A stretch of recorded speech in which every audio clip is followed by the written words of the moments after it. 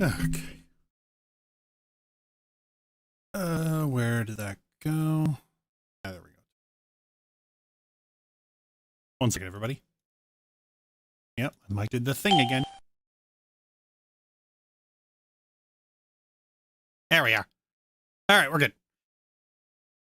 So, funny story. I had originally intended for this to be a stream where I worked on editing the polyamory video. So I was like, okay, I should record it this morning. But I got so wrapped up in writing the BG3 script, I forgot to record it. And then I looked down and it's 10 minutes before the stream. Oh, I'm a disaster. Polyamory video. Yeah, the next video is about polyrep. Not my best idea, but you know that was the patrons' idea. I brought back letting the patrons suggest and vote on videos.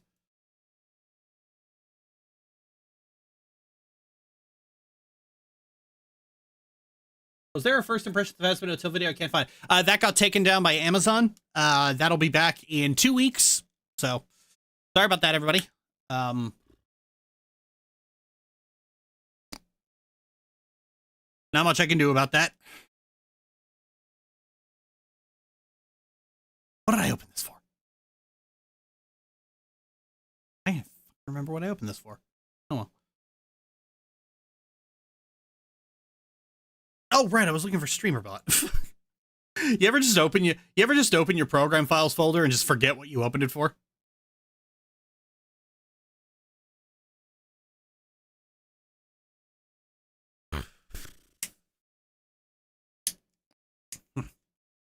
So, yeah, today it's just gonna be a discussion stream, which kind of relies on the chat being active, so, you know.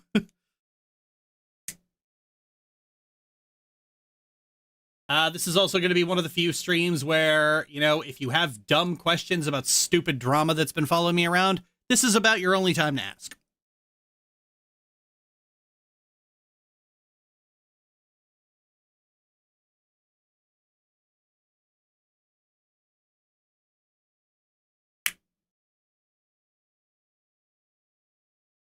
Leader seated.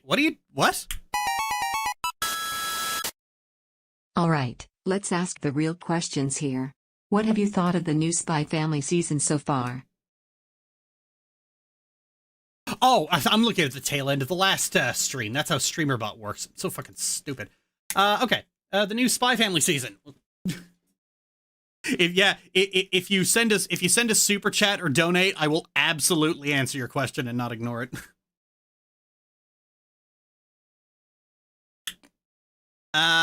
So the new Spy Family season, I fucking love it. Honestly, I am adoring it. We got episodes about Lloyd's past. That was really cool. We got the whole thing with the bus getting hijacked. That was really fucking fun. Yours making friends. Love that for her. Fuck, what was the most recent episode? Shit, I can't fucking remember.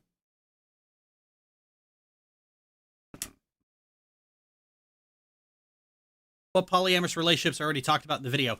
I talk about Lonely Wolf Treat, Her Tears Were My Light, and All Things Mazzy as kind of examples of stuff. The script is currently available for cryptid patrons to read, so if you want to read it, you can. It'll cost you $10. Hello, how are you? I'm okay, Steve. I'm okay, Stephen Maroney.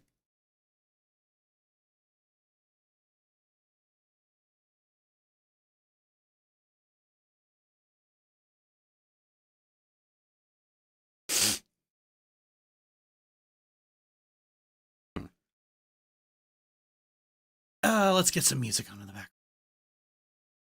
What's your favorite villain you've ever written? I've ever written? Oh, fuck me. I don't write villains a whole lot, do I? I guess the concept of misogyny, which is technically the villain of Into the Void.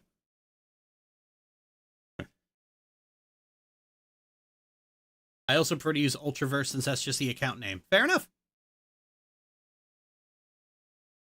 Uh,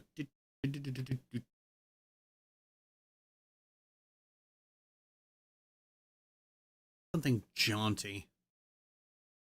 Ah, fuck it.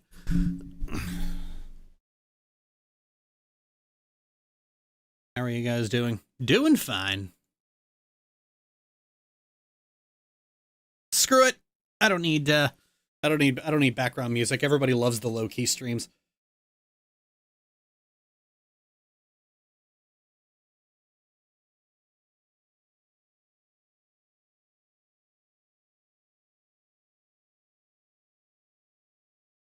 Where do you the one where the kids are given Stellas for the bus hijacking, it ends in a silly argument. Yeah, I fucking love it. Oh, there's a new episode out today, so McKay's gonna be looking forward to that. And then tomorrow I go all the way out to fucking Sackville to play Hero Quest.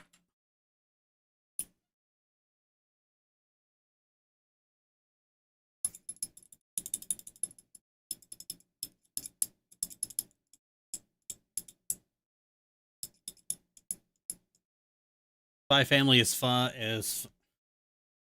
Yeah. Oh god, like it's amazing just how fucking good Spy Family is. What about Dust, the character? Do you what? You're gonna have to rephrase that. I do not understand what you're asking. Okay, I have a question. Who is your wife? I've never seen her in the videos I've watched. So you know the person in the image you're looking at right now, holding the controller with her tongue out? That's my wife. I didn't know there were still people who actively held Hero Quest groups.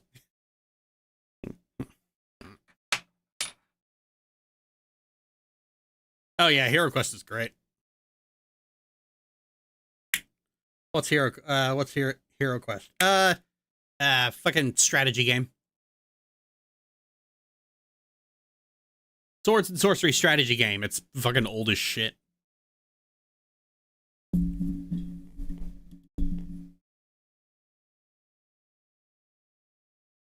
If Into the Void was adapted into a video game, would it be like Elite Dangerous x Mass Effect? Probably not Mass Effect. I mean, nobody fights in Into the Void. Like, with lasers. You know what? If it were adapted into a video game, I imagine it would be closer to the original release of No Man's Sky.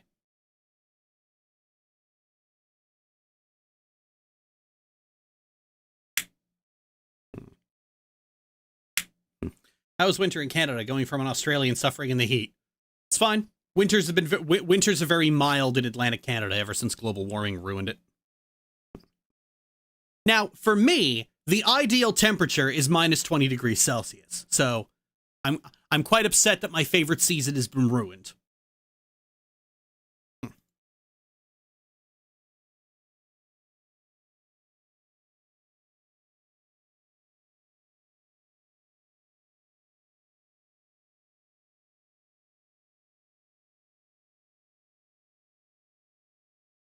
CD likes to be an ice cube. Curse you, oil industry.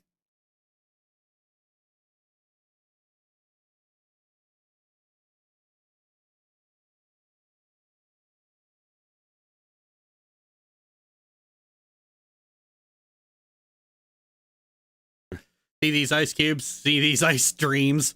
Watched or rewatched any Christmas movies or specials lately? No. The last time we did a Christmas movie, it was last year, and it was for the server movie night. Nice to see you're still alive and kicking. Nothing's gonna kill me. I miss seeing snow in Texas. Oh, they ever had snow in Texas? Fuck. You're like right on the equator.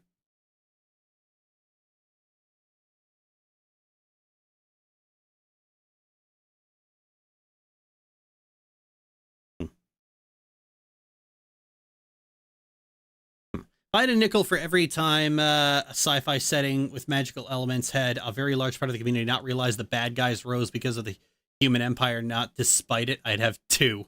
Okay. With the Mass Effect part, I should have specified all the neat and varied character interactions between Shep and her crew. Well, that's the thing. You wouldn't even have that either, because there are 3 characters in Into the Void, and one of them doesn't speak. There's Lev, there's Kestri, there's Julie. And Julie's nonverbal.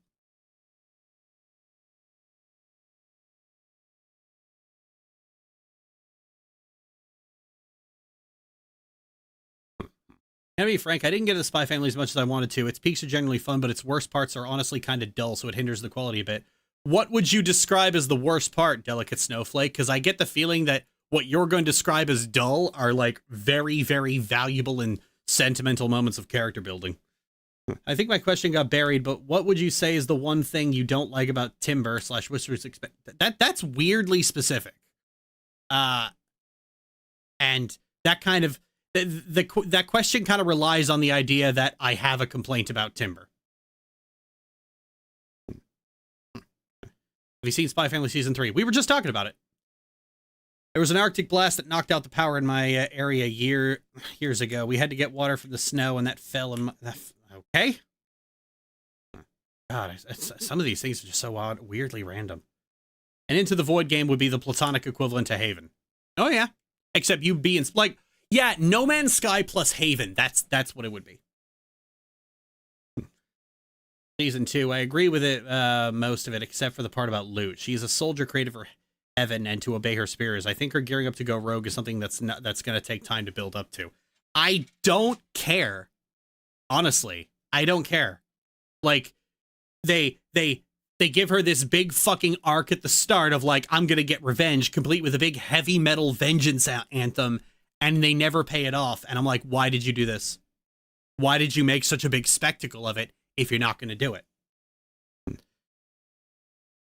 You could have cut this and wrote something more interesting.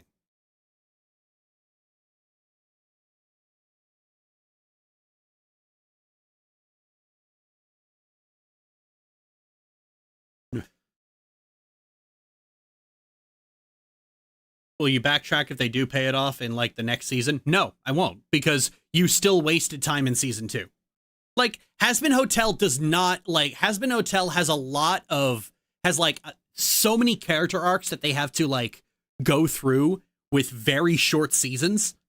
Like, apparently they're getting 5 seasons in total, which is great, but that's like, that's the number of but with 8 episodes a season, that's enough episodes for 2 seasons of a real show. Maybe 3. And so the fact that so much time is spent on things that go nowhere means that we don't really get to do anything interesting with, we don't get to see what happens with Angel. Like, Angel's story gets just swept, undone, and swept back under the rug.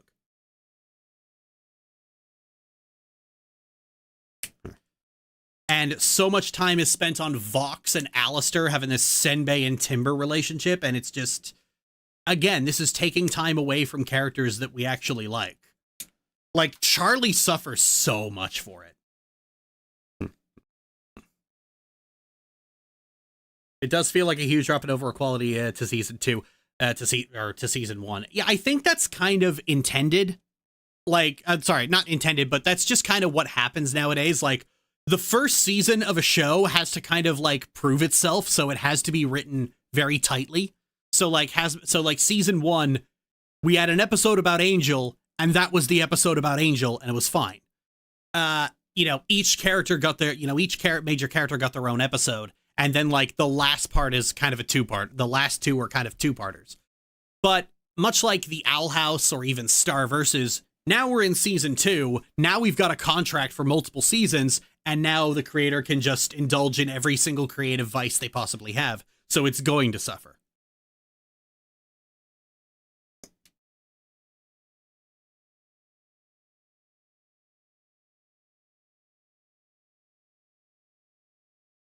Hazbin Hotel really needs to remind Charlie that she's the princess of hell and can bury people alive. The problem is she doesn't want to. That's the kicker. She doesn't want to. Like, she does not want to bury people. She doesn't want to kill people. So she doesn't.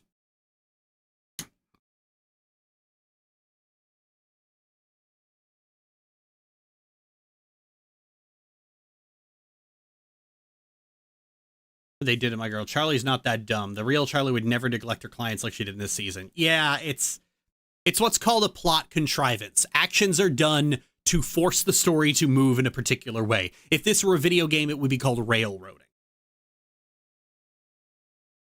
Or cutscene incompetence.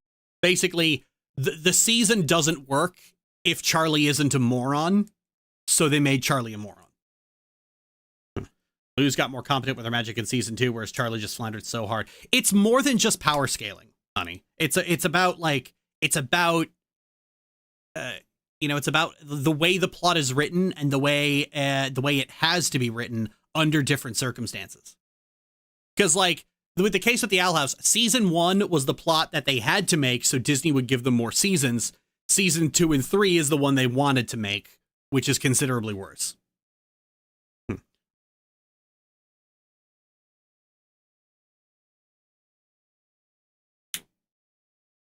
But, like, honestly, it's not that big a deal. Like, season 2 of Hazbin Hotel kind of sucks. Oh well. Some people treat it like the end of the fucking world, and I don't get it.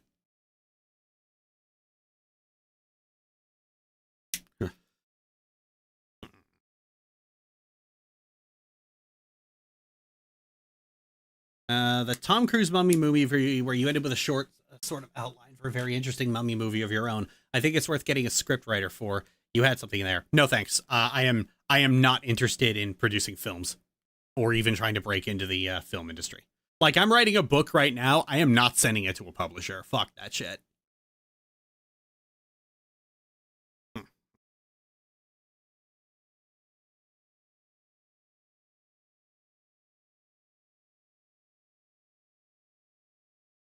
Considering season 2 is greenlit months before season 1 came out, and they're recording season 4 as we speak, it sadly might be in the last season when Viv finally fixes the racist shit with Alistair. Shit, you have a point there. Fuck.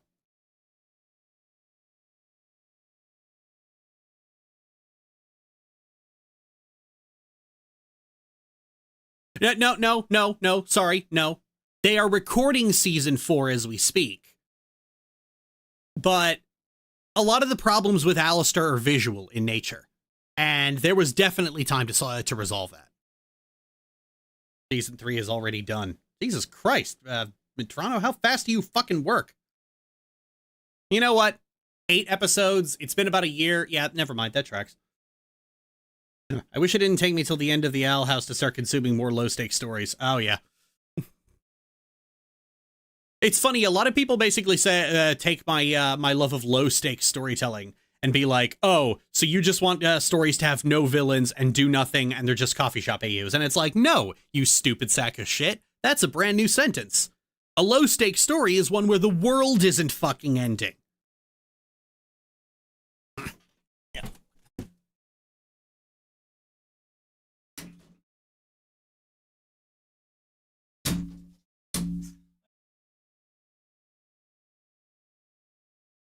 Baldur's Gate 1 is a low-stakes story.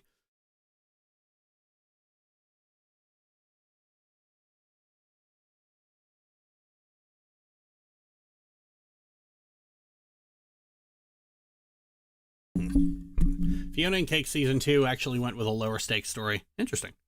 Like, somebody dealing with the after effects of abuse is a low stakes story. Like, fucking most Hollywood films are low stakes stories because they're personal in nature. They don't involve the world being about to blow up. Fucking Hazbin Hotel is a low stakes story.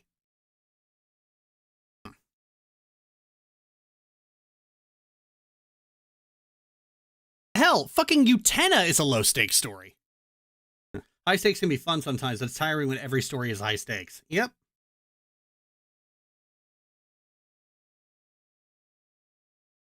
Looking at other stories now, they need to bring the fate of the world into everything is what inspired me to scale back my fantasy story to a more travel-focused story with friendship as its focus. Yep, that's a pretty fucking good framework for fantasy. It gives you, because like that gives you an excuse to travel, to go see new things. We all know how much fantasy. We all know how much.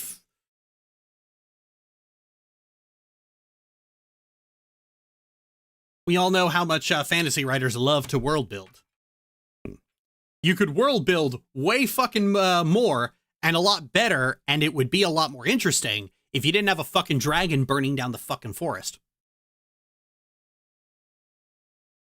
Hazbin should be low stakes. It isn't. It's about a between realm conflict, and Vox almost took over heaven and became a godly dictator.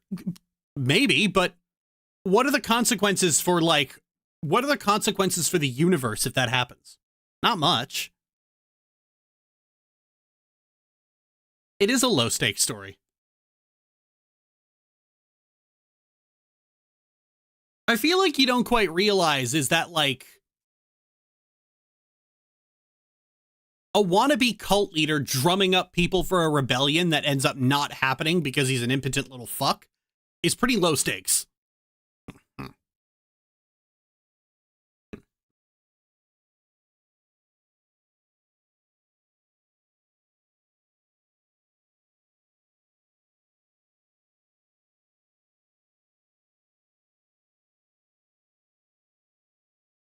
If you keep giving audiences the same old high stakes crap, they'll never know what's different, so they'll just keep asking for that crap. Yep. They always say this about World of Warcraft expansions. It's like, I don't see how the story could raise the stakes from here. You lower them. That's how you do it.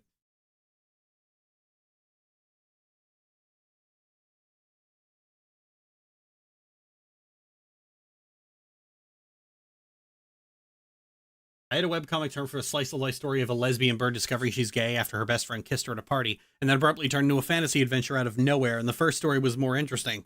Wow. It's so weird how so many of these fucking stories, they all, like, it doesn't matter how they start, they always eventually turn into, like, Lord of the Rings, but the anime edition. I feel like if the main character would be fine if they chose to do nothing, nothing is a sign of... I feel like if the main character would be fine if they chose to do nothing is a sign of a low-stakes story. No. Here's the thing. You're trying to find the one thing that categorizes something as low stakes. Stop doing that. Stop looking for, like, the one simple trick to, stop looking for the one thing that makes it so that you don't have to think.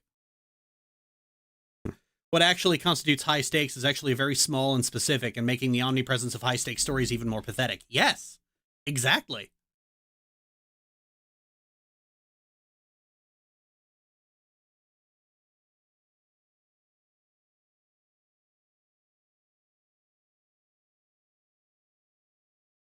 I feel like this is kind of where people end up getting stuck. Is that the main character will die is not a high stake.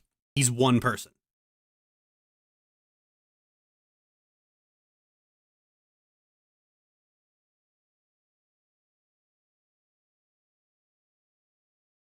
Like with Supernatural, every season trying to have higher stakes than the last. I got so bored that with it and dropped it. Well, that's just how soap operas work.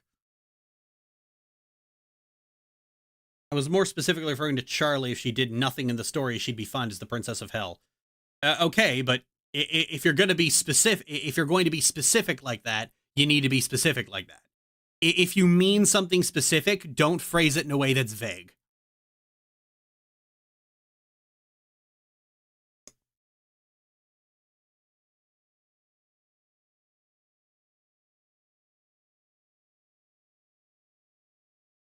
There's no way Vox would have won that. I mean, Michael and Gabriel are real archangels, unlike Adam.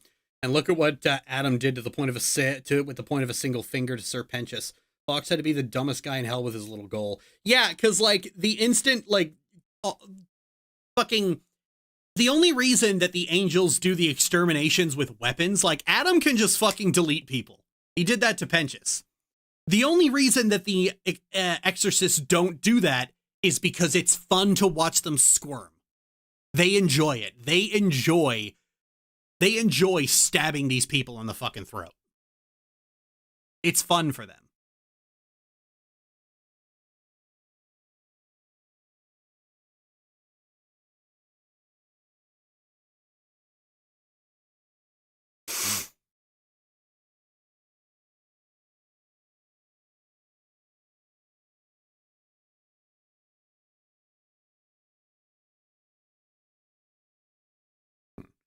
Get so high they'll obviously never happen. So of course the world isn't going to end, otherwise we'd have no story. There's no actual tension. Yeah, there's the problem. Low stakes stories can have tragic or sad endings. High stakes stories can't, because nobody likes that.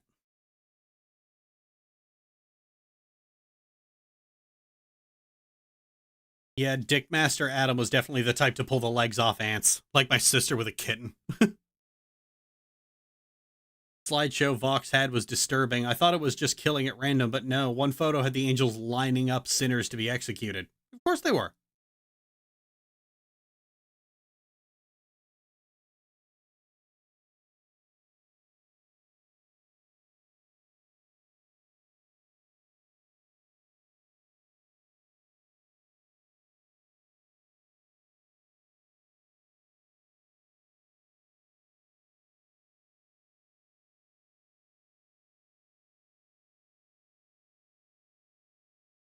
Charlie thinks Hell being angry is completely unwarranted. Like, girl, the angels committed genocide, of course.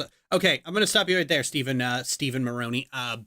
It's not that Charlie thinks the anger is unwarranted. Charlie wants to stop the extermination as much as everyone else. Charlie just doesn't think going to war with heaven is going to actually work. That's how her character thinks. Like, this is not going to fucking work.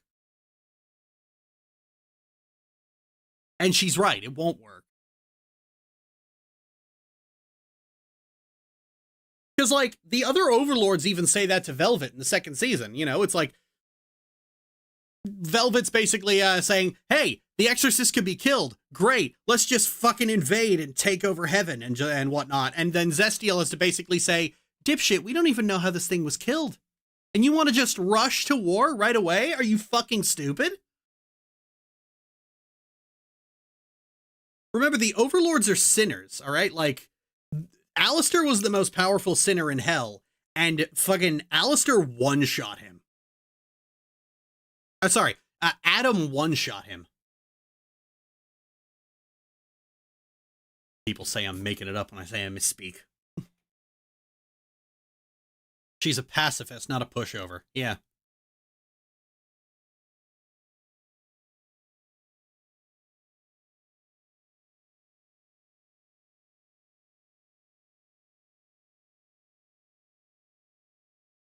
Zestiel knows what he's saying. He's the oldest overlord. Yep.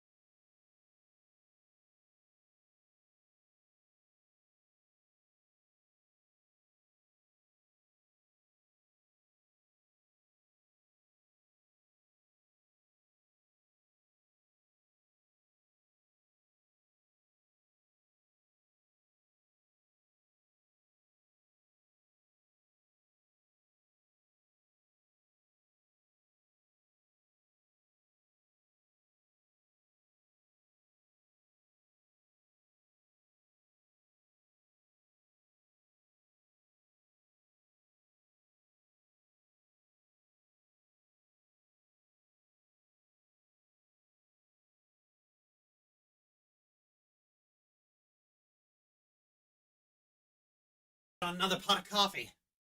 ICD, happy to finally catch a stream again. Neat.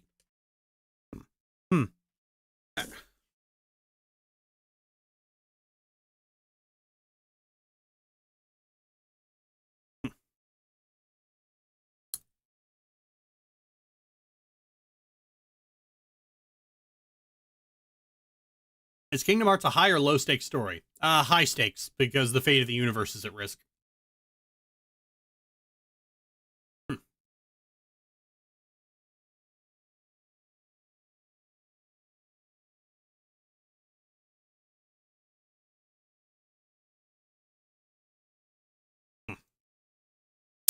Even the smallest slap on the wrist, Lute has a complete breakdown, and it just makes her advocate for exterminations even more.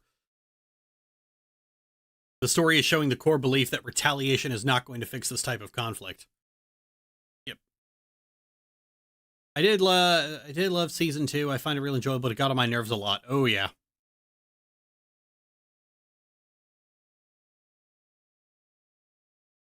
Low stakes Kingdom Hearts would just be the low stakes stories in Kingdom Hearts are the individual worlds.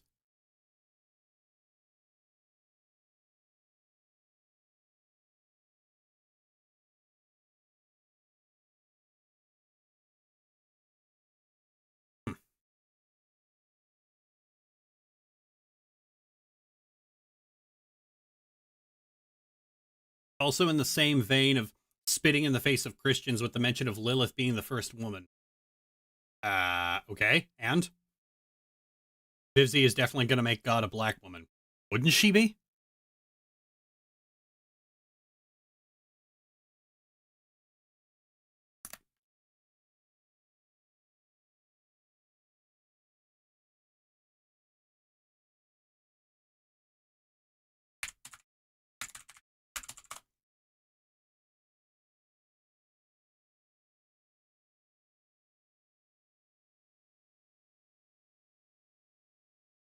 I mean, like, mitochondrial Eve is from Africa.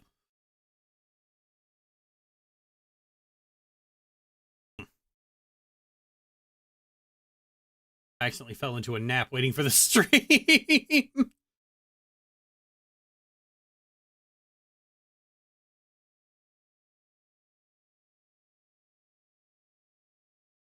Feels like people are putting the idea of high stakes over the reality of plot and characters in the same way people treat tone as an indicator of quality. Yep, that's exactly what they do. If a story has for a lot of people, they're not that fucking smart, okay? And so if a story has certain tropes in it, that means it's good. And if it has certain other tropes, that means it's bad.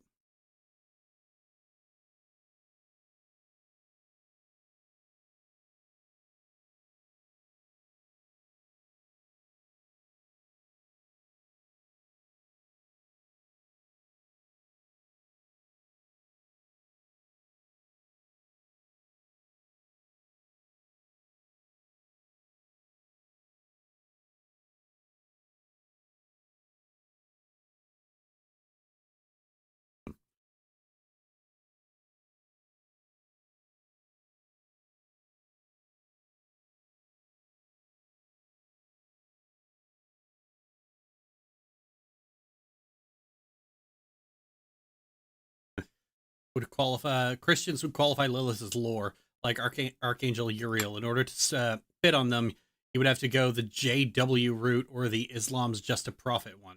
Eh? What the fuck is the JW route? Like when a gay couple appears, a background underdeveloped boring one, and the press claps. Was that why all those dumb Portal fantasies have a Demon Lord plotline? I've yet to read a Portal fantasy with kill the Demon Lord as its main hook that was better than C-. Yep. It's easy. Kill the Demon Lord. The demons are like demons are just your lazy go-to demons are your lazy go-to villain. Jehovah's Witness. He died on a pail, not on a cross. Ah, okay. But I mean, like, Christianity supports the idea that God's black. I mean, God supposedly made man in his image, and humanity originates from Africa. Boom. Done. Ah. Yeah.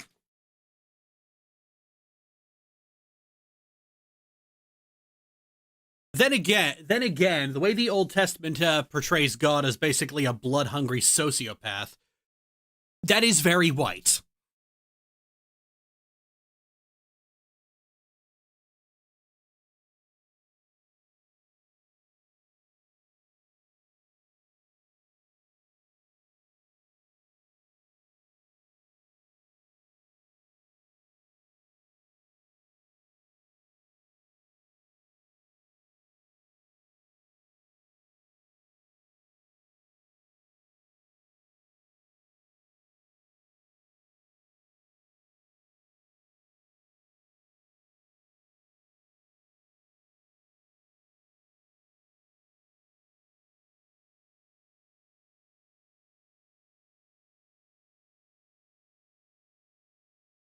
You have a show or game you wanted to make a video about but couldn't think of anything to talk about? Not really. If I want to make the video, I make the video. Adam's white, and we saw how much of a bloodthirsty psychopath he was in S1. Well, yeah, I guess Adam is white, isn't he? It's hard to tell because everyone on that show is gray.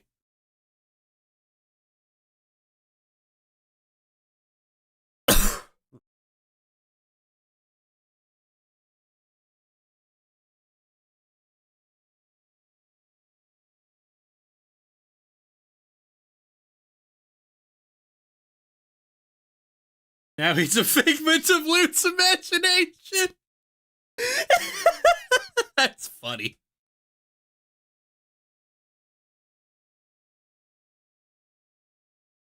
video back when the topic was the polyamory video. You mentioned something called All Things Mazzy. What's that? All Things Mazzy is a mod for Baldur's Gate 2. It is a mega mod that makes Mazzy a romanceable character. And it is absolutely fucking unhinged.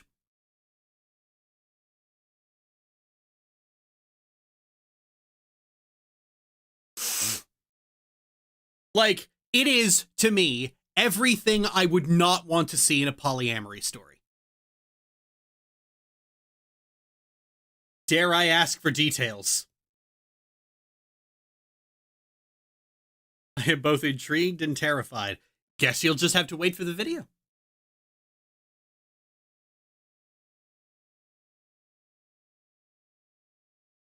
How does someone learn to analyze literature, like dissecting themes, plot, story, characters? Any good resources you can recommend? You learn it by doing it.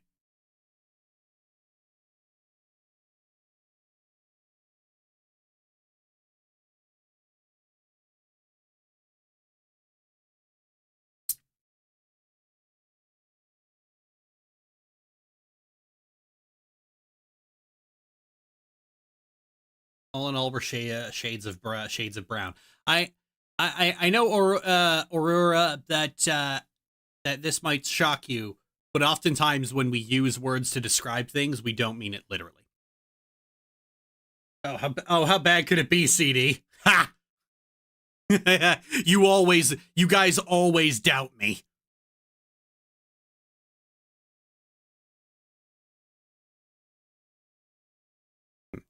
Even saying Bruce Almighty with God played by Morgan Freeman, good flick, but wonder how the reception would have gone. It was, oh God, that would have, you know what? Actually, no.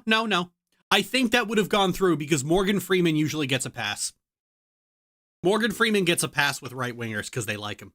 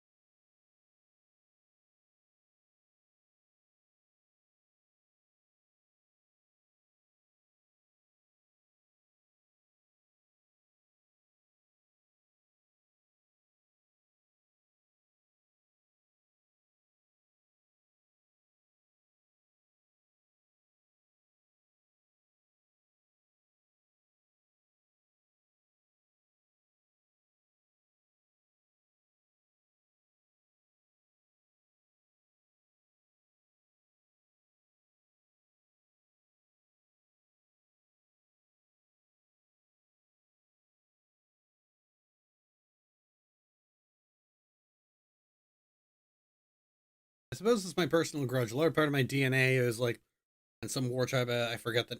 Okay. Critical thinking requires practice. I think asking questions about whether something works or not is a good start. How bad can is more often than not a challenge nowadays.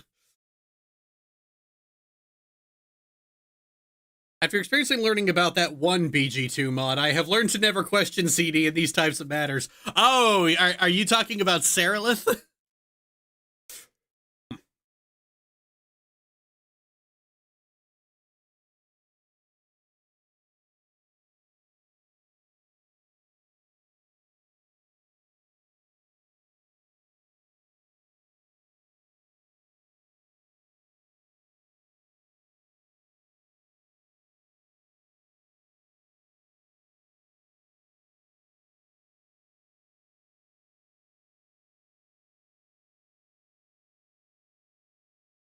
Is Iron Widow going to be in the polyamory video? No. I have exactly 3 examples because, like I said, the $10 patrons suggested it and the $5 patrons voted for it. I don't actually consume a lot of polyamory material. So, like, you guys know when I cover these things, it's never that comprehensive.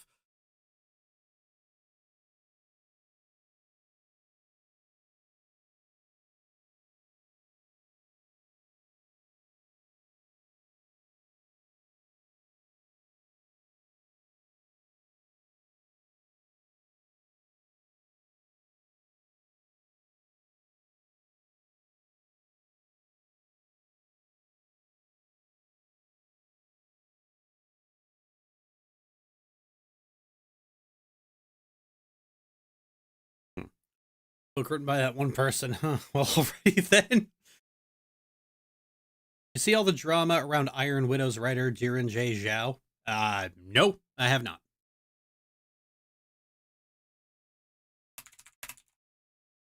Oh, they wrote that book. Okay.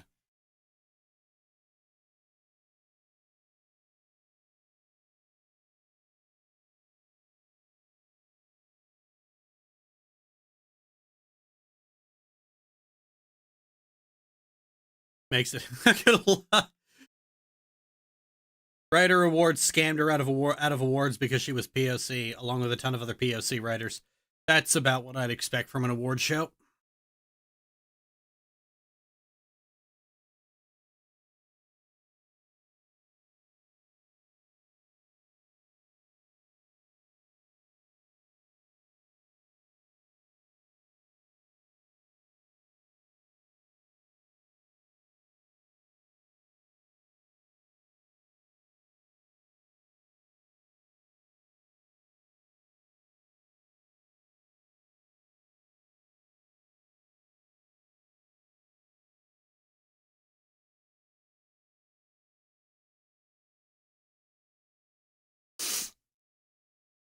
A lot had to do with Chinese censoring because it touched on topics they didn't approve of, and she's mega blacklisted. Wait, what?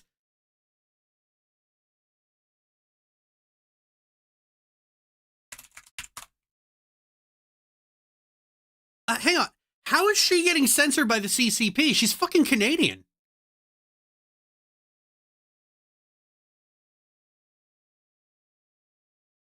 Is it CCP or CPC?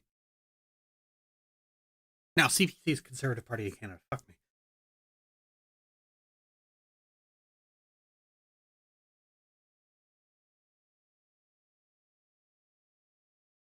No, they made a video on it and explained that is non-binary. Oh, my bad. Like, okay, how are they getting censored by this by the CCP? She's fucking Canadian. They're fucking Canadian. God. So bad at that.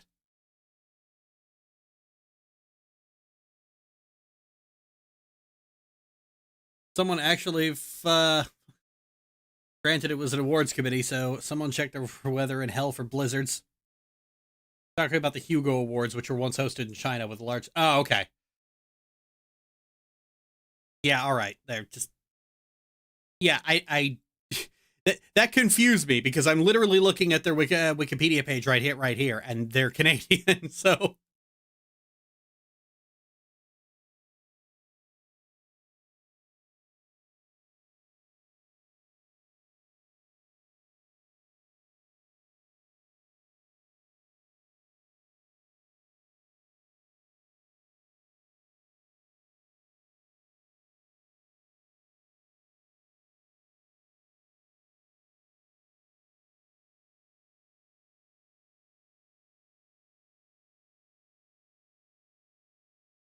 I've heard a contrasting story that a lot of Chinese writers were excluded that edition. So I'm skeptical. All right. You guys are giving me like 6 different versions of this story at once, so that's it. It's clear none of you really know what went on here. So move on. New topic.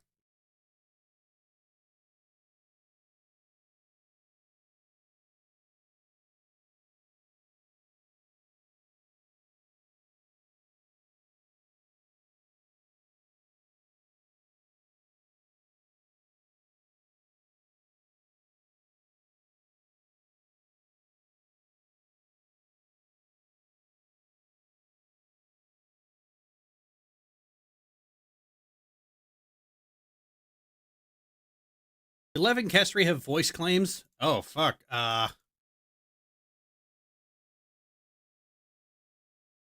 think I did a while ago, but ever since I started fleshing out the characters, I'm not sure they fit. I think Kestri's voice claim was fuck, what's her name? Hunter Schafer.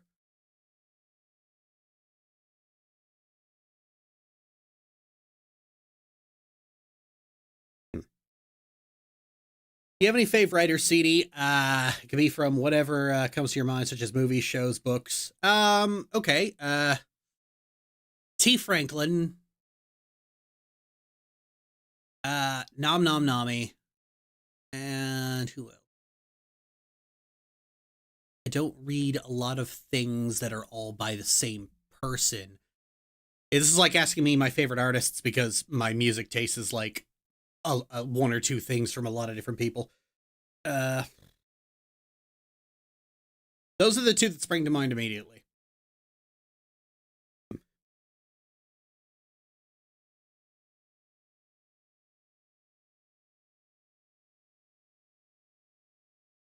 So, do Lev and Kestri have voice claims? So yeah, I think I wrote Kestri's voice claim as like Hunter Schafer at one point, but I don't think that fits the character she is now.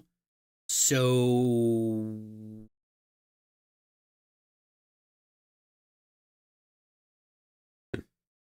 hmm. My immediate thought, based on what I've written with her at the moment, is Kath Soucie.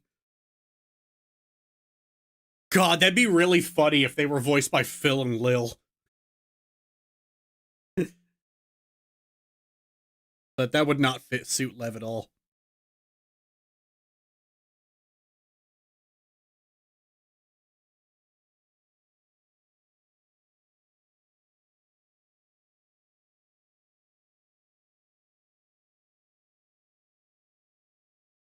Myself is Hardgay, who made my okay.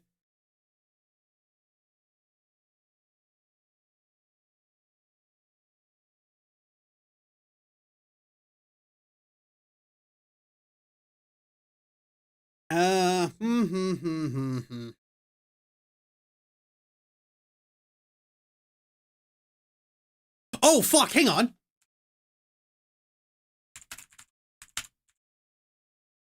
Okay, so if Lev had a voice actor, it'd be Jason Marsden.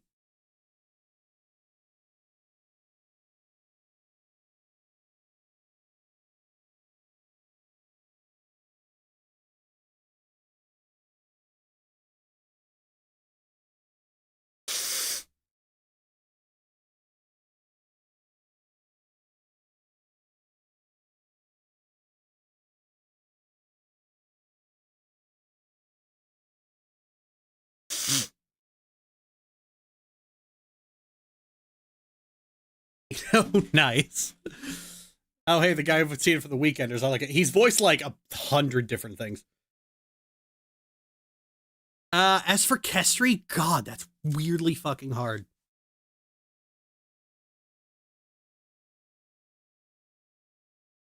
Actually, shit. You know what? Fuck it. Melissa Disney.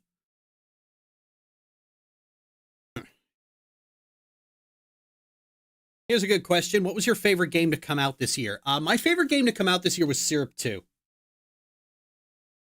It's out on early access, which I guess doesn't really count, but the VA of Imoen? Yeah, the VA of Imoen. But yeah, Syrup 2. Fuck, I think I had a thing on Pillow Fort of where is it?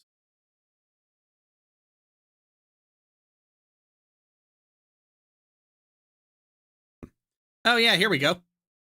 I I tiered every game that I played this year. Not the games that came out this year, but the games I either first played or first played a significant amount of this year.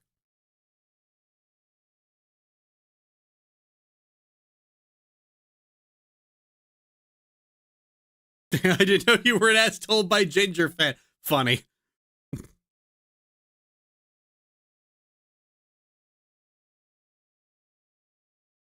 Even beat out Return to Ash. Impressive. Oh yeah. Early access is basically just we've released a game, but FYI, it's incomplete. A more honest version of any AAA title. Hey, you could be like BG3, where you're on early access for 3 years and then release incomplete.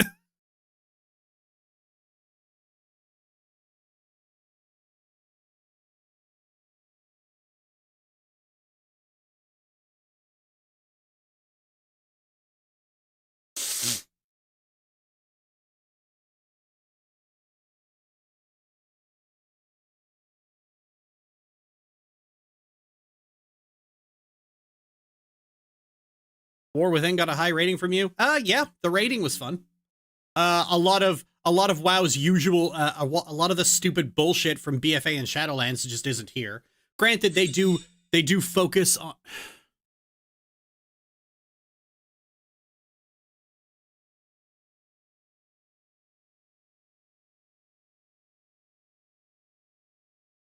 You know, they do focus on Alliance players way too fucking much, but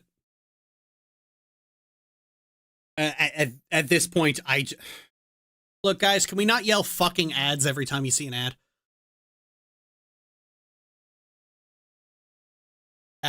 They do focus on Alliance player characters way too fucking much, but at the end, that's just how WoW writers are now. They don't really care about the Horde because it's too dirty and POC coded.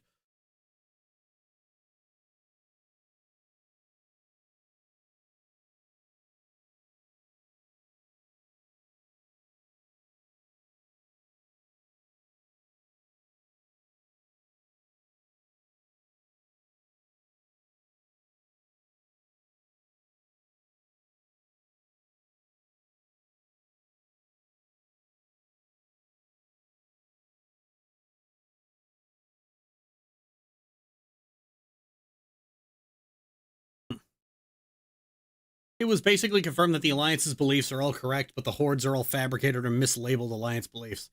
It's not basically confirmed. That's just what the writers are doing, okay? Look, here's the thing. Anything put into WoW could easily be retconned 2 years from now.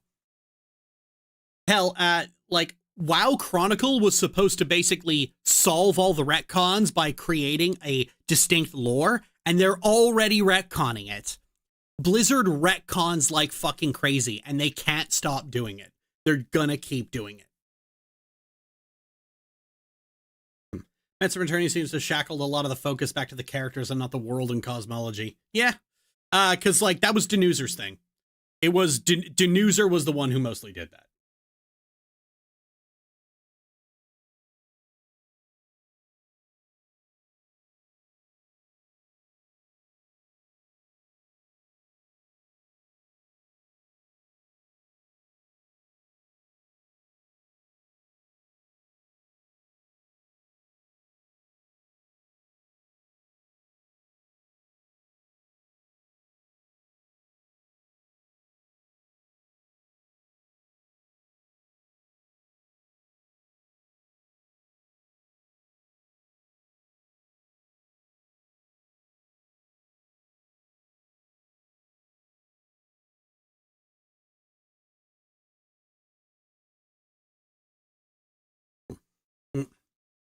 I think I only played one game this year, and that was Donkey Kong Bonanza.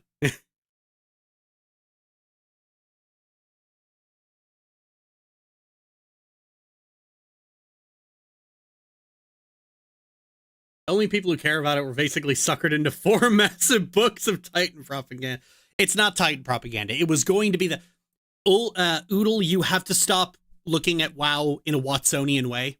You have to look at it in a Doylist way. Because the writer's bad habits are all over the fucking story. Annoyed by games that have way too much talking? No, I think a lot of people are annoyed by that.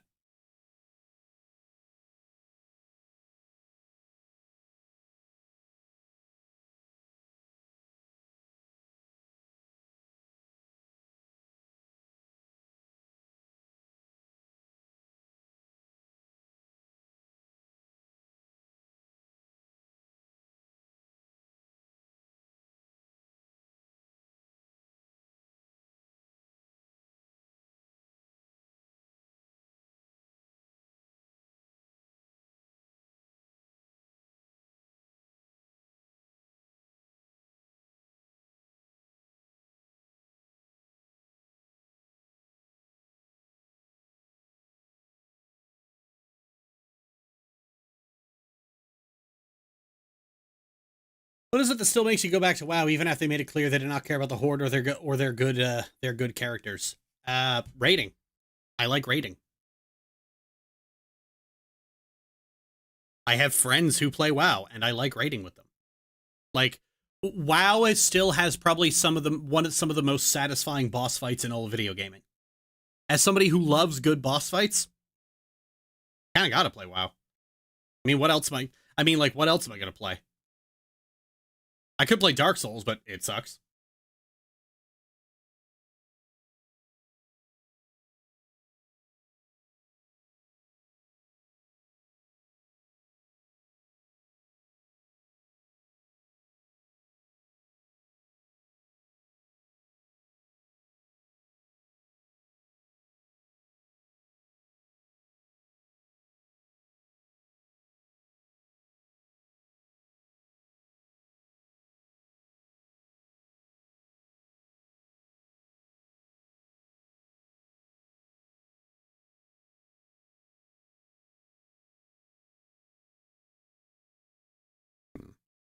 Sure glad that part is still fun. Yep.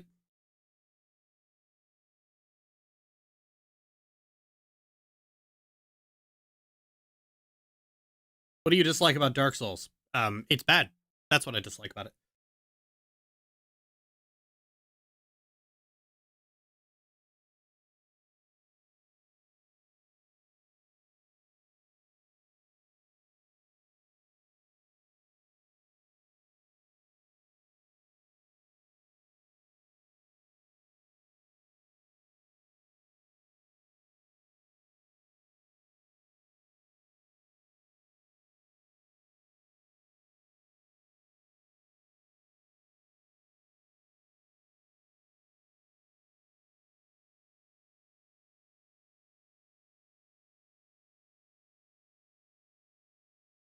Dark Souls is Kingdom Hearts, but for edgelords.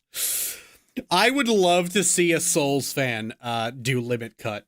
That would be funny as hell. It's pronounced Aurora, like Aurora. Oh, wow.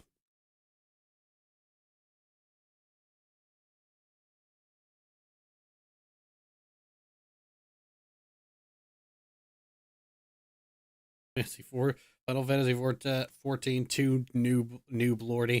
Too many particles. Noob Lordy?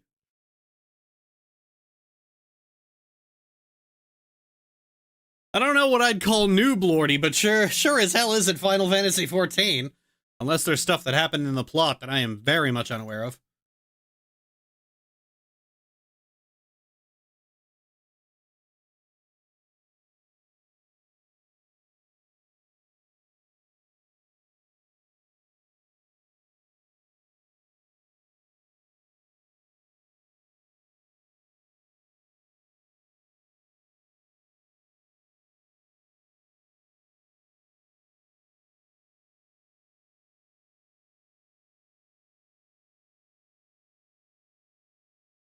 Noob Lord is just a particle effect now. I'm having macro cheese to start. I don't have any video game hot takes at the moment. I still feel like chatting. Okay.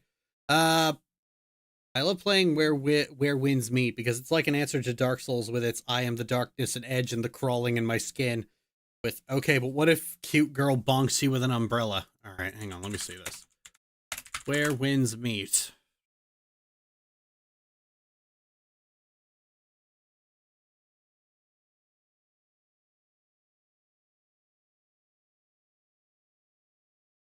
Ah, looks like old kung fu movies.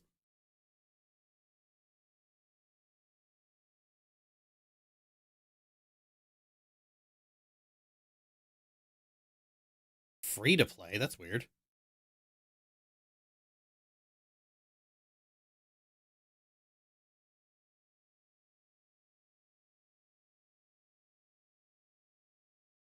Video game hot takes. I'm not sure I have myself. I have movie hot takes though, like 1994 Lion King being a 6 out of 10. I swear to God, if you bring up Kimba and the White Lion, I'm gonna ban you.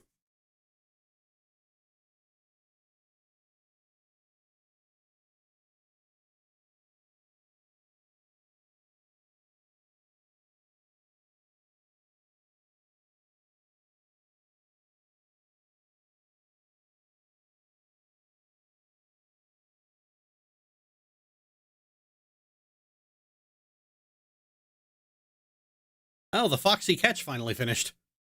Neat.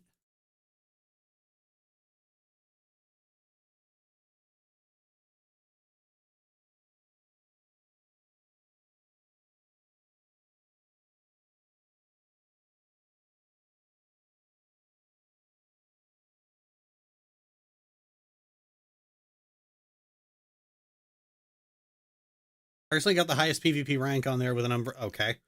Ew, PvP? Gross. All right, let's get this rolling again. Too much inane chatter.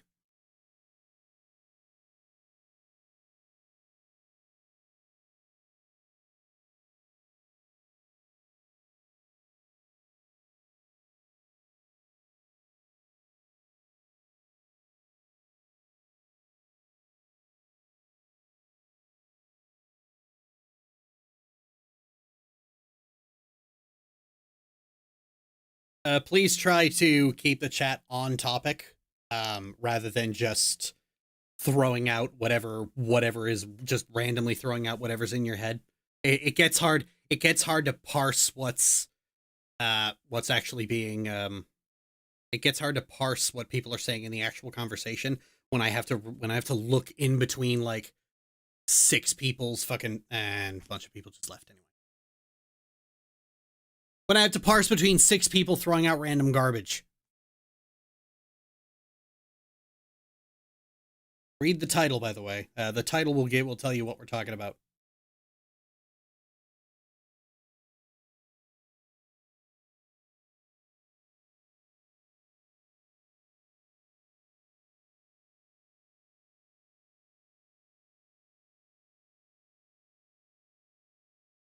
Video, what did you like about in season 2 video? What did you like about Lucifer? I don't know. I thought his musical number was neat. That was it. My brain's a little. Title of the stream.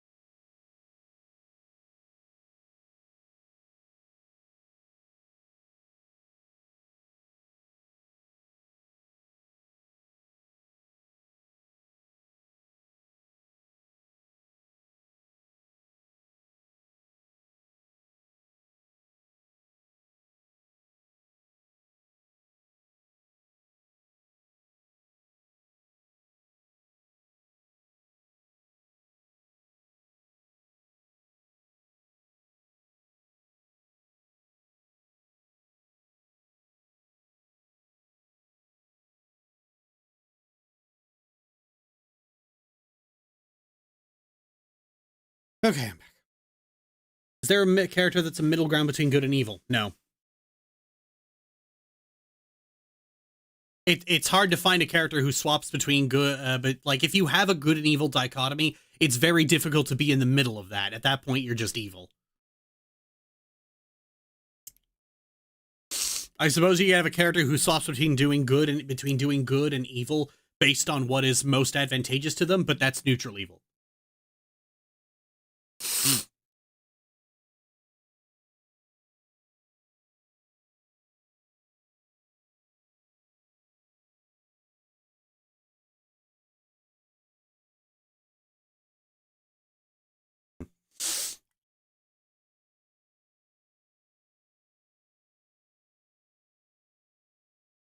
What's your hot take on current popular shows like Freerun? I don't have a take on Freerun.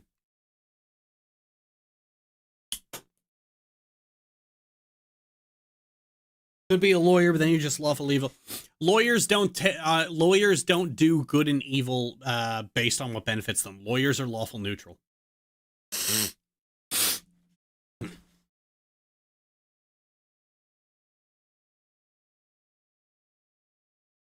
Lawyers just do what they're paid to do.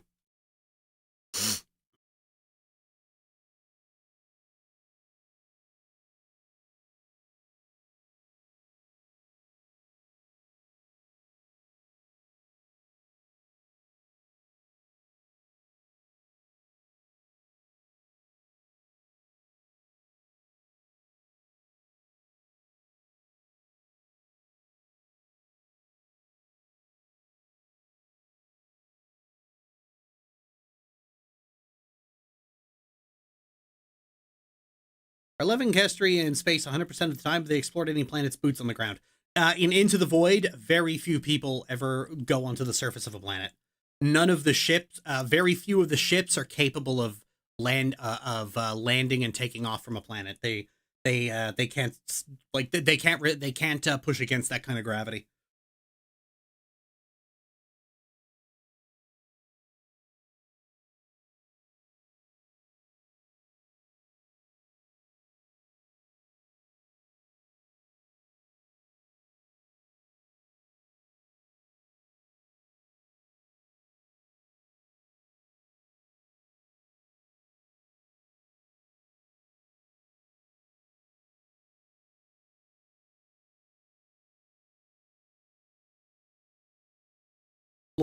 It's like lawyers in hell are just devil's advocate. Like, again, lawyers aren't the problem here. Like, the lawyer isn't the problem. The client is the problem.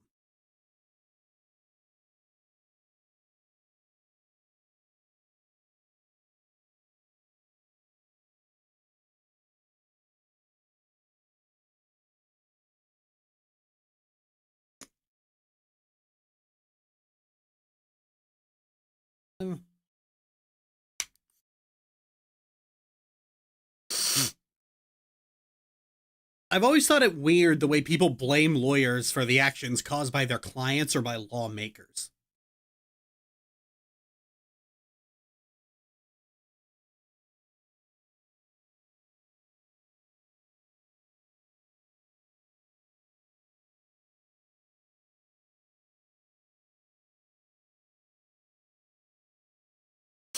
As a lawyer, we have to advocate with zeal. We always have to act in their interests. Yeah, like, ow. I think I remember this from, like, I forgot. Yeah, people get really pissy when a lawyer takes a case for, like, a client they don't like, but, like, they have to. Everyone has a right to a lawyer.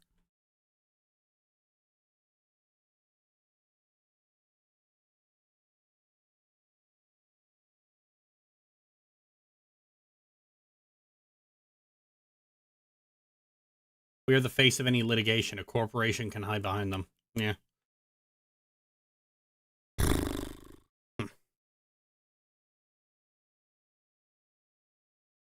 Have cop shows made people hate lawyers? Yes, they have.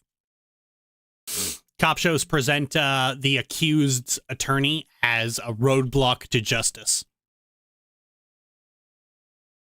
All of the cop shows do that to discourage people from defending themselves from the police. Oh, yeah.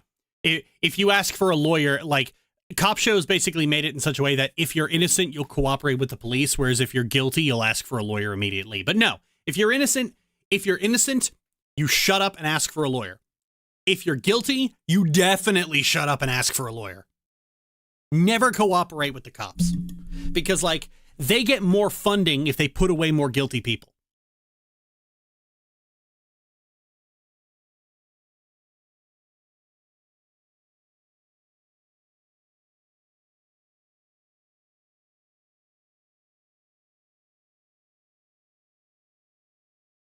Lawyers are not only required to defend their clients, they are required to defend their clients aggressively. You know, they have to do a good job, and if they don't, then it's a mistrial.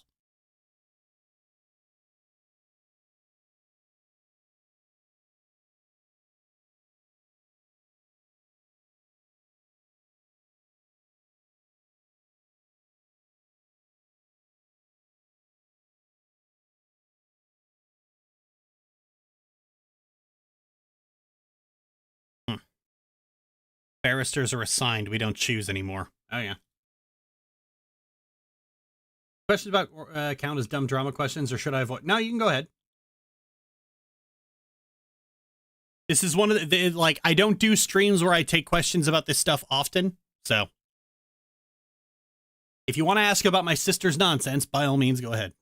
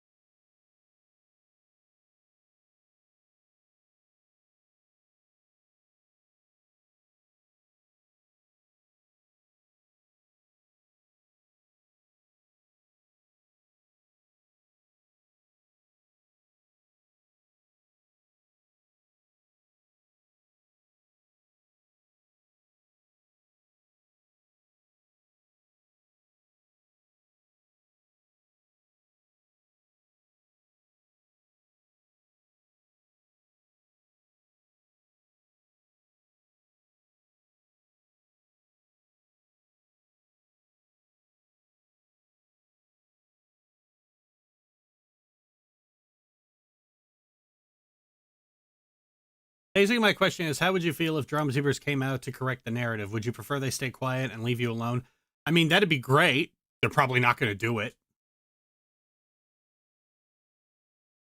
There's no money to be made in defending trans women online.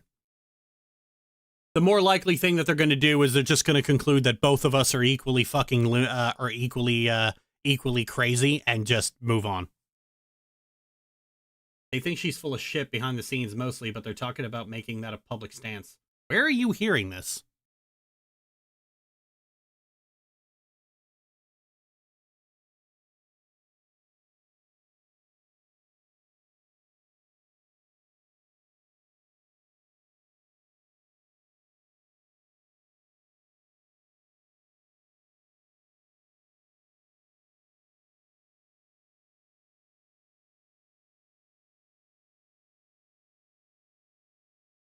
Especially not your name, an internet rep. The well is so poisoned. Yeah.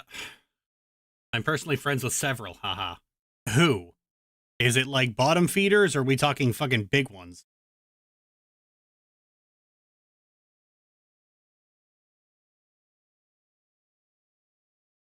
Because if one of them put Lily Orchard is innocent in their fucking YouTube title, no one's clicking on that.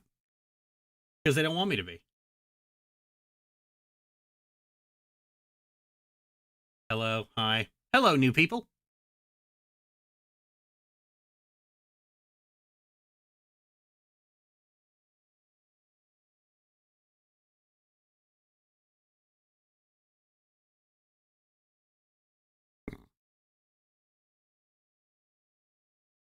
Thank you for choosing to go. Thank you for choosing to give yourself a.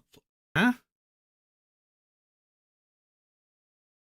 That could be a pretty spicy no, it won't. Like, nobody will click it because they don't want it to be true, so they won't watch that video. Or if they do click it, they'll click on it, pause it, downvote it, leave a comment telling that person to kill themselves, and leave. Courtney has been contradicting herself since day fucking one.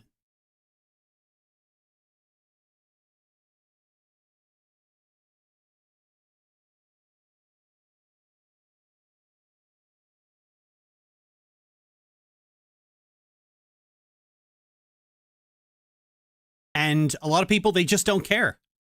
Hell, I saw her getting I saw her getting pilloried by like one drama YouTuber, and in the comments, there's basically someone coping with the fact that she keeps changing her story about me, and which is just like, I really want to believe her. I really, really, really, really do. And like you can hear the actual desire in there. I really, really, really want Lily Orchard to be guilty of something that's not petty and stupid. I really want a good reason to be so angry and obsessive. That's how that thought process works.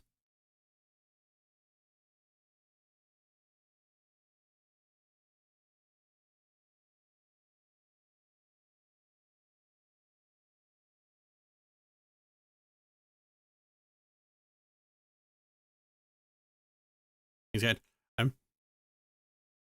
I really want unspeakable horrors to happen to justify my parasocial behavior. That's exactly what it is.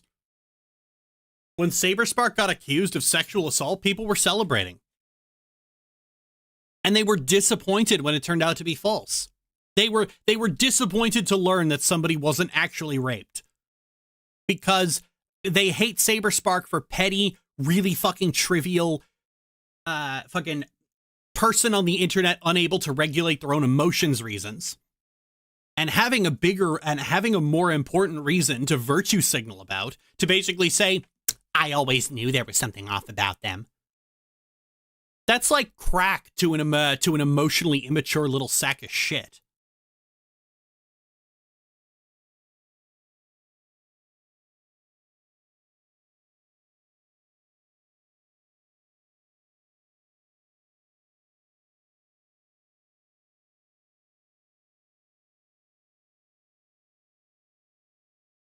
The people smart enough to argue with a video saying you're innocent to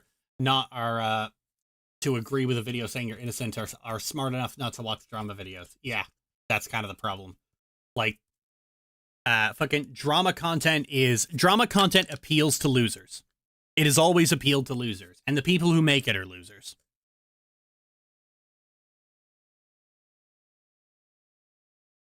Their vibes were always off. Oh god, that's stupid shit. Gen Z likes to think they're psychic.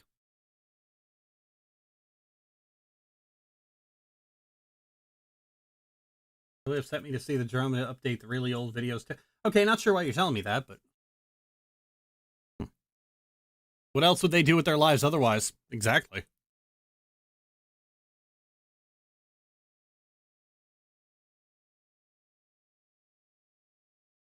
I have better things to do with my time than obsess over people on the internet. Exactly. This is kind of why I say all drama content is trash.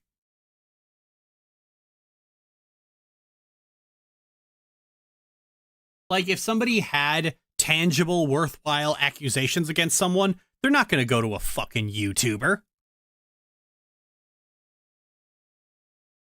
They're not going to go to some drama slop channel. They're going to go to a lawyer.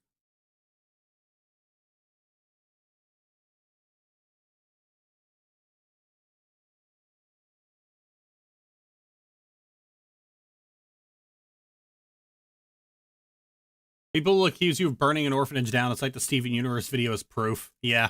I had someone come into the chat going, it's like, I have some issues with your Steven Universe video, if that's possible.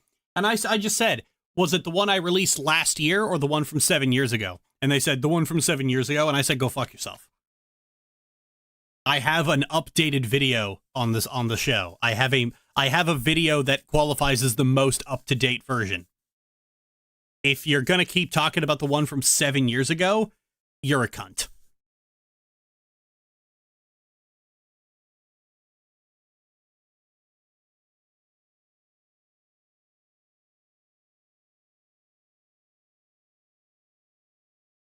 Drama content. The slop is sometimes forced on my YouTube homepage. Just keep hitting don't recommend.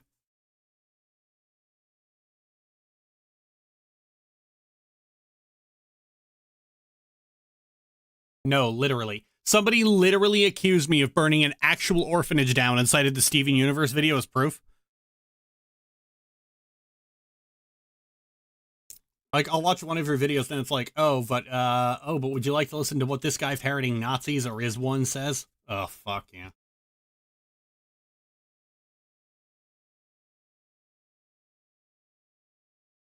I'm lucky in that I don't get that shit. Like, if I watch my own videos, I don't get recommended drama slop about me.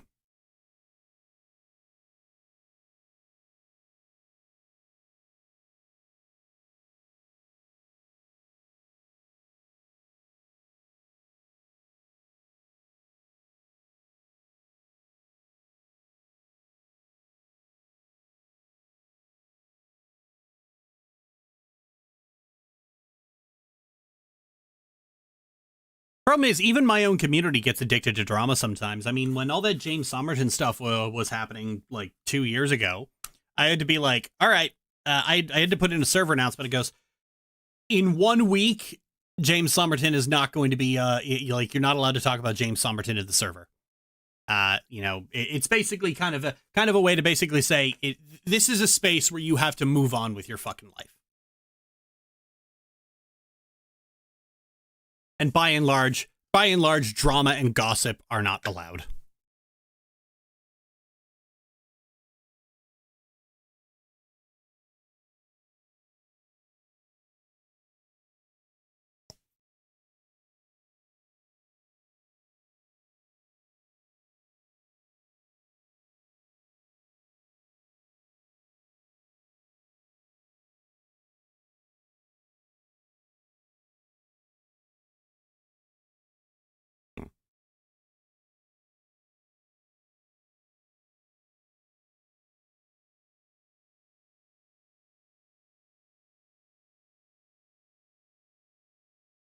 Here's chat. What? It's bad, too. It's like a whole internet has become designed to be a mill of new drama that's as overblown as the next. Yep. That's admittedly a big reason why a lot of YouTubers are suffering when it comes to views, because drama is all Gen Z wants to watch.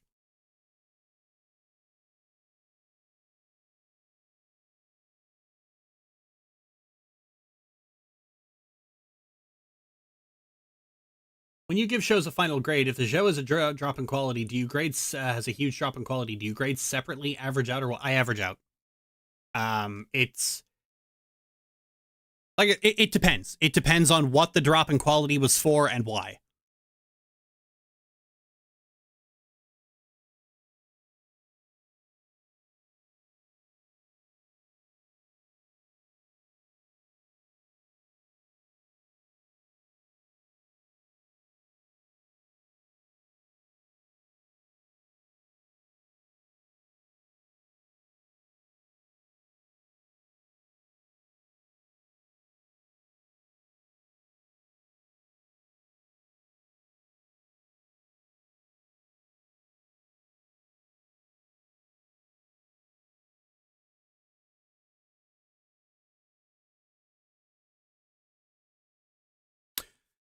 I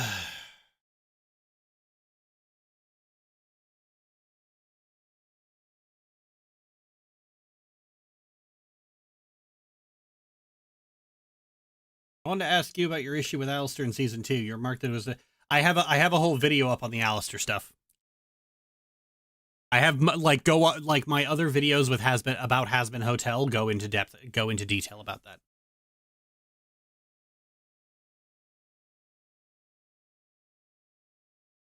How would you grade the first season versus the last season, since they were basically two different shows by the end of? I would give the whole show a D. A good first season doesn't really matter if the other three are shit.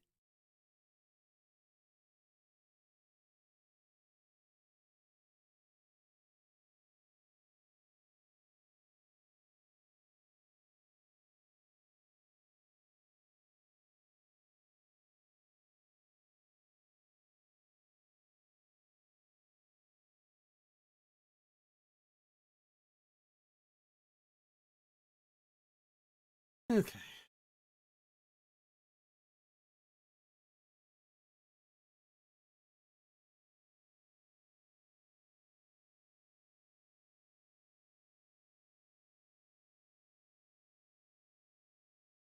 How many episodes of Mostly Good season can be bad before you consider a season to be overall bad, percentage-wise? There isn't one. It depends. The answer to any question of how do I know when a show is bad is it depends. Like, if you're looking for a specific grading curve, no such thing exists. There's no mathematical formula to this.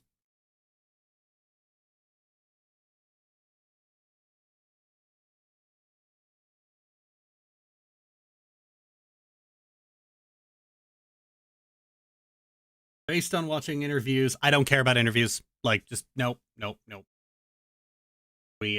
We don't waste time with stuff that's said in interviews. It's only the show and nothing else.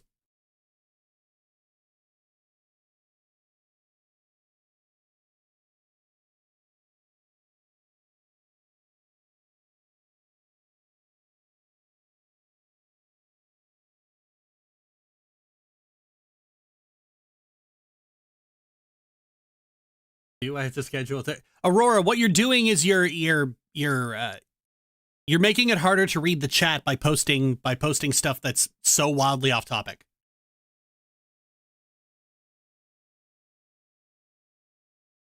I asked you not to do that. Do you think Fox can be redeemed, though? I don't care.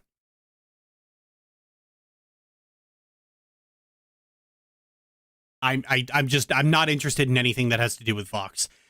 Unless something like season 2 happens again, where he is like 90% of the season, I'm just going to ignore whatever Vox is in.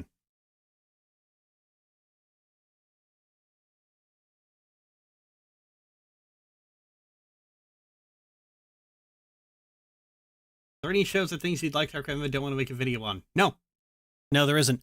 If I want to make the video, I make the video.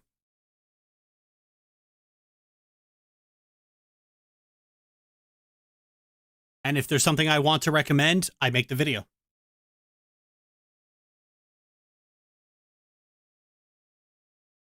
do you think about Sarah's change? Do you have any opinions? I have no opinion on it. I did not give I do not give a flying fuck about what goes on in heaven. Like, I think it's important to remember when it comes to Hazbin Hotel, a lot of the stuff that's on, like, the margins of the plot, I just don't give a fuck about. Like, when there's, like, when there was an entire episode taking place in heaven, I went up to go get a cup of tea. That's what I did.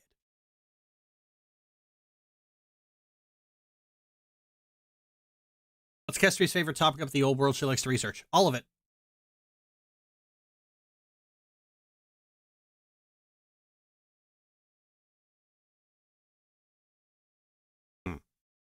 What do you think of the character designs for Hazbin Hotel? They're fine. People get so bent out of shape over the character designs, but it's like, it's just a fucking character design. I've never really gone into art direction like that, if I'm being honest. I tend to stick with story and characters and writing. That's what I always do. So, like, because, like, I've always believed good writing can save bad art direction. Good art direction cannot save bad writing. Bad writing and good art direction is like a mansion built on quicksand.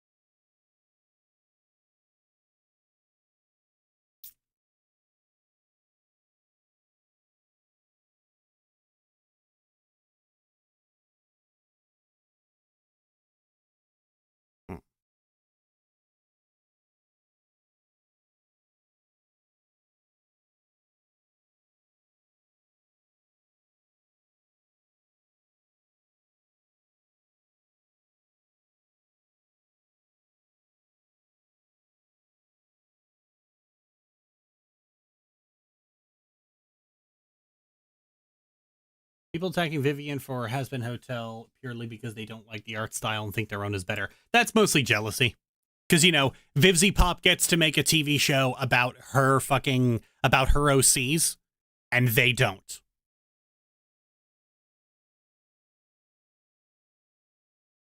Season 2 was how little the Hazbin crew interacted with each other outside the usual pairings. We like Season 1 where all of them hung out together. Well, that's just part of the broader problem of the season focusing way too much on Vox.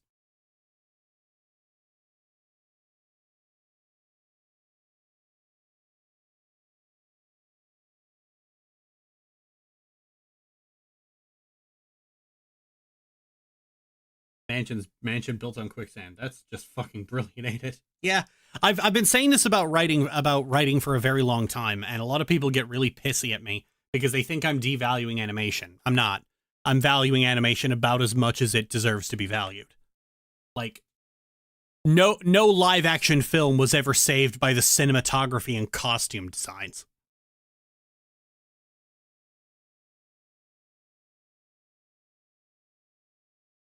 There's no such thing as a badly written movie that was saved by its effects.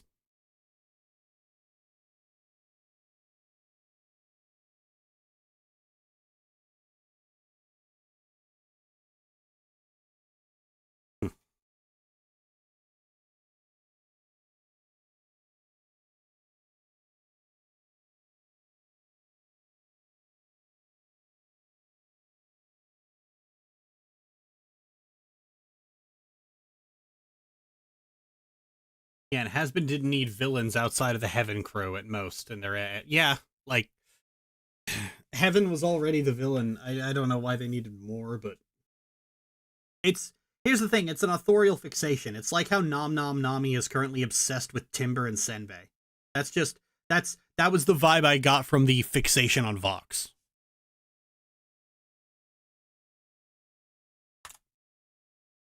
The only difference is Timber's an interesting character and Vox just isn't at all.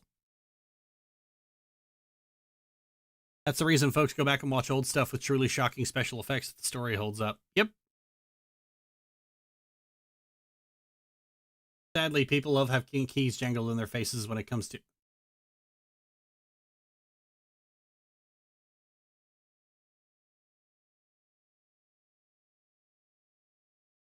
I call into evidence Avatar: Way of the Water. Look, a lot of the people who like that movie, they like how it's written.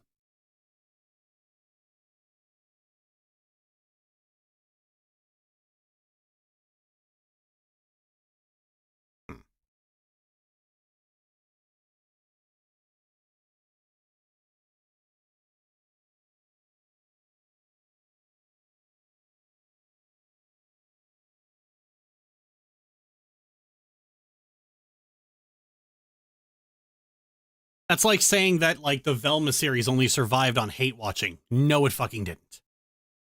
People watched that, and a lot of people watched that and genuinely liked it.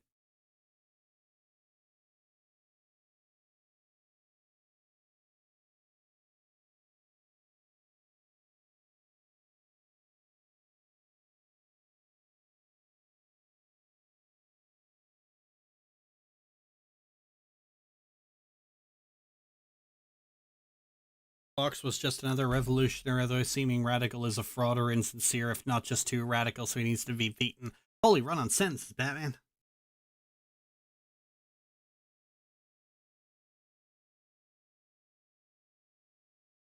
Still wouldn't watch it again because I personally didn't enjoy the story. Yeah, you see, you can't unbuy a movie ticket. And you can't, unless you're like me and willing to spoil yourself, you can't know the plot of a movie before you buy the ticket.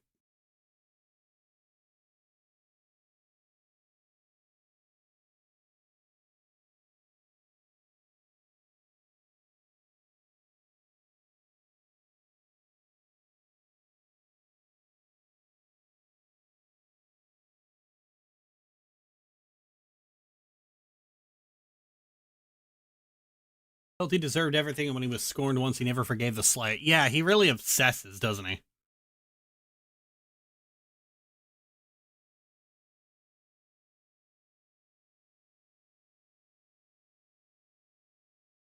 Is or was angry audiences demanding a refund ever a thing? No.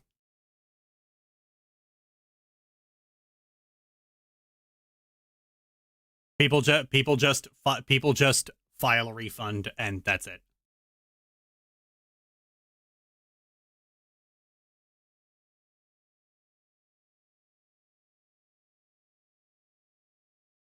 Aurora, it's not some random mod that's deleting you. It's me.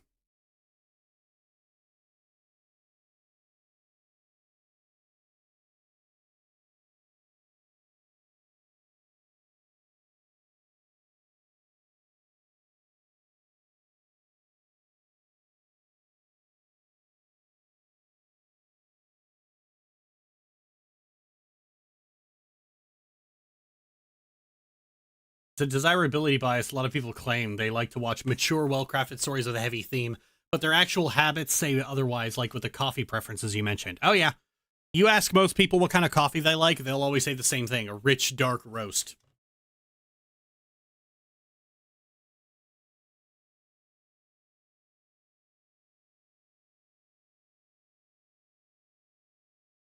It's like with villains. Everyone says that the best villains are the ones that are nuanced, where you can kind of see their point of view.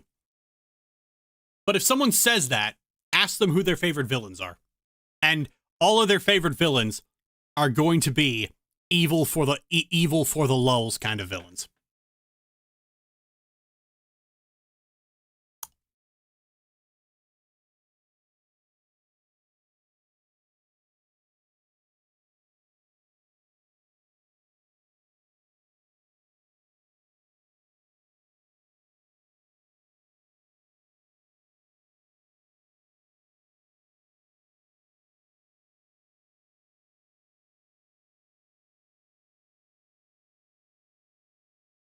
Where's my phone? There it is.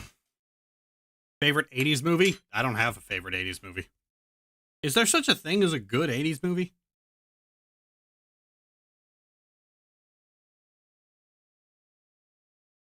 I mean, that just seems wrong.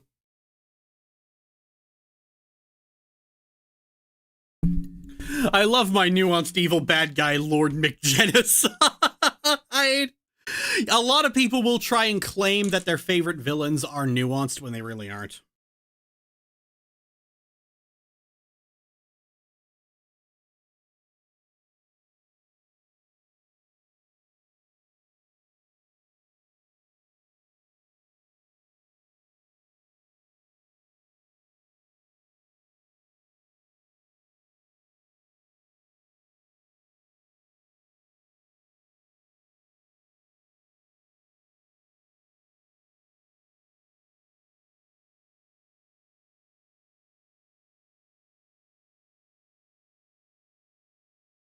Well, they'll say they like edgy characters that are just evil with a sob story or not a villain at all. Oh, yeah. That seems to be what's in vogue these days. Just terrible fucking men that you could just make excuses for anyway. Draco Malfoy, that's who it is. It's just more... It's just... It's just Draco Malfoy over and over again.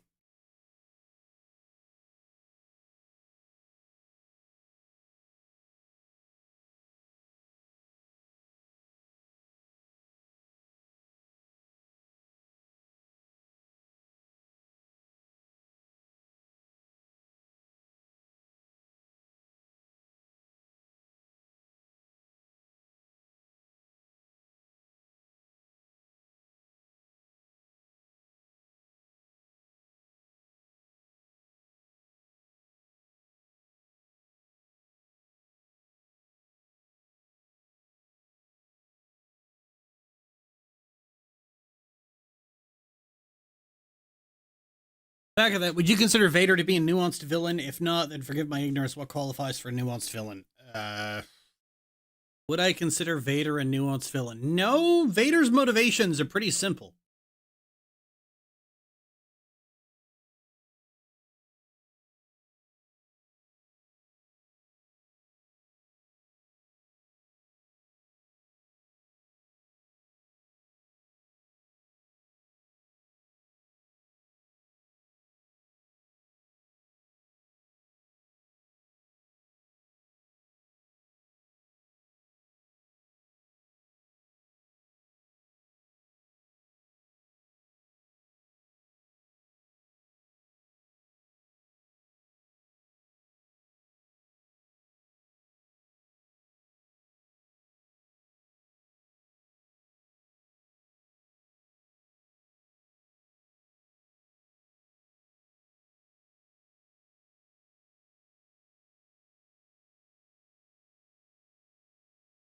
I think folks are confusing nuanced with compelling. Yeah, that's really what they're doing. Like Anakin's pretty easy to understand. It's a straight line of plot.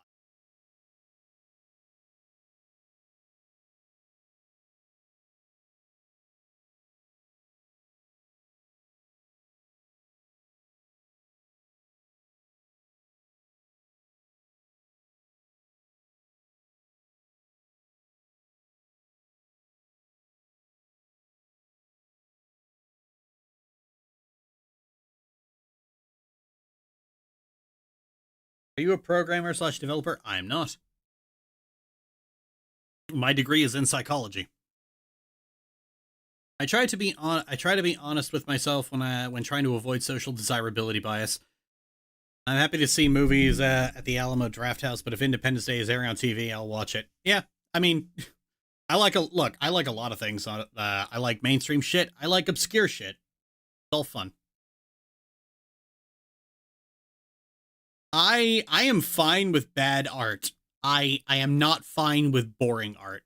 I will take something bad and compelling versus something good and boring any day of the week.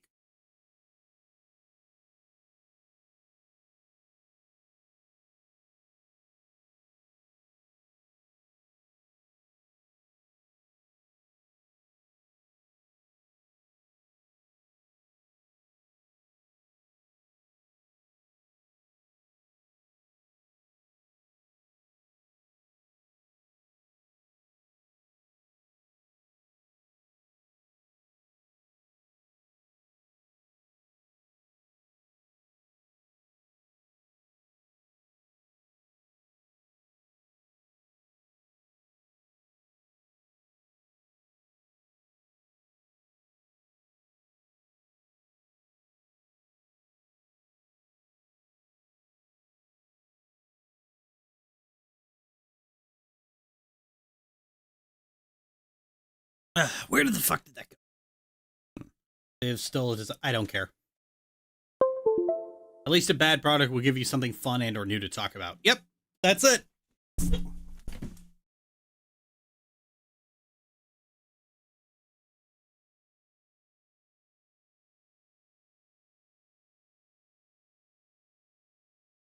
I really should turn the system sounds down. You think college is that's a weird question. And in fact, that's I'm just gonna ban. You're acting weird.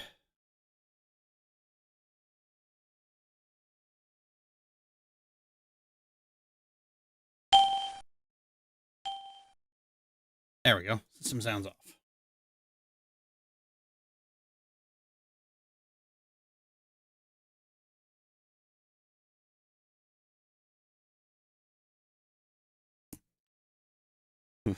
Hear me talk shit about his Batman and Robin. I know it's not a good film, but it's the constant ice puns make me laugh.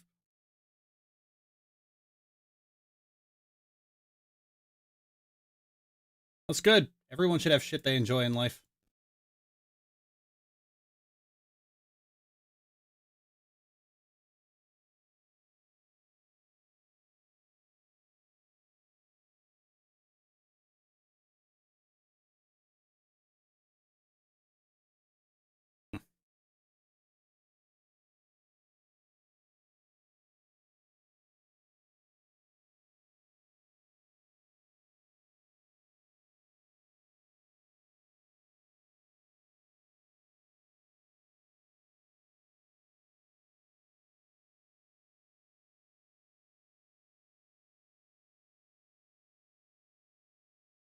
I meant to say shit, not shut. But so I know what you meant.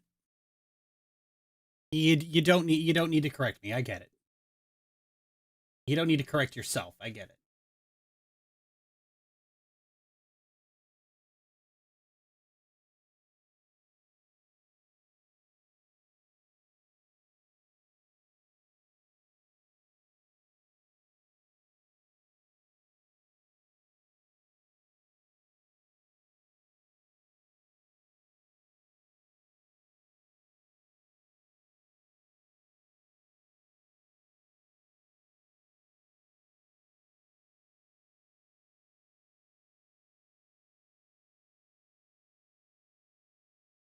I have returned from my shower. Welcome back, Lexir.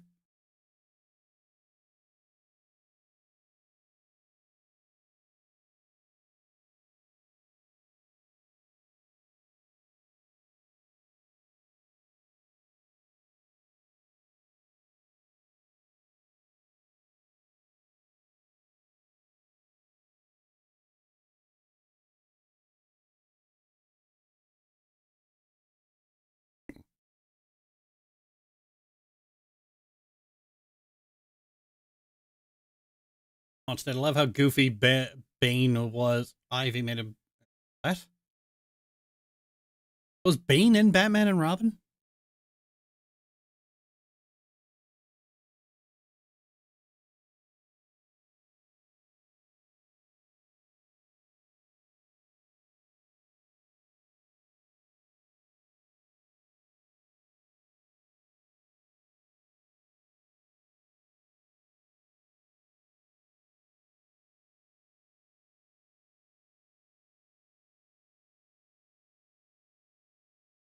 He was the large green skin dude.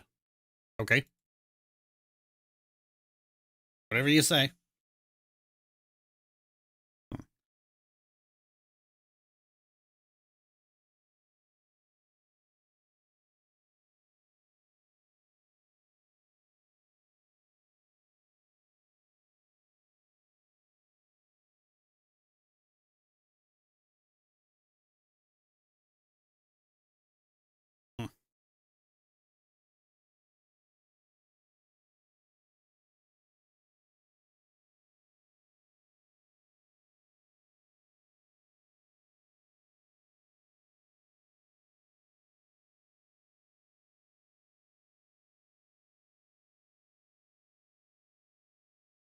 Do you have a degree in psychology? Why do you think suicide rates are increasing more and more as the years go by, although we're more safe now? Life is miserable.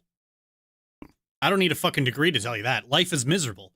That's why people are that's why people are killing themselves more. People don't like nobody makes enough money to live on. Everyone's working like 90% of their fucking life away.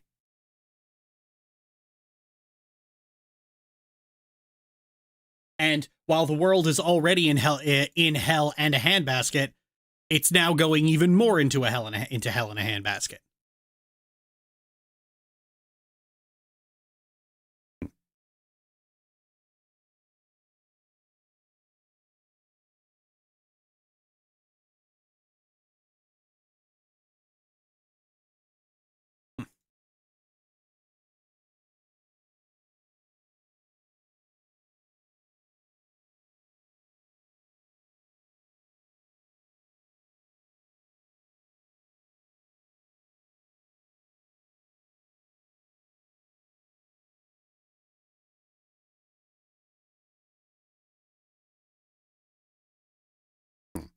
a very bleak world we live in. Not unfixable, but bleak. And a lot of people just don't have the, a lot of people are just, they don't see any other way out. That's how it works with them. Do you find it easier to write Lev and Kestri's interactions that are more them joking with each other or more them being serious with each other, or is it about the same? It's about the same. When they're being serious with each other, I get an excuse to write all kinds of little like hugs and touches and all that good physical affection I love writing so much. So I do prefer one over the other.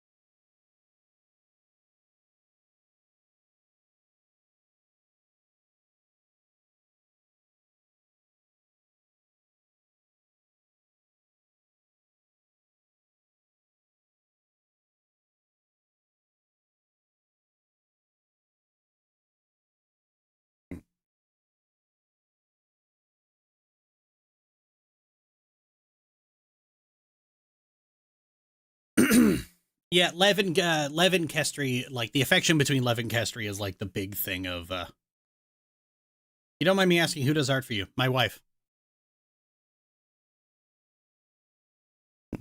Sometimes my friends draw me something occasionally, but most of the stuff for the channel is my wife.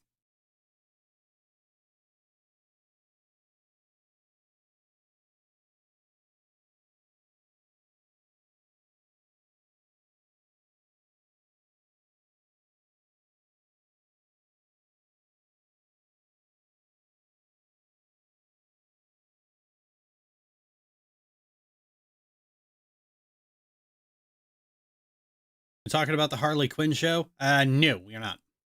I was being asked about Into the Void.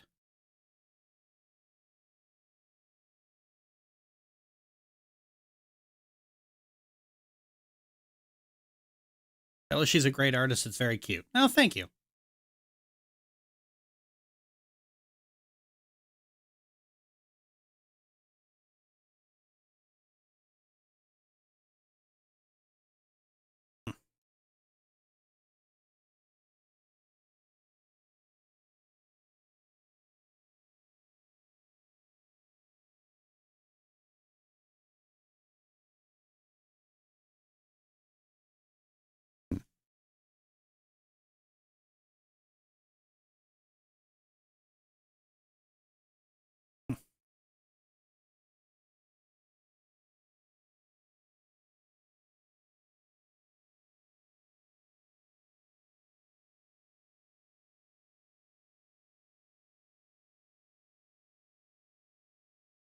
Okay, the YouTube chat died.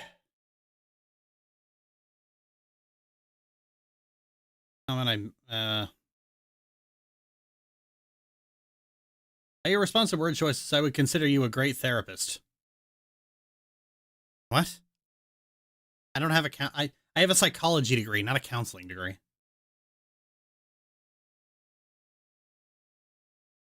I love exploring forests and stuff. Do you like finding mushrooms? No.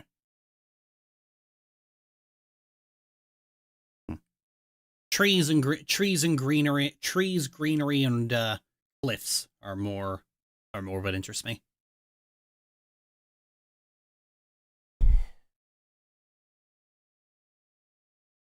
Just now, if you touched on my comment, I missed it. I said I do tell her she's a great artist.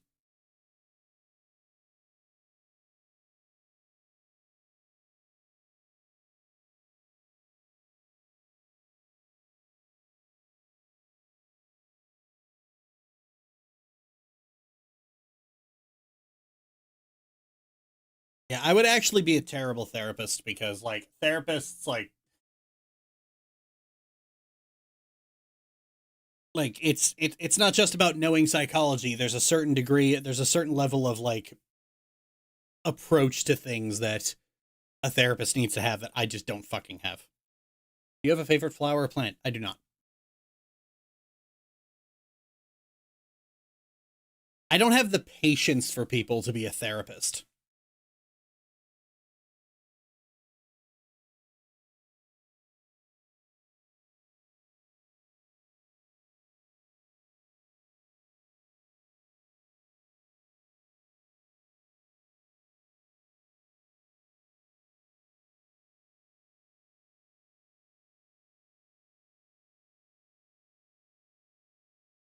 Did you ever have a Five Nights at Freddy's phase? I was 22 when Five Nights at Freddy's came out.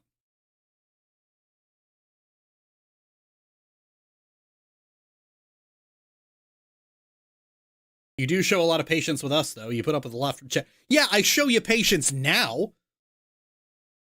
Go back to like 6 or 7 years ago. I was fucking yelling at you guys for the inane bullshit you guys throw in the chat.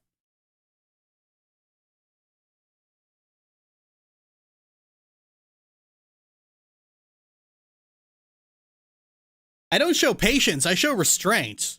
Like, I've wanted to yell at least 3 times this stream now, but for people who just won't stop flooding the chat with inane crap.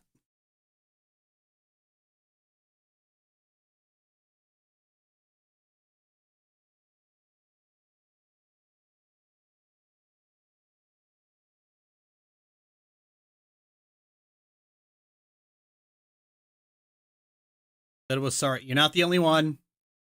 Stop making like. I. No, not say that.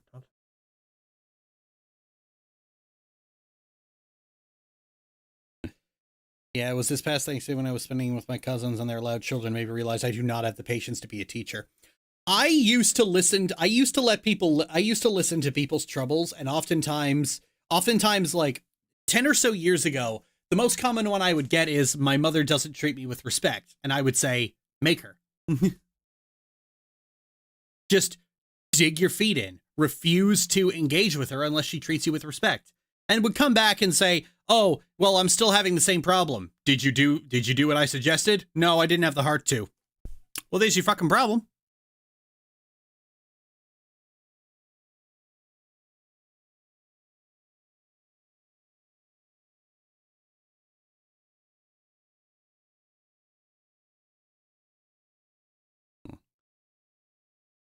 Anyone ever tell you give off like big sibling vibes? No. I've had people tell me I have mommy energy, but that's probably a different thing entirely.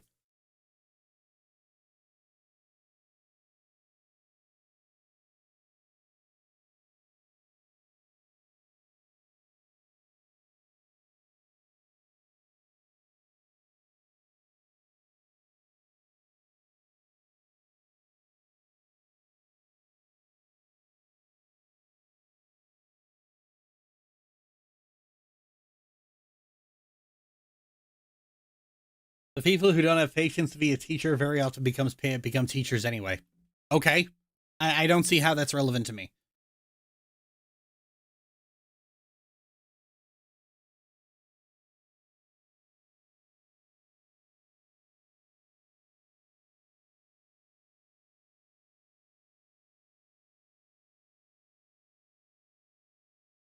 When people tell me I have mommy energy, they're usually doing it in a horny way, so.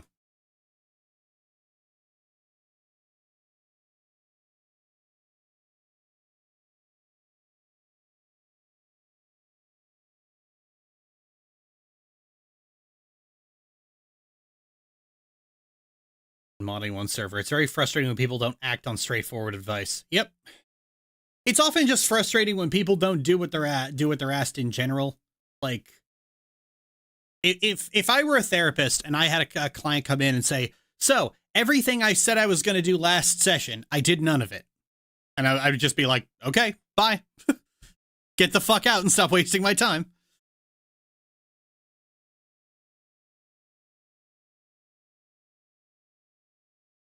This is why I didn't go for a counseling degree.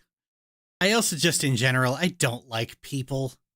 I really don't like people, by and large. How many hours does it take to write your script? Depends on how big the video is.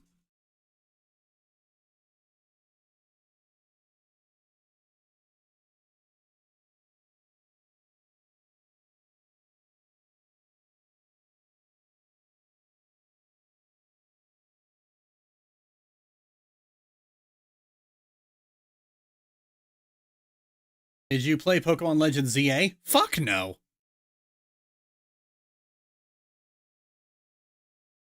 Some of the droplets of wisdom you've scattered across some of your videos have helped me with my own relationships with my family. Good. That is the common sentiment I tend to hear.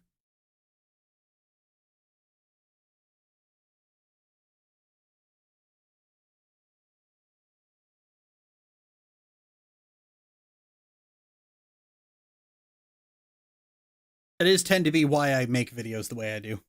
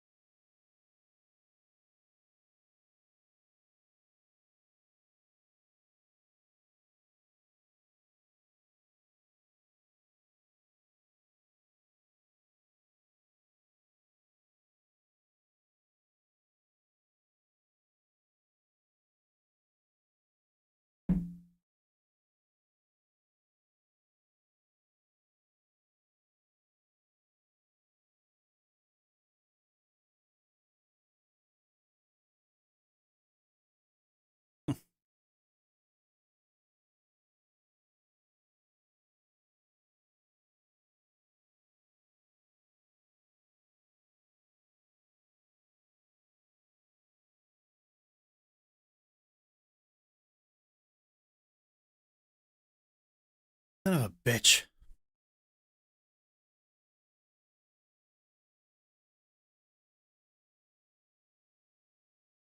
DA's intro.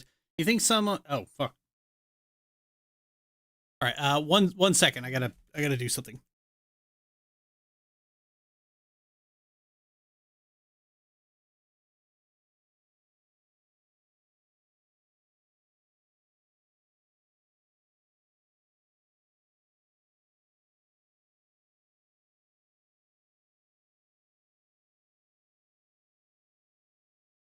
There we go. Okay. So let's get caught up with the chat. Let's see. When I watch the earlier MLP videos, I'm not even a fan. I just like to hear your reviews. You'd often tie the scenes to advice to your own experiences, and it was always really informative. I know another user already mentioned the game, but since you make rants or reviews on other... Don't call it a rant. Would you review the Five Nights at Freddy movie? Absolutely not. My relationship with my mom has only gotten better since I moved out. Being as boundary pushy as she is a lot harder when I live 45 minutes away. To me, you come off as a wiser older sibling, regardless of your shouting or low tolerance. I'm in the same boat with UDL, so just keep up doing what you're doing from the deepest part of my own heart. Fuck your haters. Aw, thanks.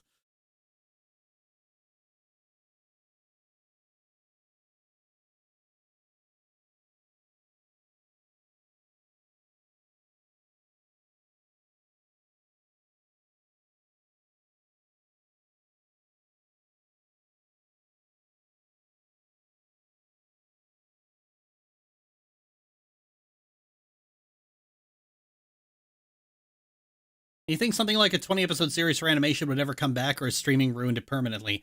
I imagine when the streaming bubble finally pops and broadcast TV goes back to being the norm, then it'll probably come back, because longer seasons were better for broadcast TV. Do you think YouTube, and I'm not talking about your channel here, is expired? No, I don't think so. YouTube is probably making way more money by harassing and annoying and inconveniencing the user. But if I'm being honest, I think this is just like YouTube has gone through multiple different phases and people have been declaring it dead for like over a decade.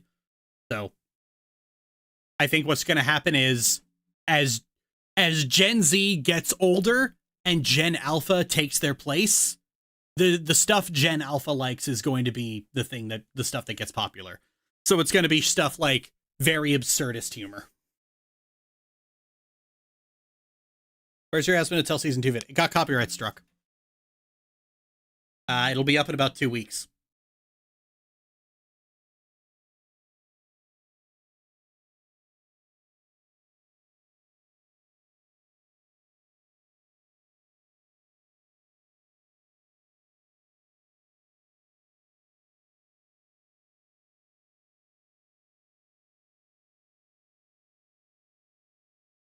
Wow, I didn't even notice. Oh, thanks, Paul.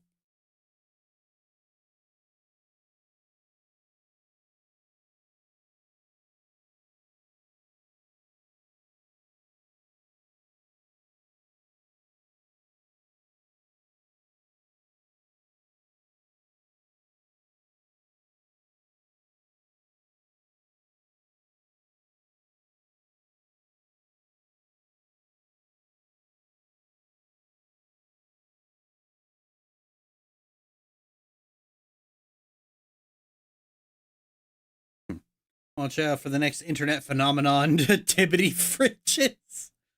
Talking about harassers, I hope you're okay. I've watched some videos of yours and they aren't as bad as people say. Yeah, like, the badness of my work has always been greatly exaggerated because Steven Universe fans are just furious that their shitty show did not stay in the public conversation forever. Would you ever bring back your reviews like movie in a minute's reviews or in a minute roundups? Probably not. I did not like making them by the end. How are you feeling with Spy Family Season 3 so far? Oh man, we're cycling back around, aren't we? I like it. It's good.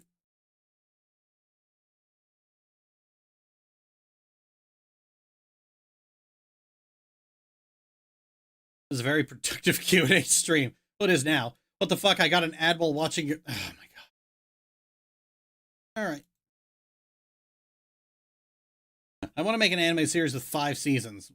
Each have 20 episodes and 3 has 30. Okay. Like, I did try bringing back In a Minute briefly, but nobody watched it, so.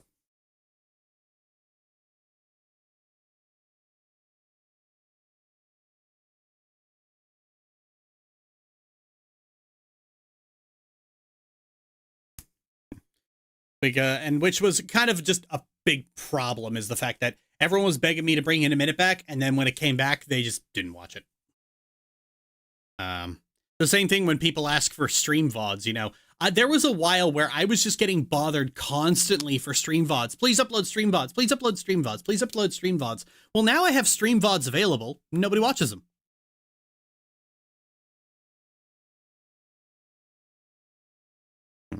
They wanted it because they were afraid of missing out. And now that they have it, they don't care.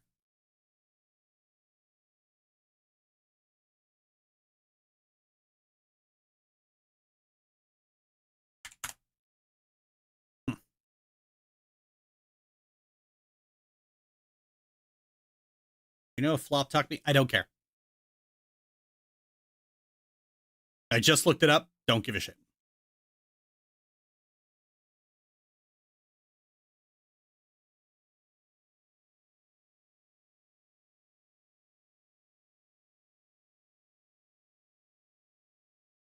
People were being extremely loud and annoying about their intense FOMO. Yeah.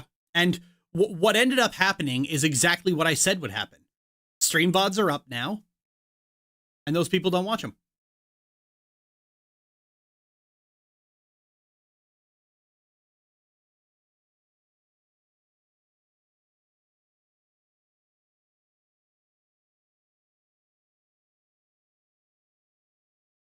I didn't even watch the Craig of the Creek In a Minute, always delayed watching it until it was too late. Well, there's your problem.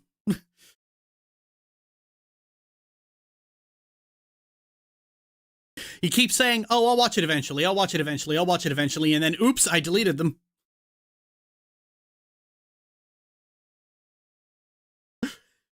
I tried to keep up with the SWTOR recap, but I crashed out as well. I don't know why. I mean, that one was easy to keep up with.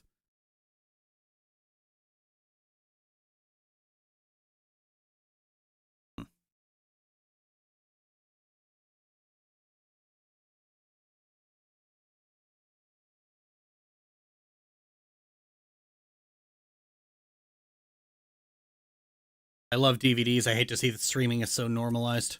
Yeah.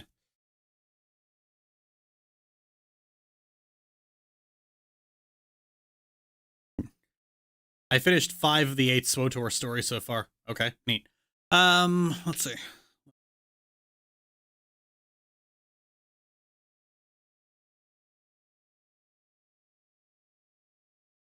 Yeah, personally, I'm getting a little tired of people asking me to make videos on certain things and then not watching them.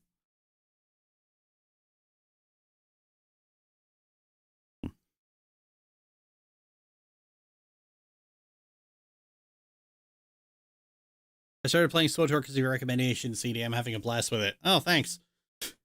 I mean, like, for a while, I was constantly getting asks about stuff that goes on in SWTOR, and, like, eventually I just started saying, you know, the game is free. You can just play it. Literally wanting what they can't have, and when they can have it, they don't care. Yep. That's all it is. It's just FOMO. It's just FOMO. When they miss the stream, they're afraid they're missing out on something. But now that when they have stream VODs up, well, now they can watch it whenever they want, so they just don't.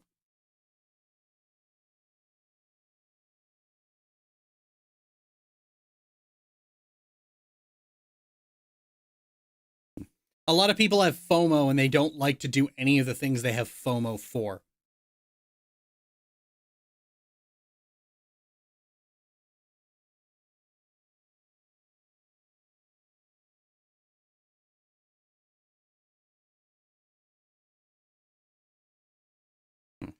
Do you know Yandere Simulator, or like the yes, I'm aware of Yandere Simulator. It's a joke game from about 10 years ago.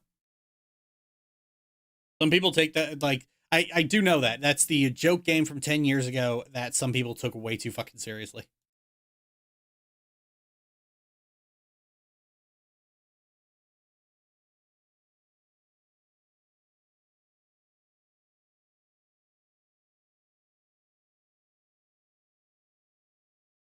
They don't want to watch the thing, but they especially don't want to miss the thing. Yep. If I delisted the big Nom Nom Nami video, I would get multiple asks going, "Oh, I was just about to watch that." I was like, "No, you're not. No, you fucking weren't."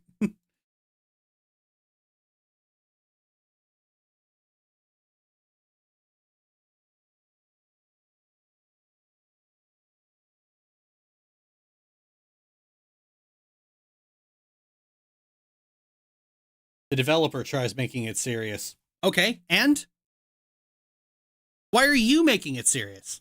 Why are you taking it seriously? It's called Yandere Simulator. It is literally Bad Anime Trope the game.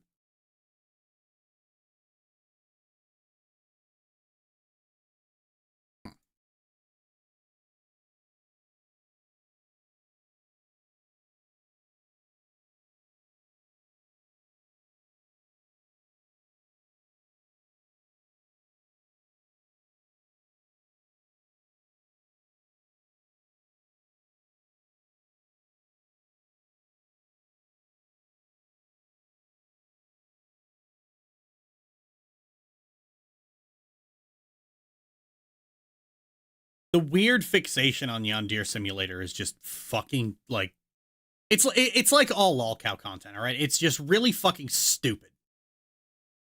And there's like no there isn't really an exception for it. It's really dumb and people need to let it go. People just really need to fucking let Yandere Simulator go. It's not worth the attention. All lolcow content is so devoid of value. Yeah, that's because that's really all it is, honestly.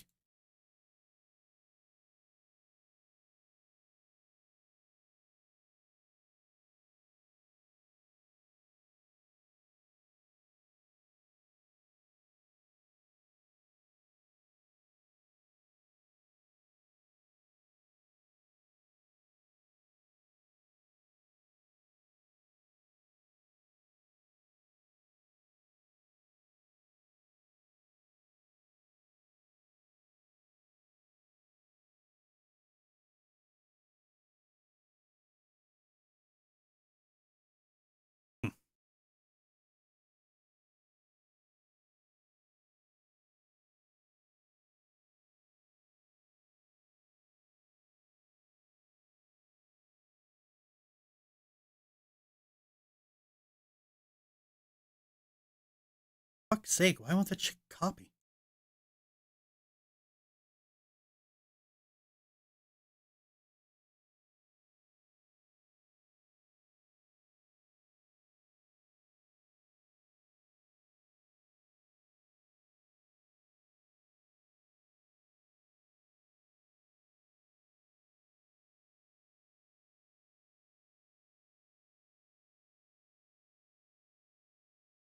There we go.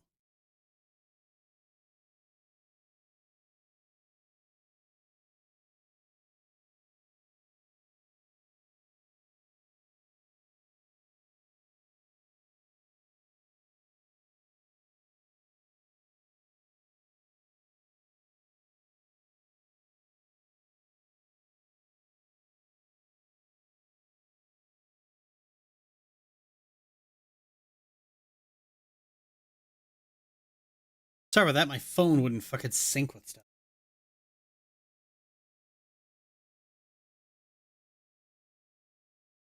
What chaos did I stumble into, and should I start the kettle? To be honest, I feel kind of bad for the game. The concept... Oh my god. Alright, no, that's it. You're banned.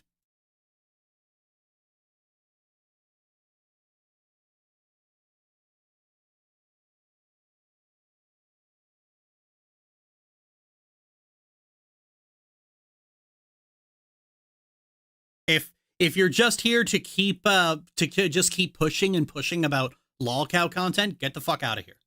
You're not welcome here. Lolcow content is a fascist pastime. There is no such thing as a non-fascist person who consumes this kind of stuff.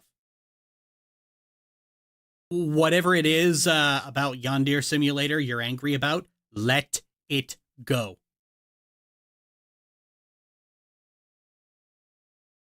Move on with your fucking life.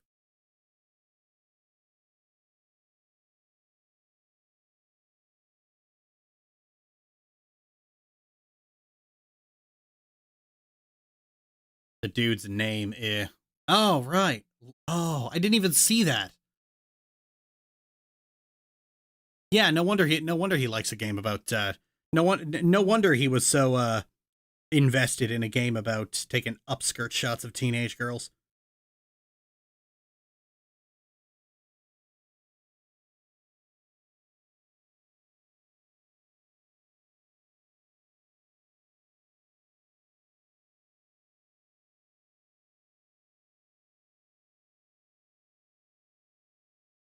I'm curious where you'd put riding in cars with boys on the grading curve. That's a star tier movie.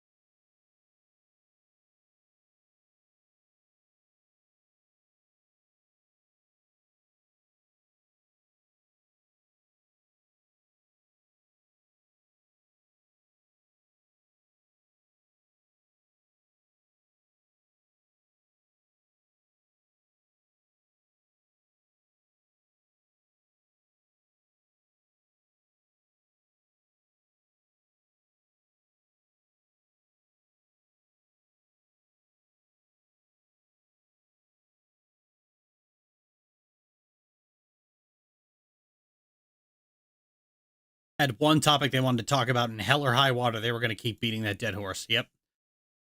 Like, if I say that's enough, let it go, you have to let it go, or you're going to be banned. New topic. Anybody seen... Okay.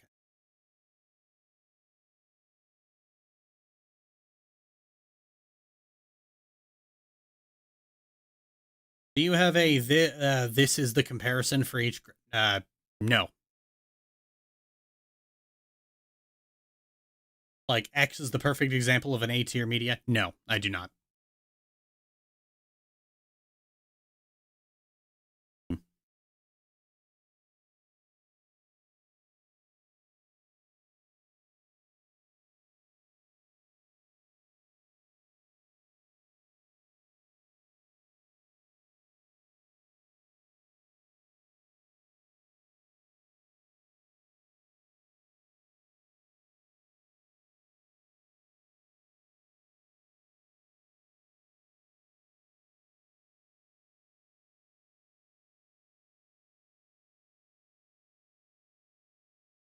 Is a grading chart on our first impressions videos. Yeah, it is weird that some people are asking me about stuff that I literally put in a video 2 weeks ago.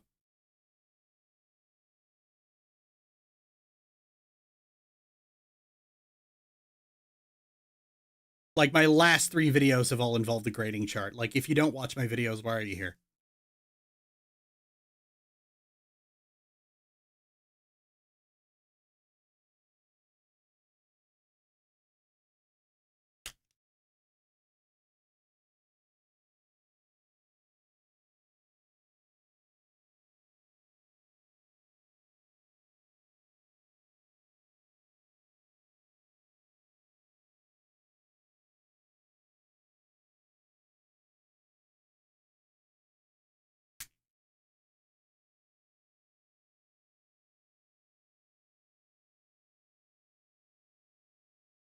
I was get told that being an animator is dumb and I should focus on real...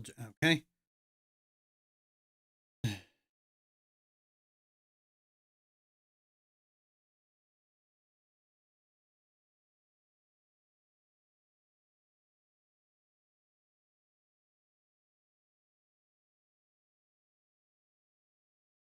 was just wondering if there was a benchmark for each tier. Watch the videos! You get the answer there. Watch them. I don't know why you're here if you don't watch my stuff.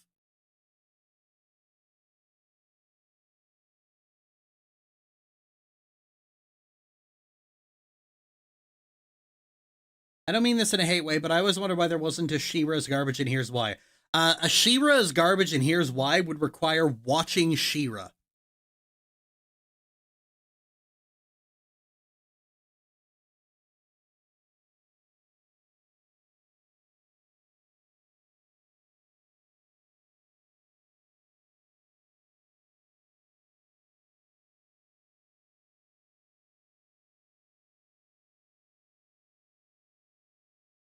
Because Netflix is going to delete it soon. Good. Because, like, I've seen clips of She-Ra. I've seen enough of She-Ra to get a gist of what goes on in the plot. And, of course, everyone's talked the show to fucking death. But sitting down, watching every episode, taking notes for a script, that sounds like actual fucking hell. Genuinely, that sounds like the worst fucking hell I could ever possibly experience. Oftentimes, the reason I don't make a negative video on something is because I don't want to fucking watch it.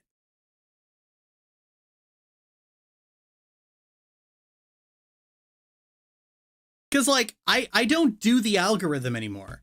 You know, I did all those Steven Universe videos because I was a cartoon YouTuber. You had to talk about Steven Universe. It was a popular thing to talk about. I didn't enjoy doing it. It was just awful, and I don't want to do that anymore. I don't want to make content by obligation. Hell, these days, often when I do make a video on something that's popular, like Knights of Guinevere or Hazbin Hotel, I do it because people wouldn't stop nagging me about it, and I'm making a point. You're gonna nag me to make the video, and then you're gonna be upset that I didn't make the video you wanted me to make. You say before, a lot of shows go back in predictable ways, which is why go bad in predictable ways, which is why Steven Universe is muse for... Okay, and? How is this relevant?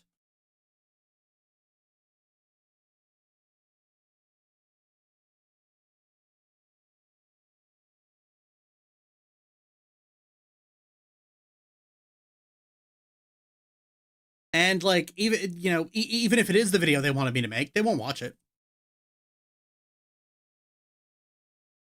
A lot of the people who beg and nag me to do this stuff, they're not interested in watching it.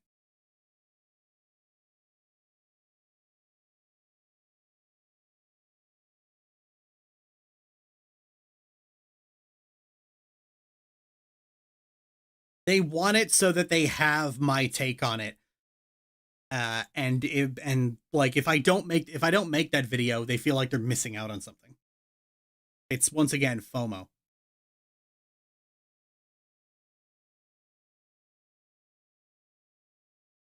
I think too, as well, one of the reasons I get nagged about this stuff is they want me to trash something so that they can then just run to their favorite drama YouTuber and go, she did a mean.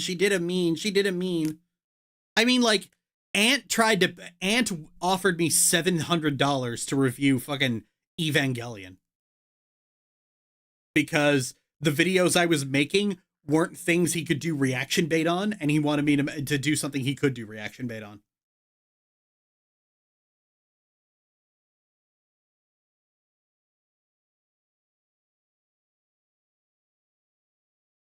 Mind people that the inter-sibling abuse in S-pop was triggering CD, so that's why it's hell. Yeah, that too. Like, yeah, just She-Ra is like one of the few shows that has actually straight up triggered me. As in, like, I actually need sorry, it's one of the few, not shows, works that has actually straight up triggered me, as in I have to stop watching this because I am going into an anxiety attack.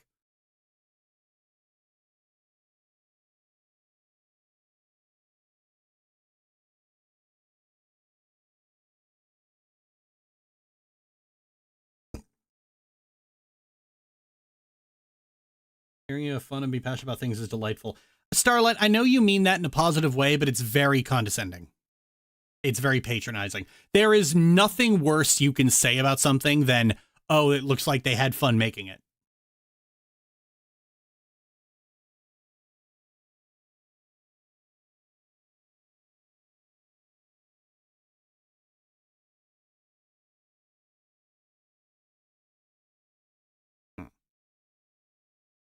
Offering $700 for just a drama reaction is so dumb. Oh yeah, it's really fucking dumb. But then again, this is Anthony Grimaldi we're talking about. He is a very dumb man.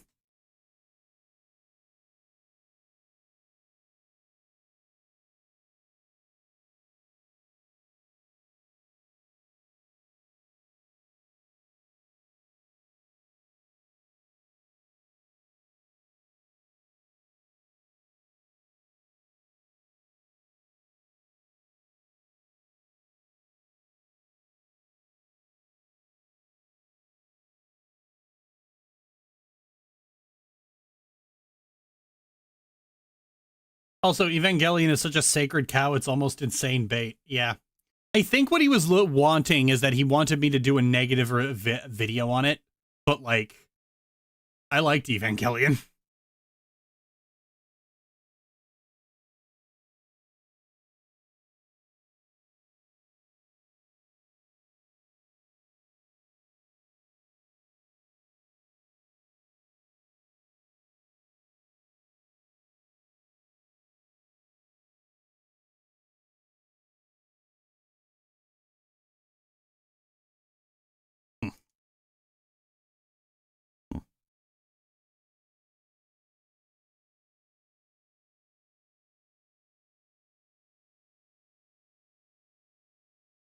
The guy who looks like Steve Smith! Oh my god! Fuck, that was brutal!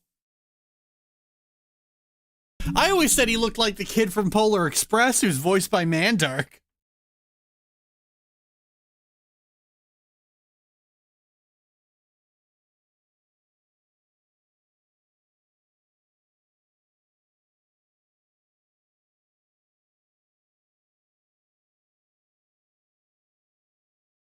I think in any world that him paying you to watch a series would ever happen, like, oh yeah, this fuckstick who has been harassing me for the better part of X years is now offering me money to watch a thing. Surely there are no negative repercussions possible in this. Yeah, he was apparently going to pay me in chunks at different points of development, and basically it was like 100 when the script is finished, again 100 when the video is half edited, 100 when the video is fully edited, 100 when the video has been uploaded, and then the last 300 after he has watched and reacted to it.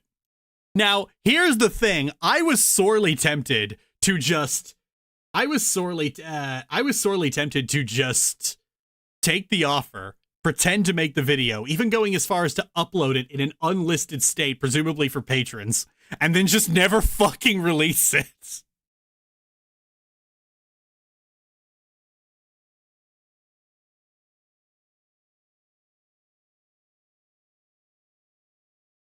And just make a cool $400 for doing fucking nothing.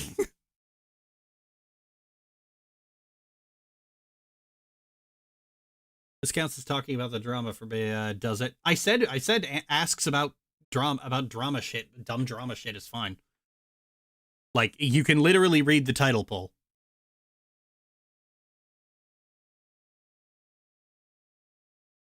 But yeah, it's like, I was wondering, I was admittedly sitting there for a bit going, did I scam $400 out of this guy?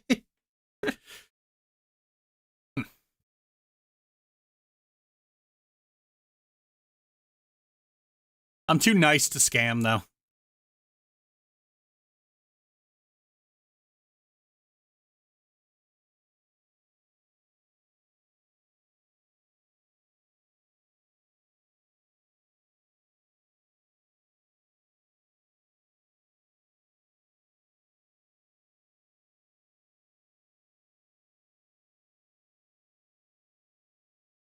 The fact that he didn't care about court. Yeah, of course he didn't.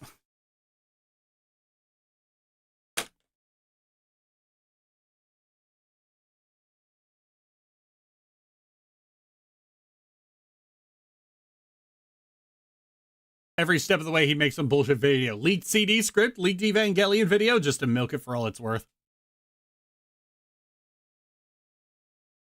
You know, what I should have done, because the offer came in January of, like, last year, I should have just taken the offer and just set it up as a big April Fool's prank.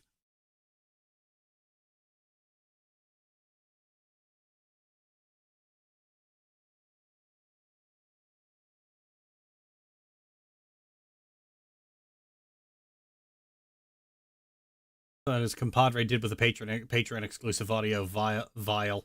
Yeah, but size of subhuman ghoul anyway. What else is new?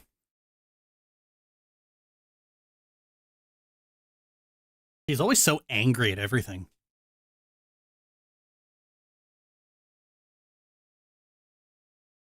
I actually heard what she sounds like for the first time yesterday, and I'm like, wow, you sound like both your nostrils are swollen shut.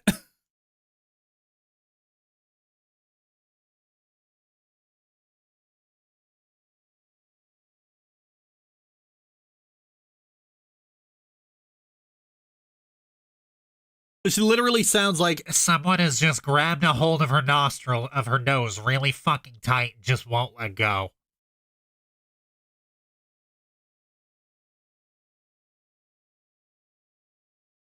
maybe you can still convince him on that. I mean, it does not going to work. I've admitted that that's what I was planning to do like 3 times now, and that guy stalks my feed like he's watching this stream right now. That guy stalks my feed like crazy.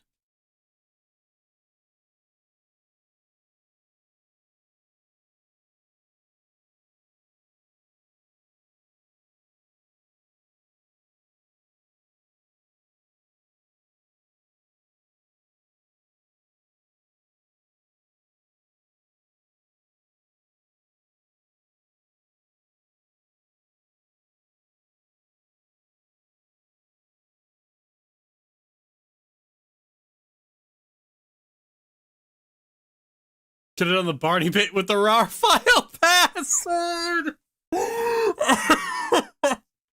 But the question is, what do I put inside the RAR file? Because he put a shirtless Goomba in there.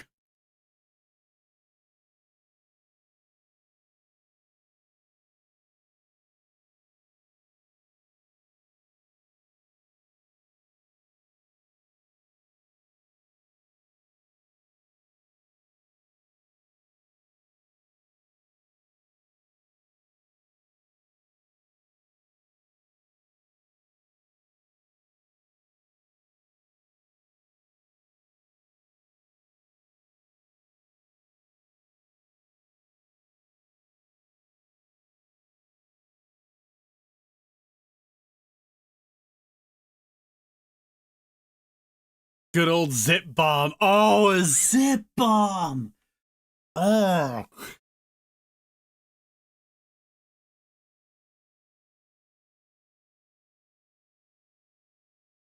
You see, like I can't do that shit now.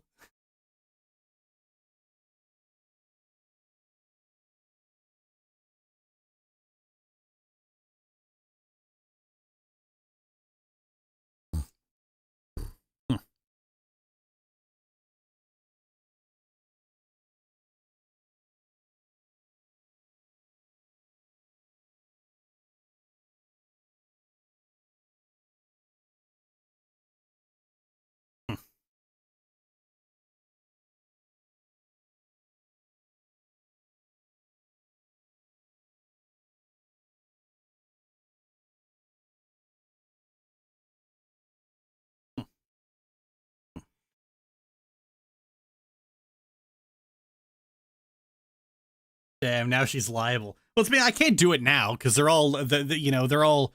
There's like 3 different people recording this stream to archive it later.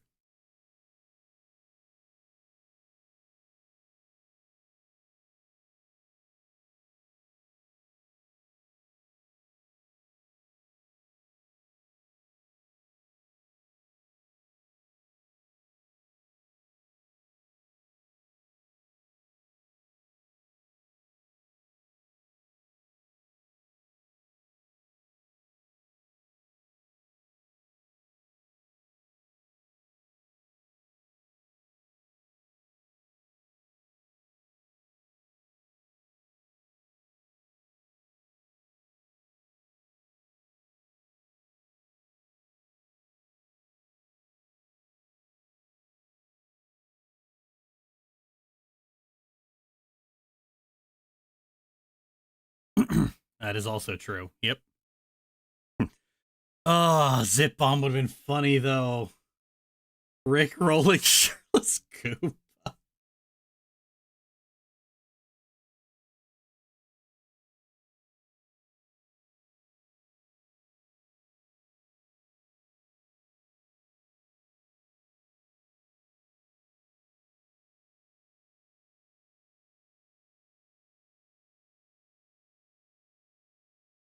He's the only WoW content creator that actually makes good content while also not just being plain evil. Yeah, I mean, I've been getting less interested in Tale of Two Glaives the longer it takes to actually come out. I'm gonna be honest, this like recent trend of like the really good YouTubers only uploading like once a fucking year or once every 2 years is really bad.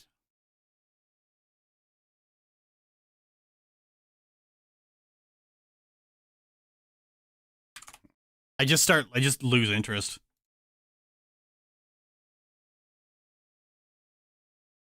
I used to be sub to H Bomber guy on Patreon, but you know, I had to cull a bunch of subscriptions because of financial reasons. And like when I unsub from H Bomb, I actually put some other reason and said, I mean, it's been 2 years, man. Come on.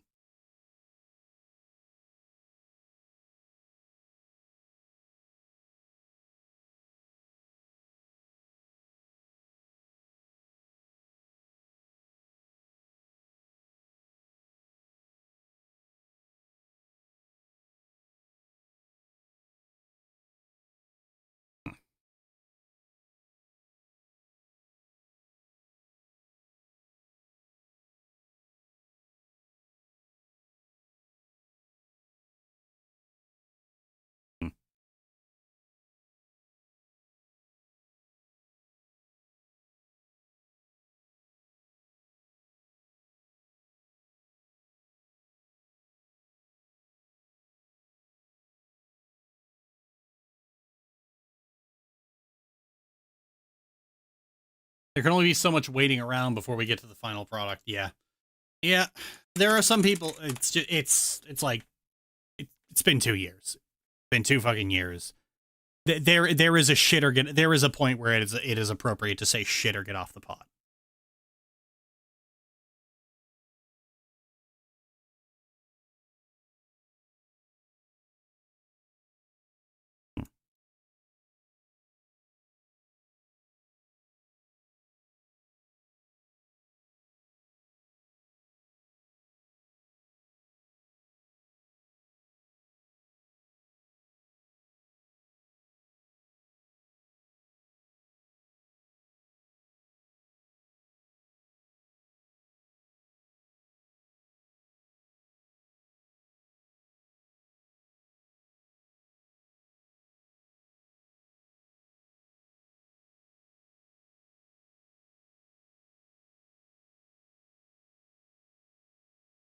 Long running, good you kind of place their stakes and yearned their retirement, though, right? Or am I tripping? Yeah, I think you're tripping because I didn't understand a word of that.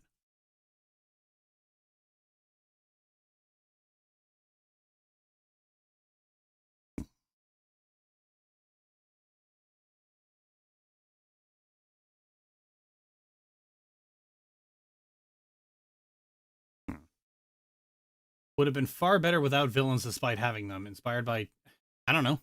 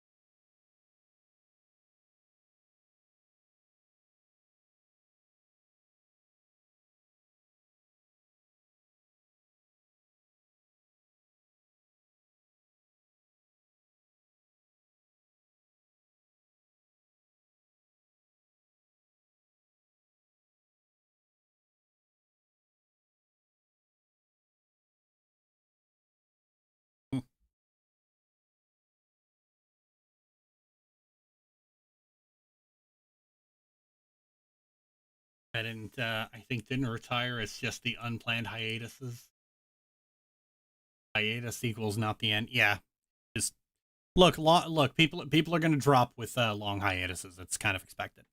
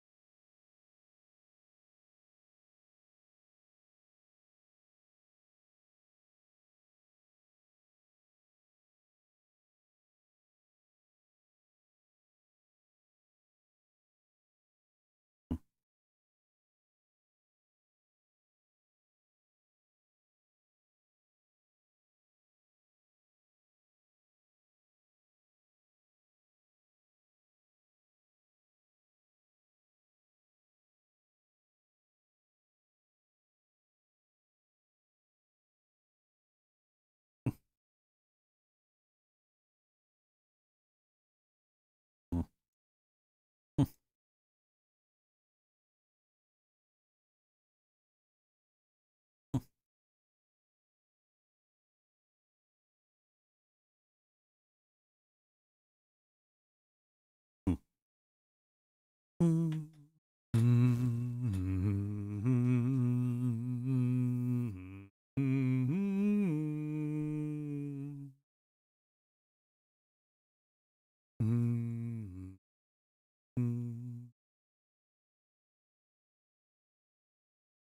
If you're writing tips, you give a knock on the old Oodle. I really wish you get this. You absorb this. If I had something I wanted, I would have said it. There's nothing I'm holding on to.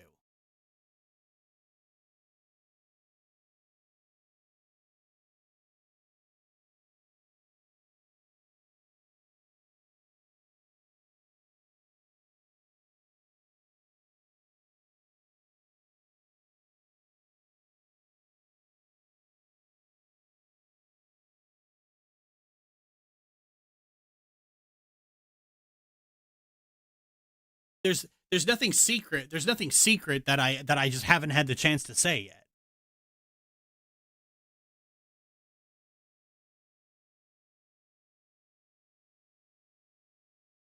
You should have the right to go on hiatus or just post a lot less frequently. Not when you're taking money from people every month. When you're taking money from people every single month, they deserve a degree of expedience.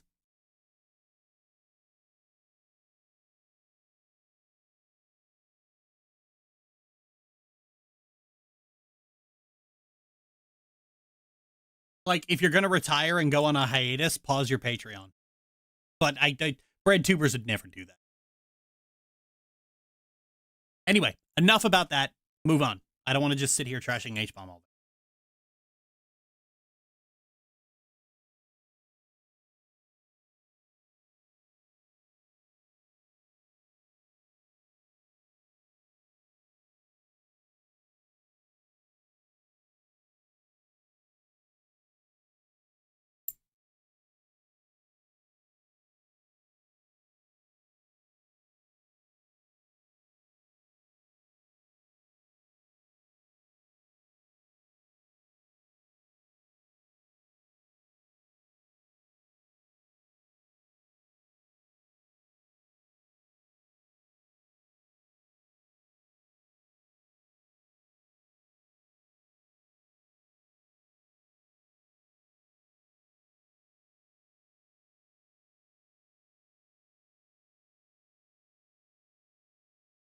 You still have a bow? Yes.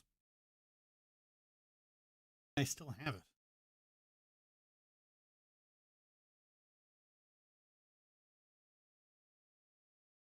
Again, guys, please read the title. Please read the title.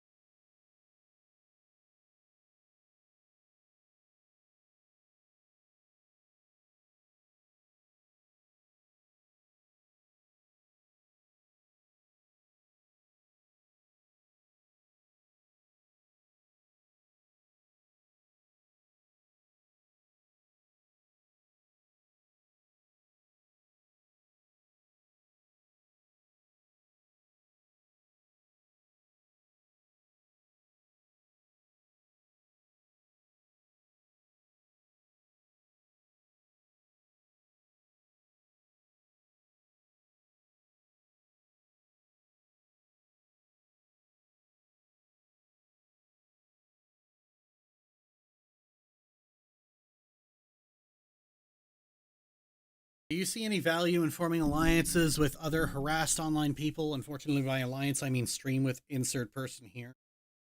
No, because a lot of the people who end up getting roasted by drama YouTube are drama YouTube.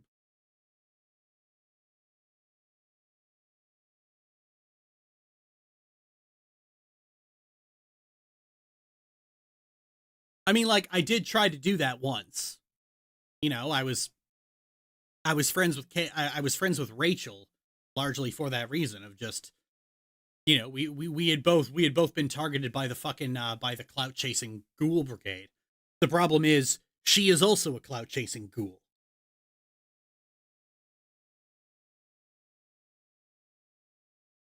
A lot of the thing is like a lot of online drama becomes like, what's the term Kiwi Farms uses? A-log? Yeah, A-log. A lot of the a lot of this kind of stuff that happens online is mostly scumbags shitting on scumbags.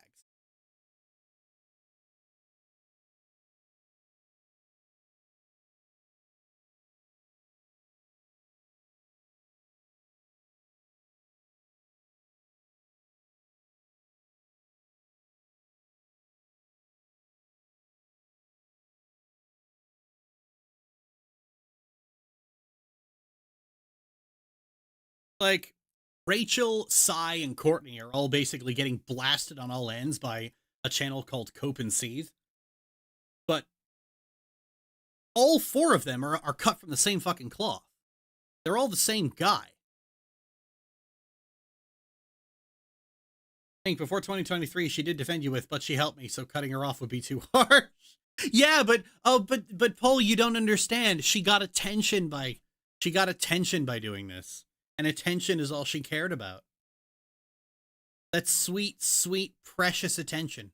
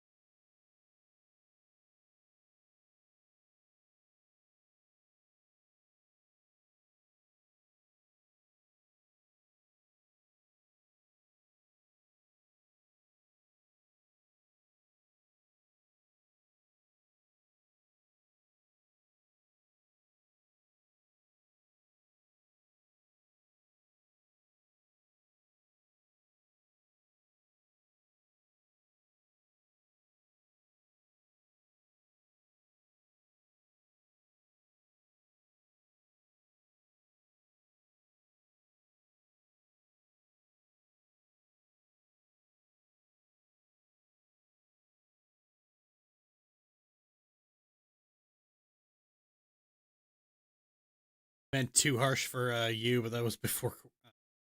Such is the direct consequence of building a capital economy driven by attention. That's like, no. The thing is with Rachel, attention and cloud is all she cares about. She doesn't like any. She doesn't really have any friends. And truth be told, I don't think Rachel wants friends.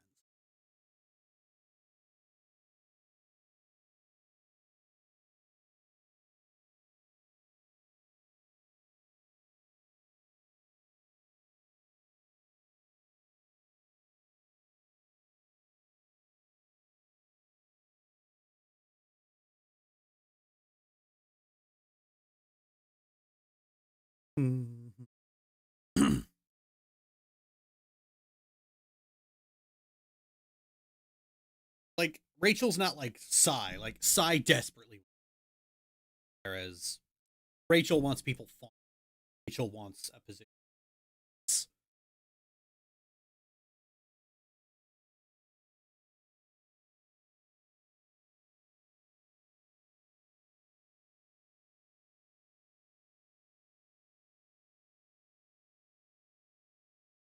It's too heavy for her to lie about, but her, yeah, she lies all the time. No standards whatsoever.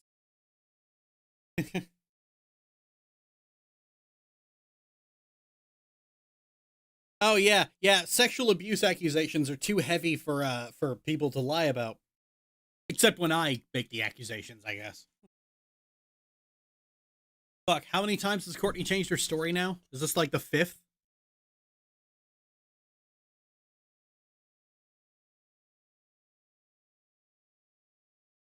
I think most recently she said she realized that she'd been raped while she was high on cocaine, and I'm like, that's not a realization. That's combining drugs with the incessant persecution complex you have, you stupid fuck. Courtney's never been very smart. She flunked out of high school. So. I didn't even know that was possible, but she managed it.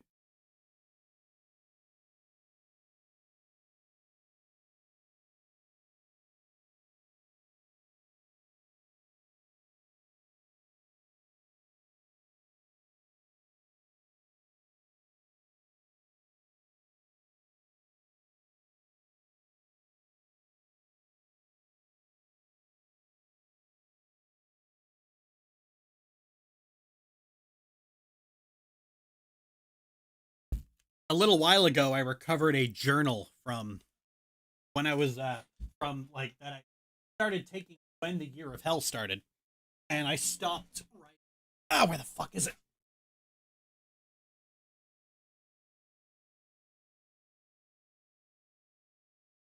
And I stopped writing in shortly after I got kicked. I got kicked out. So, and I mean, fuck, this thing even has stuff I'd forgotten about. It's still here, unburned. Yeah, I'm holding it in my fucking hands right now. Oh, my handwriting is so fucking bad back then.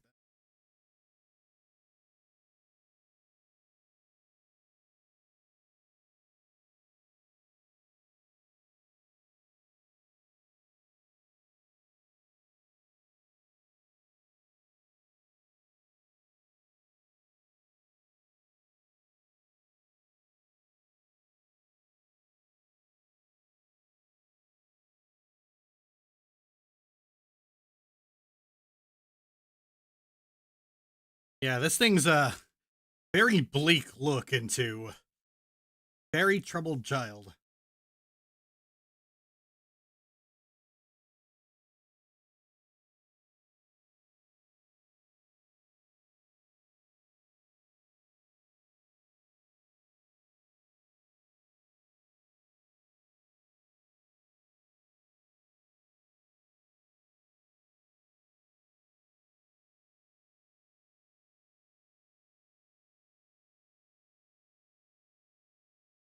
How did you feel when you were reading it? I have not read through all of it yet. It is a like rereading this. It makes you it's reliving it. So I've gotten only a short way into it. I think I've gotten as far as when I was in the hospital. I didn't write a lot in the hospital. A lot more happened in the hospital than I actually wrote.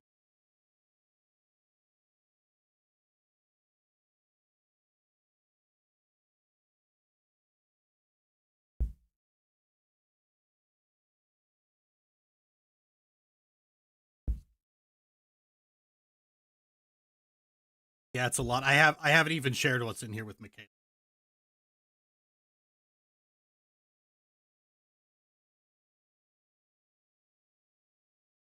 It takes a village to chase a person away, but to bring that village to justice, I can't even file a complaint overseas. No one living has heard of the village of my birth, and no one ever will.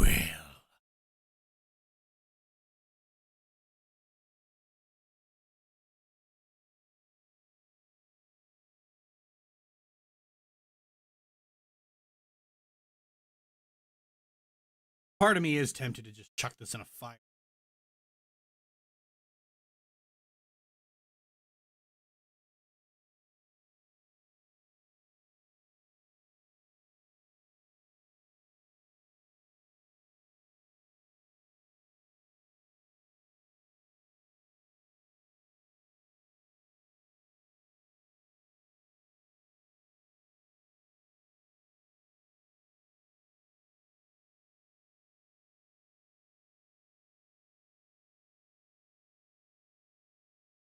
For whatever reason, I kept changing what I was fucking writing with. Some of this, like most of this stuff is in black pen, but then some of it's in fucking pencil and some of it's in blue pen. What the fuck? Did you lose your pen, like 14-year-old CD?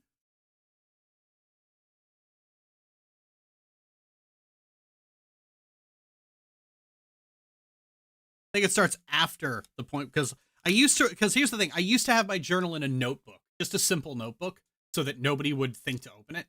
And then when I mentioned having a journal in the hospital, my primary worker gave me a leather-bound journal.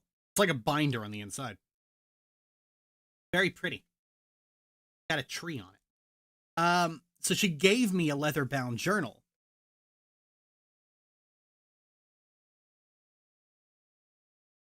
And so at one point, I just copied everything from the notebook into that journal. So like all the first entries are in like the same pen. But then I guess I must have lost my fucking pen at some point. Which is weird because those are like my favorite pens. Hang on a second. Yeah, I still use the same kind of pen to this day. It's a Uniball rollerball pen.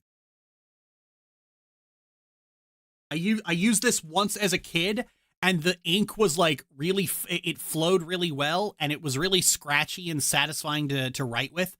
And so I just always wanted to write with them. I didn't want to write with anything else. I hated normal pens.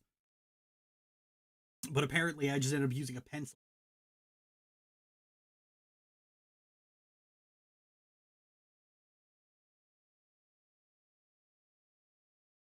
My handwriting is admittedly a lot better with a pencil.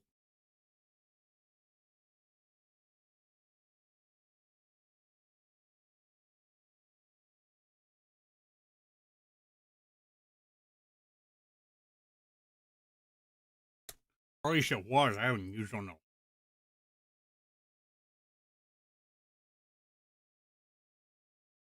In case you wanted something less permanent so you could erase what you wrote. I mean, it's my journal. I didn't really have to worry about it being typed. There's a few entries here where I just cross shit out.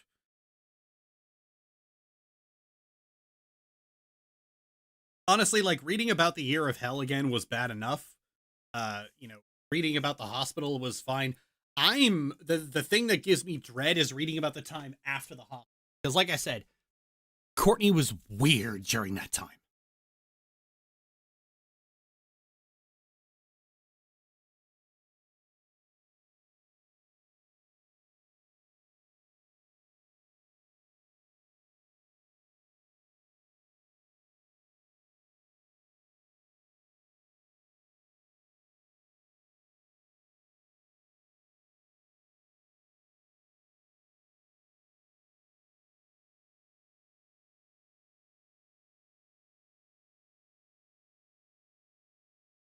Do not ask unrelated. Stay on topic, please.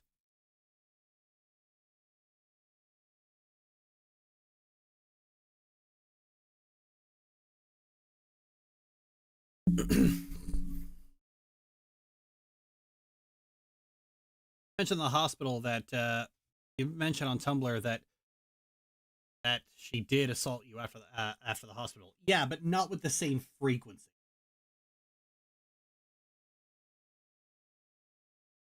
She did get me drunk once, and when I was drunk.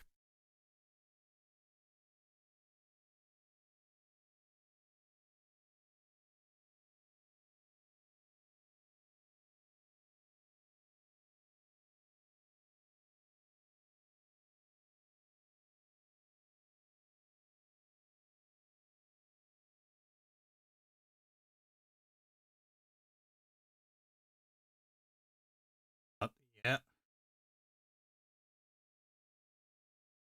Oh yeah, that messed me up for a while.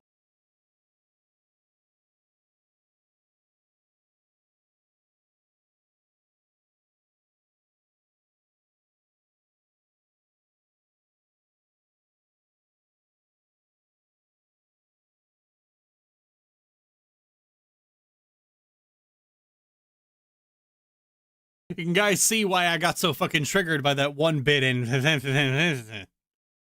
he did that. No wonder you hate alcohol ever since. Oh yeah, yeah. I was never drunk again after that. I completely and utterly refused to drink anything alcoholic. Like, and that generally wasn't a problem. Like, it wasn't a problem for the most part. It was a problem with Lizzie, because like she was really pushy about wanting me to drink with her, and I was like, yeah, this is giving off massive red fucking flags, so I'm just not gonna.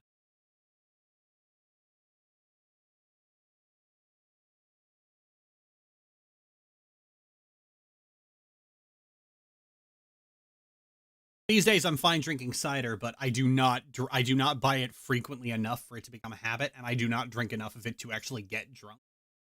I may have been buzzed a few times. Yeah, it's not. I have tried pot a few times, but every time I've been high, it's been a deeply unpleasant. Like, I tried pot in the hospital, and it was kind of helpful. It helped that I didn't have a history of drug use, so nobody ever checked me for anything. But like, after that shit happened, when Courtney got me drunk, the sensation of being under the influence is deeply fucking distressing. So I got high once after that point, and it was like, this is bad. I hate this. I hate not being lucid.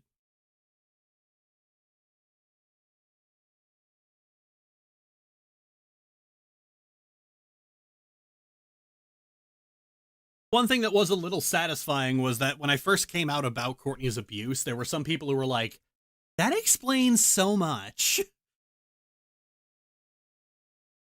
Even my mother did that. I told my mother about Courtney's abuse, and they were like, and she was like, oh, because like so many things started making way more sense. She did the same thing when she found out I'd been molested in like first.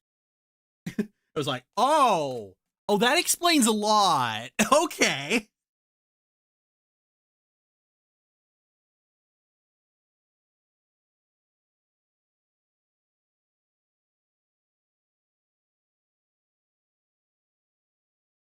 Never gotten drunk or high. The idea of being out of control of myself is deeply bad interaction.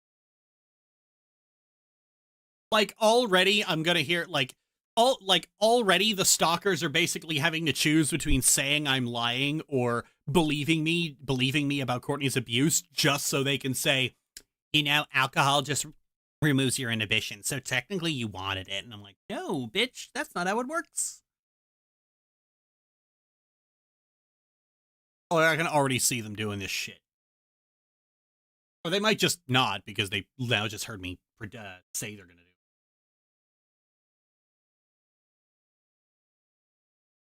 Interaction with a family member who was high that has completely killed any desire for either. Yeah, because like that's the funny thing. The easiest way to be completely turned off of weed is to have to be around people who use weed.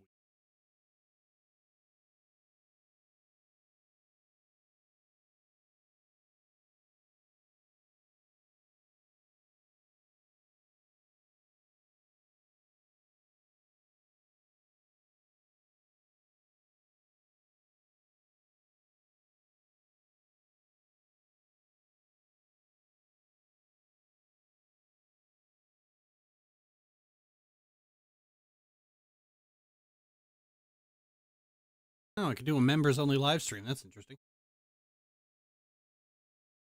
Probably won't, but yeah, like it was funny how many people just like both online and in my personal life just went, oh, that explains a fucking lot.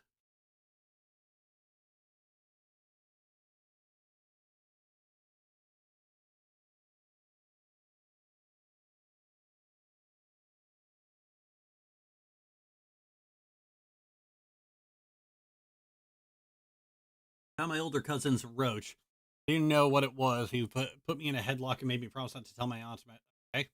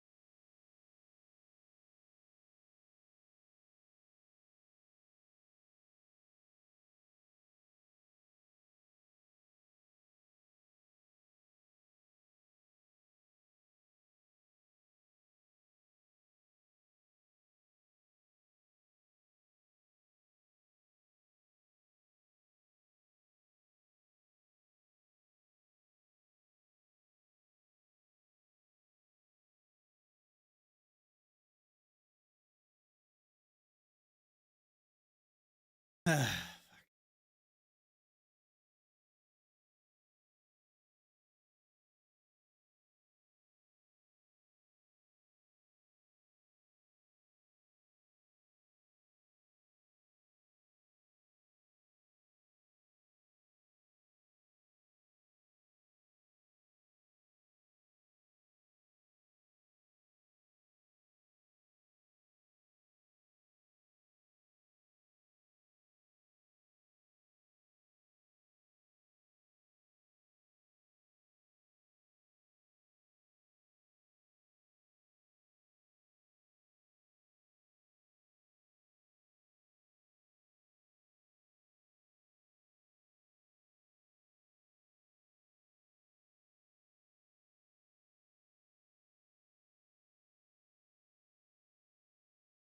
remember the stream where you came out and said that you already alluded to it in a video that came out. It was different hearing it. It had to be forced. Yeah, I think the stream was like I was working on the video about mother's. It's like, and yeah, I don't like that stuff had to be out of me.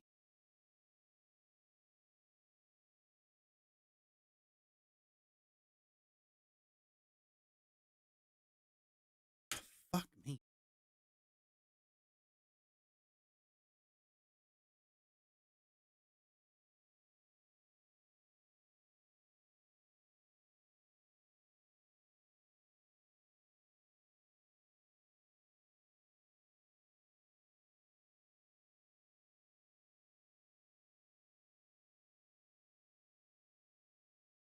Mother's alcohol linked parents was what informed a lot of her choices.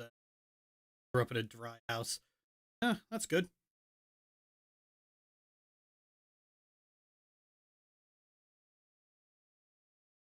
Would it surprise everyone that you tried to allude to that in early 24? I did?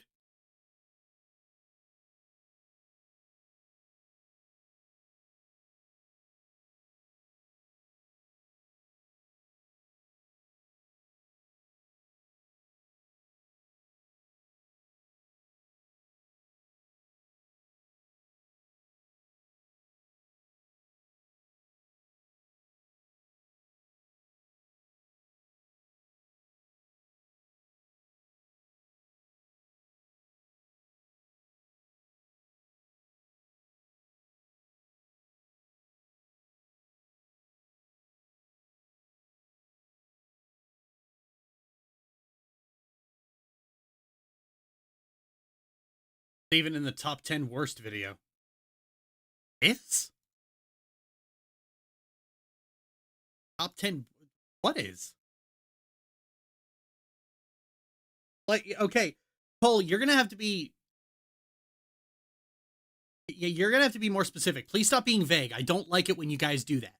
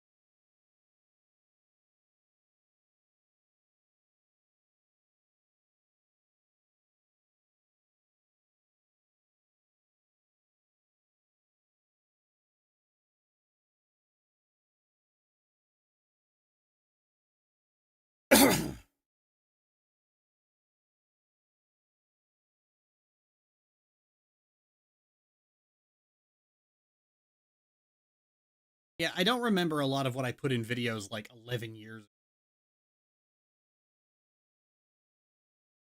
People think I have a working memory of like all the videos I've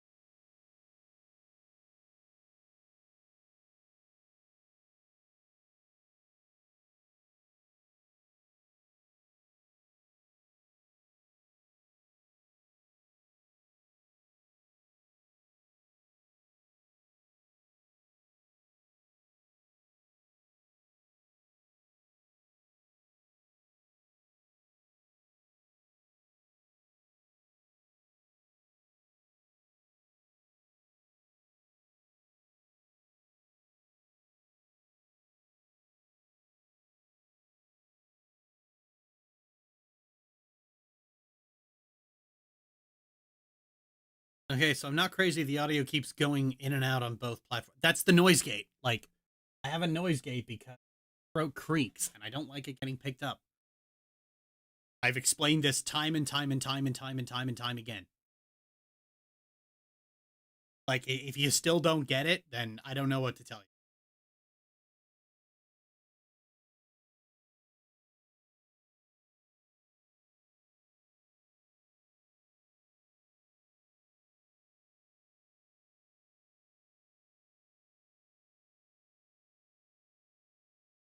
It's been many, many, many streams of this.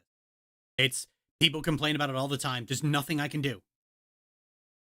Like when people complain about the ads, there's nothing I can do.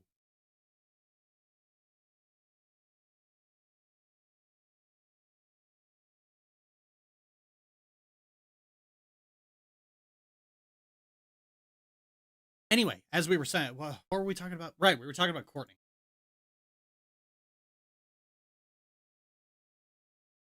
It's funny, whenever this subject comes up on Tumblr, someone comes in trying to change the subject because I guess they don't like the topic of discussion. Like, let's go for something more lighthearted. And I'm like, and every time I'm just like, no. If I answered the asks, it's because I'm okay talking about it.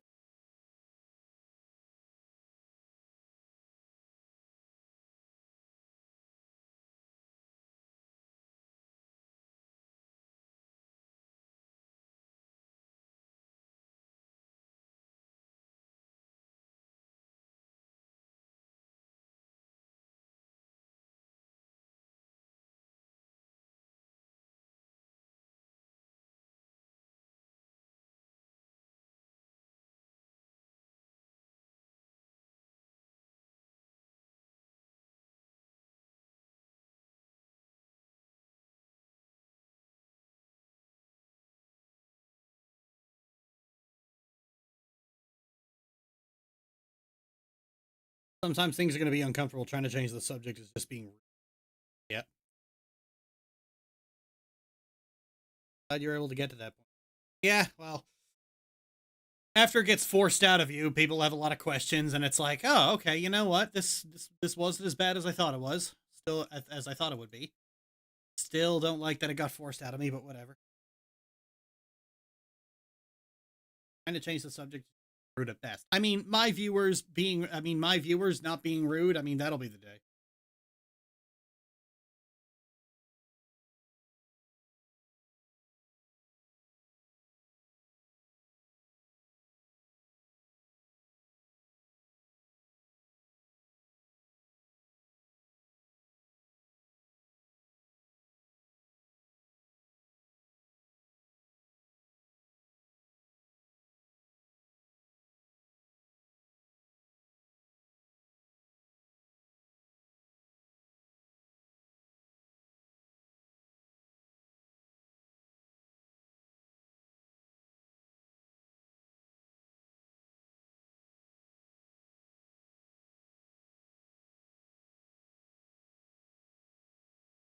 Anyway, anyone have any more questions about this?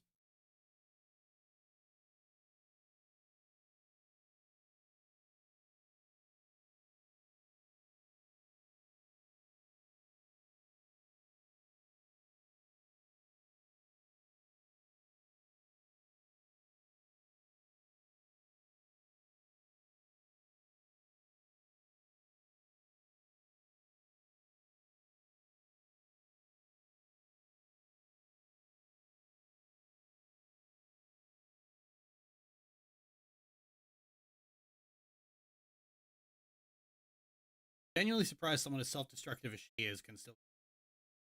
Isn't she homeless? No, she's not homeless. I know where she lives.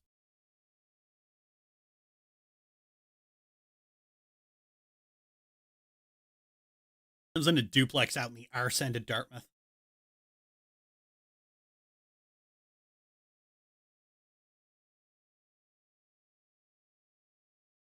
Yeah,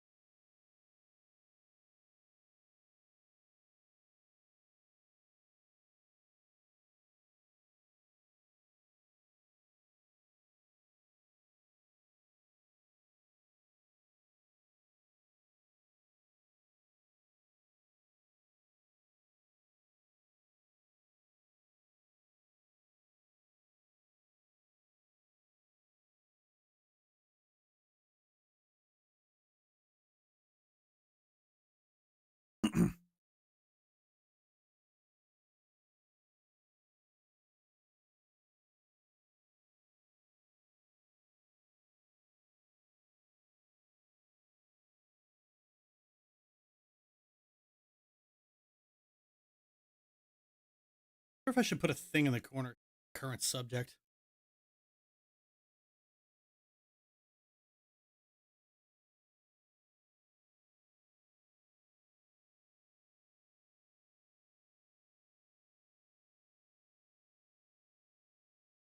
You know where she is, and you can take some legal people. I can't. Legally, there's nothing I can do. Found the bit. Are you ready? All right, go ahead.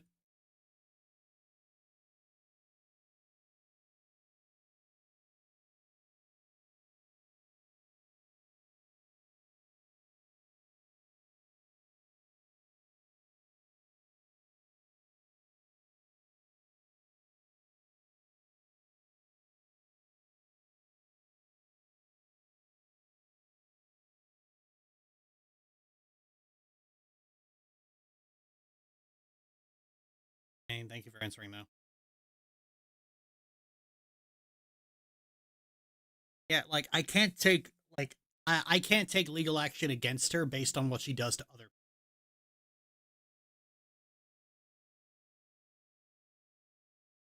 That's not how anything works.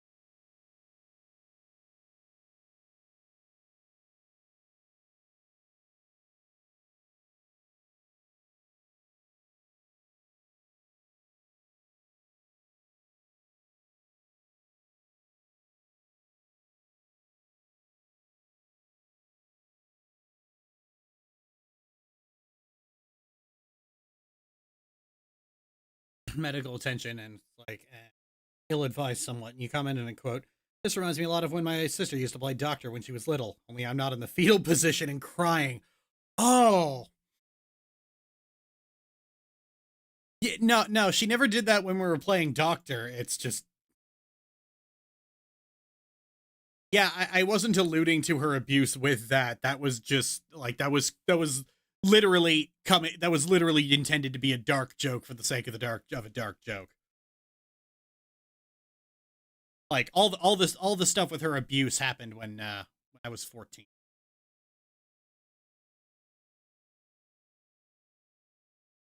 Yes, it is, but I'm not alluding to an event that actually happened in that. Those are those are like those are like fucking 6 or 7 years apart.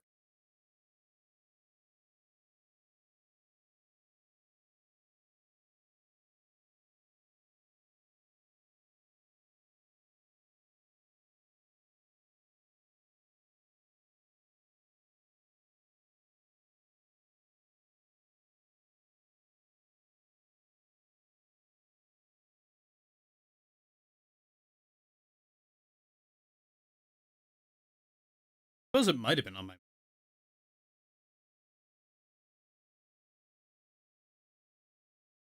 I feel relieved. Why? Why exactly?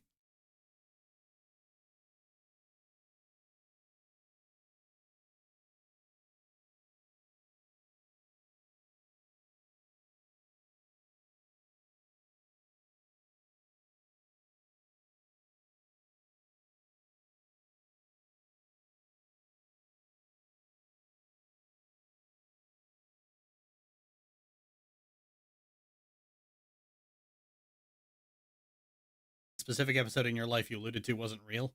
Oh, okay.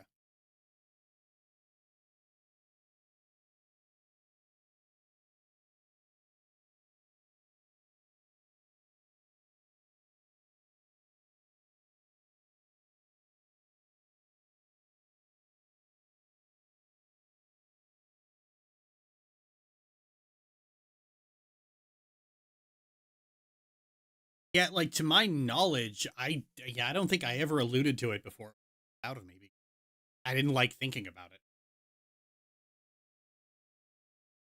I think the only time the only time I ever consciously alluded to it was in the coffin video where I just go it's like this is a story about a guy being abused by his deeply violent and terminally possessive younger sister. And you know what? I could have told you that kind of story for free.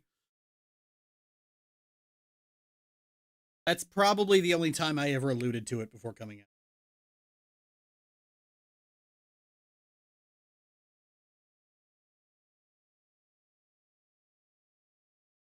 But who knows? Maybe I had a Freudian slip here or there over the years.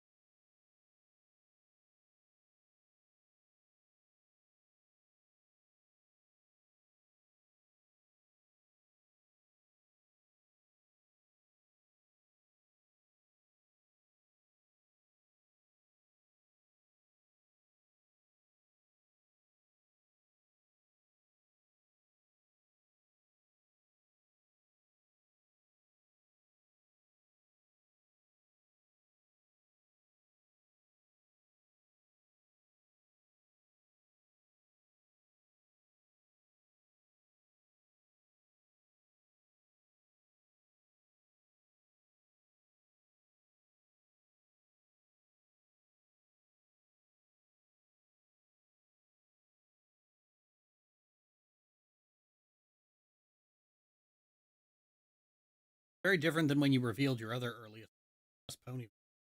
Oh yeah.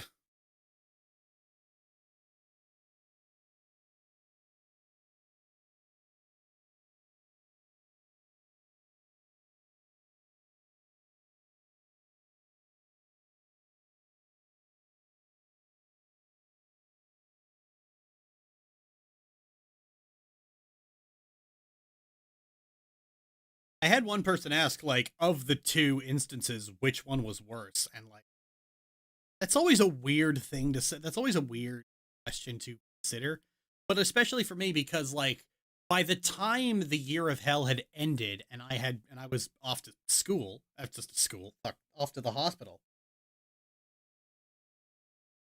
Like, I had been sexually abused for like a total of 6 years. That's almost half my life.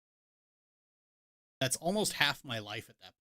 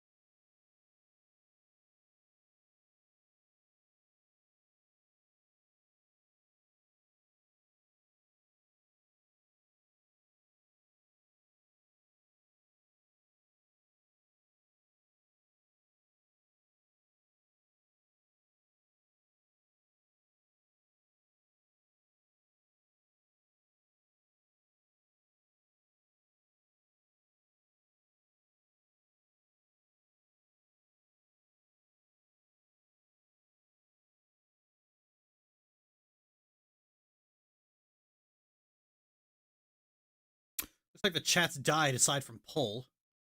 That is fucking horrendous, especially considering that when the abuse was taking place, the half of your life that you were more cognizant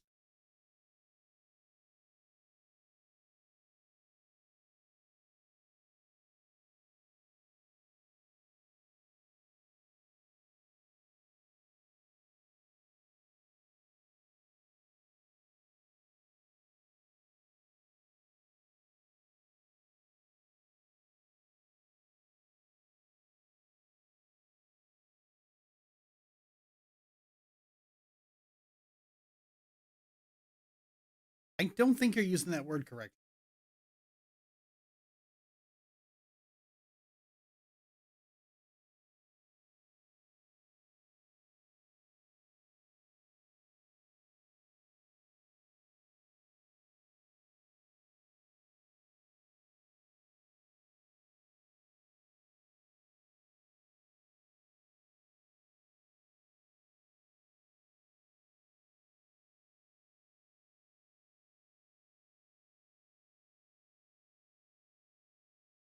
But yeah, 6 years of sexual abuse, 14 years of my. That's yeah, people wonder, it's like, why were you always such a terror child? And it's like, gee, I fucking wonder why.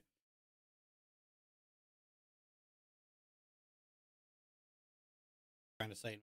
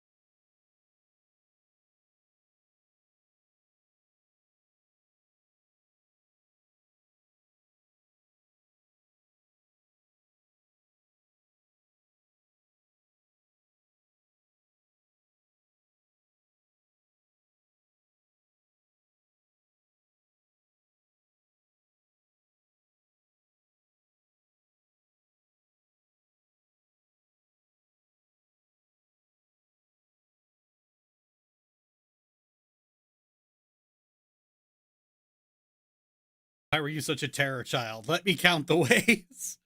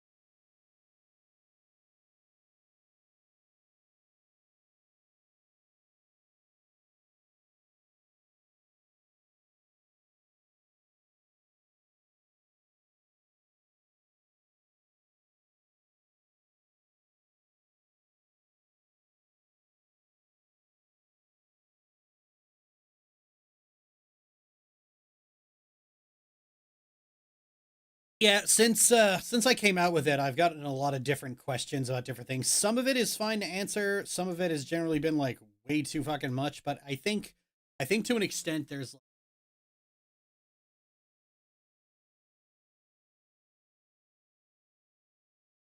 a certain degree people have a lot of morbid curiosity about this shit, and so finding a survivor willing to talk about it is like opportunity, which I'm fine with. I've always said people can ask whatever questions about Courtney's abuse, and if it's too much, I just won't answer it, and I won't.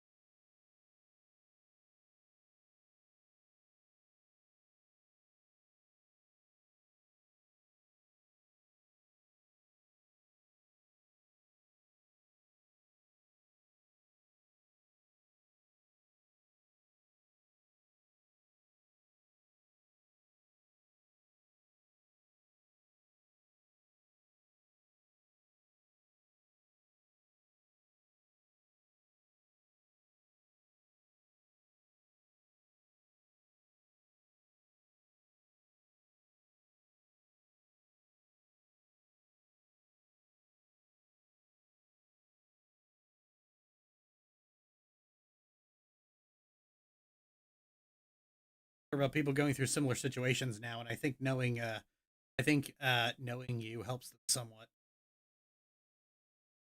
Yeah, I have gotten. This is apparently more common than I thought it.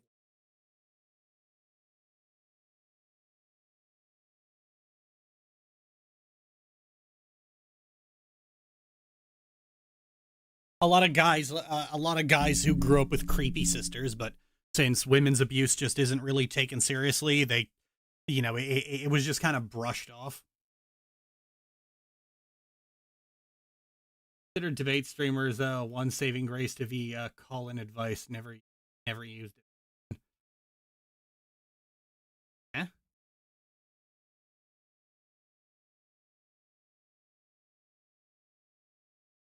I remember I got the one asked of somebody. It's like, how do I deal with my sister's weird flirting? And I was just like, here's a jamming key you can get for your bedroom door that will secure it shut, so you always have at least some place to go to be free of it. Gives you peace of mind, especially when you're sleeping.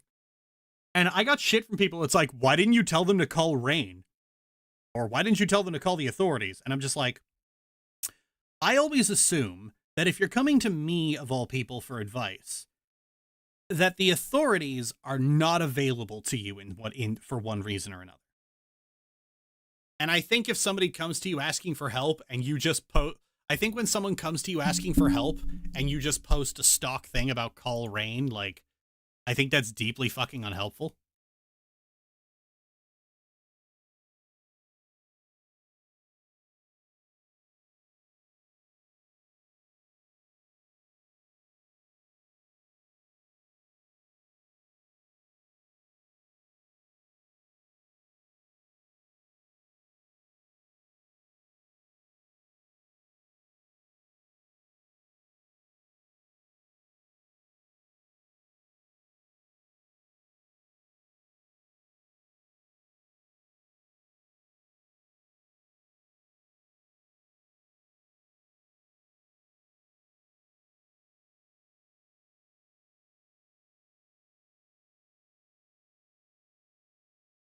Unhelpful, lazy, and shows they don't really care all that much in helping. Yeah. They want to look good. They don't want to do the emotional.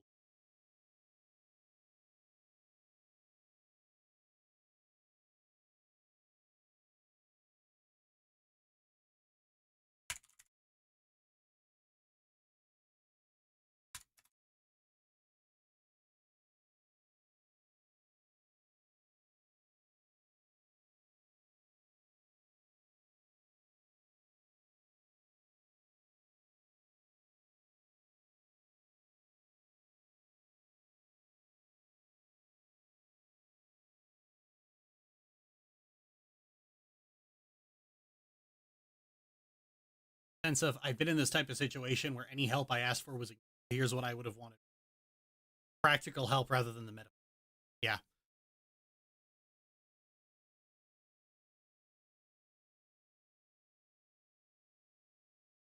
See, oftentimes, and this is especially the case for AMABs, is that when they're being abused, they don't have any resources of it. Because all the resources available are for women.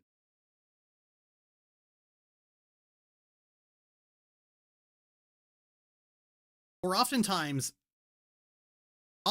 if they're a kid, it's especially difficult because a lot of the people you could go to for help are mandated reporters. And if you're like me, and if you were in the situation I was in, that's not helpful. That is really not helpful. Minutes to find back. You know what I fucking meant, Paul. Don't be pedantic.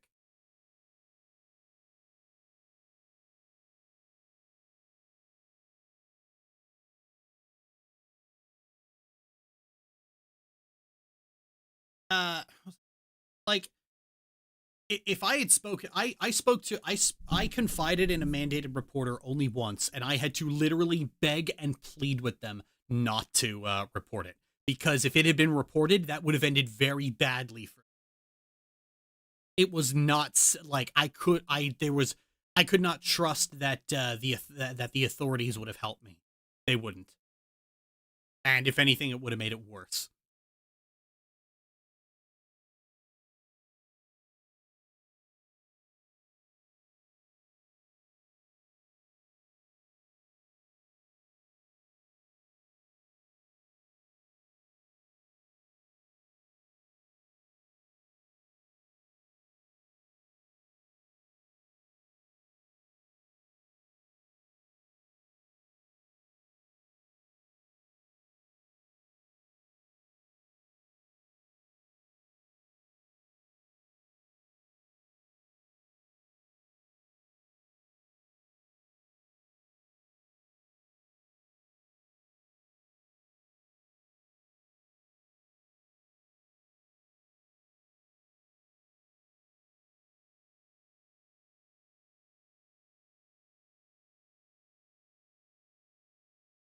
It's good that survivor safety is prevailed in your situation, just in this.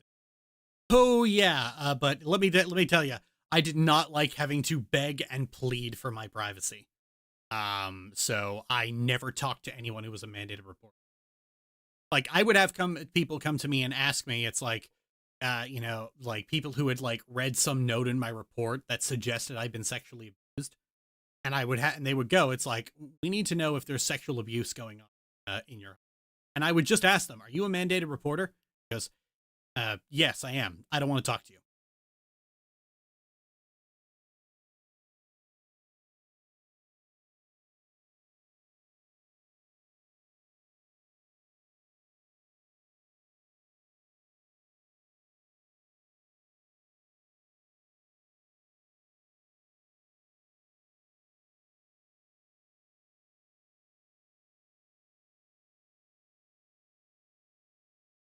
Yeah, there are situations where you do openly say what is happening just for nothing to happen in response. Except now your abusers know that you'll squeal, do whatever.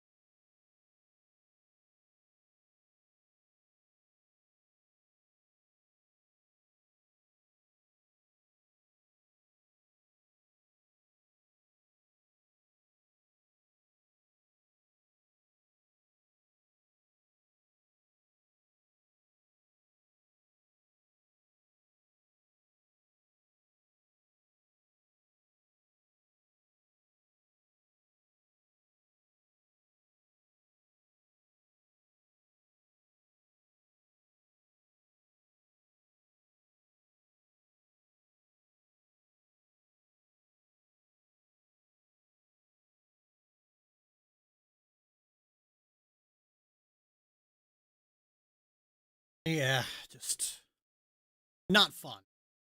Not fun. It ultimately just made everything feel like a trap.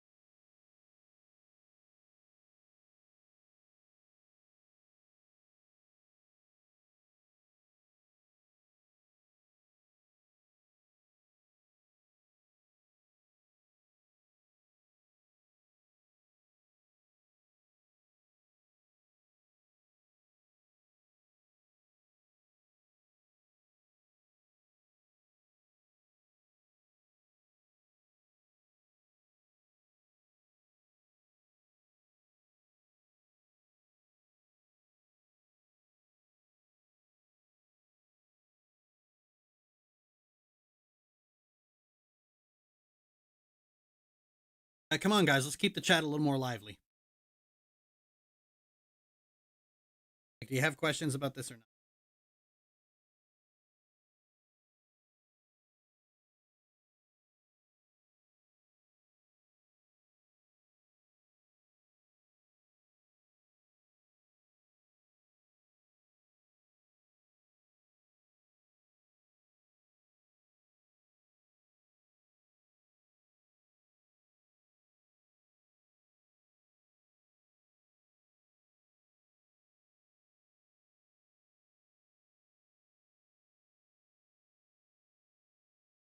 Dumb here, but who are mandatory reporters? Therapists, teachers, police, people who are required to report sexual abuse.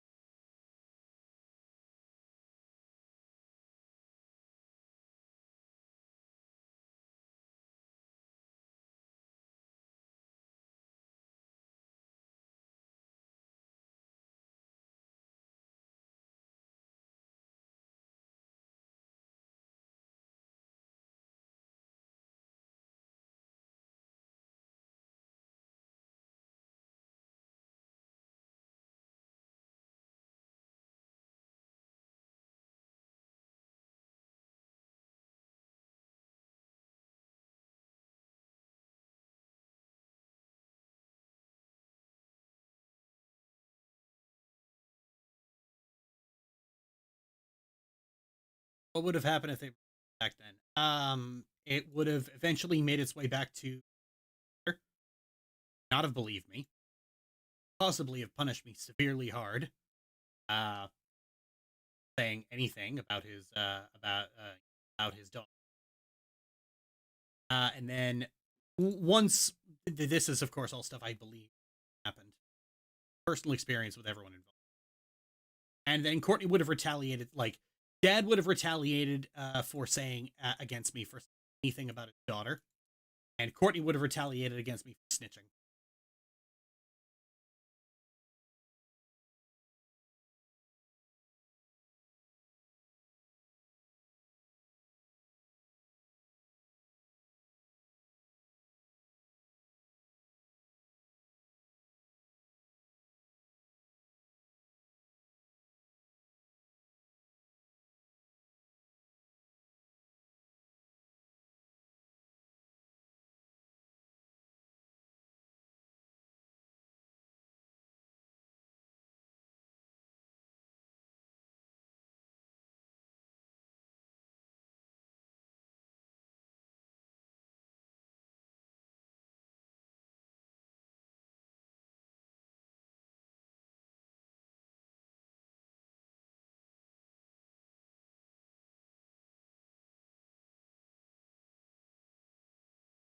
Did a reporter, you could write an entire textbook.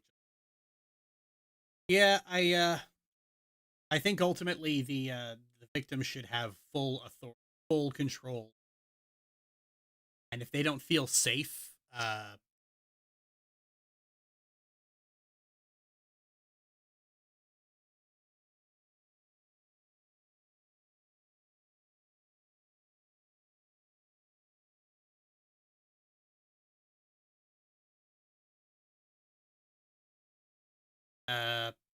if they don't feel safe, then going to the authorities, then you don't go to the.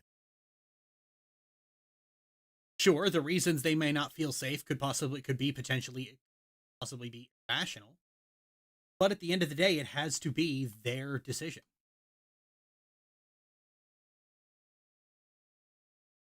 Even if the result is something that you think shouldn't be done.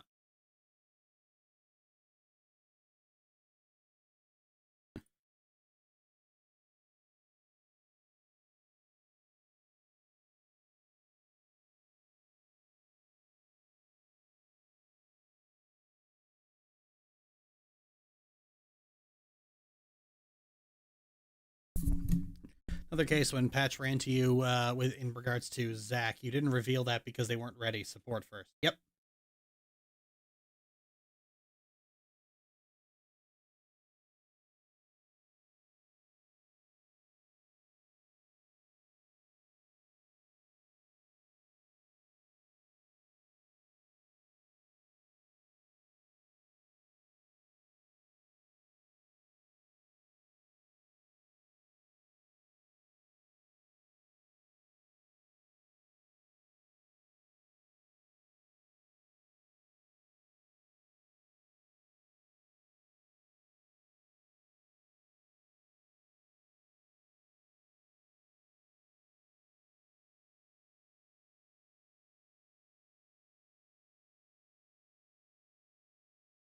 I agree. In the situation you were in, probably felt like a death trap, where even if you had reached out, you wouldn't have been safe. It's important to respect and act on a victim's decisions and give them back some control in their life. Yeah, because like victims of abuse often don't have control in their life, so.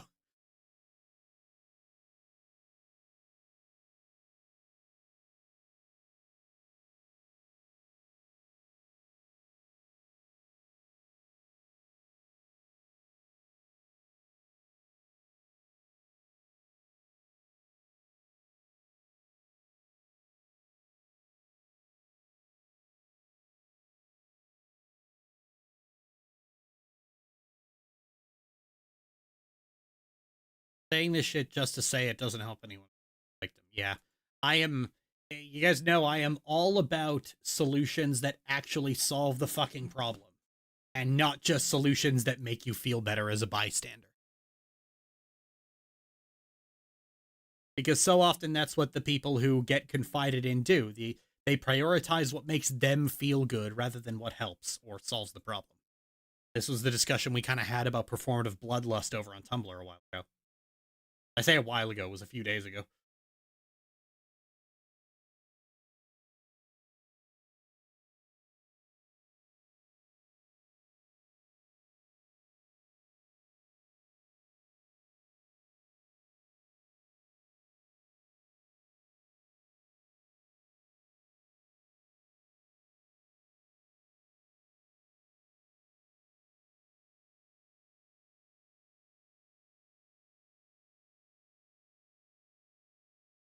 Assault is treated by drama tubers as at best as a crime against public decency and not like a certain person that I don't. Well, I mean, let's be honest. Do any drama tubers really acknowledge the humanity of anyone?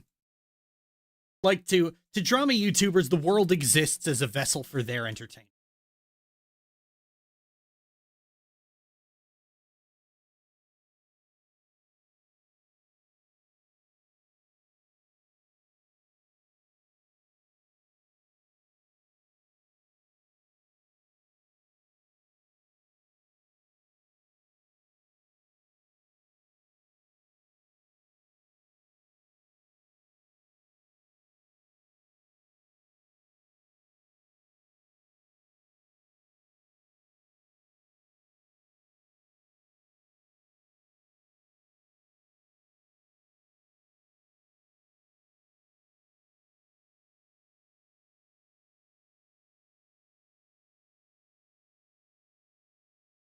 For them, people are characters. Yep.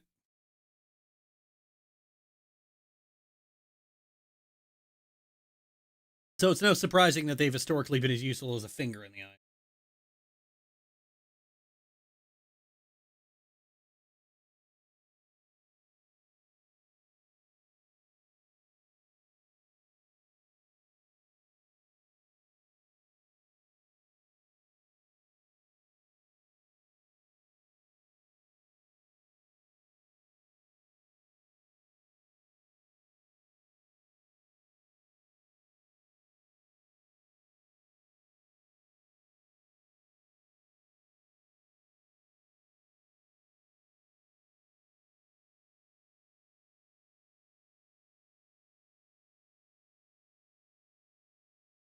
Yeah, there's scary tale about a depraved person, and then there's just look at him, so pathetic. You should harass him as well. It'll be fun.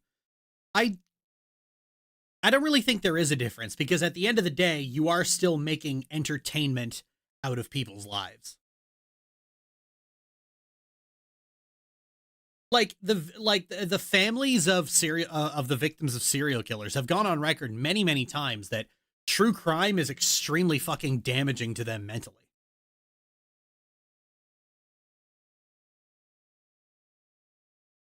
And I don't think we should be commodifying tragedy into entertainment.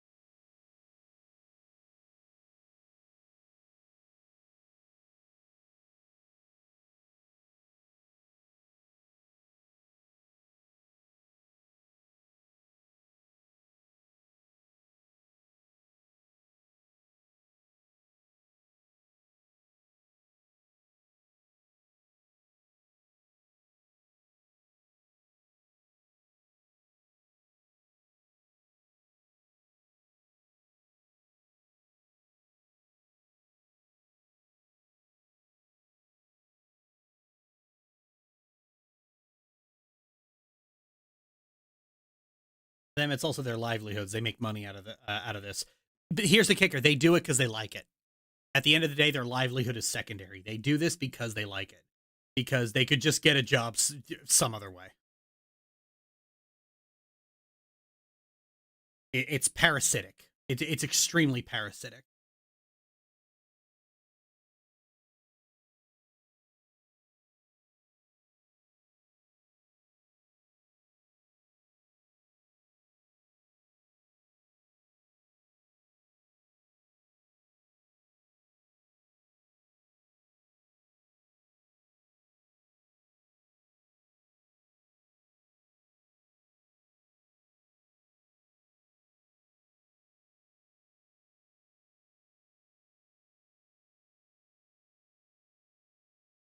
I can't think commodify fake tragedy and leave the people who have suffered real. because it doesn't sell as well.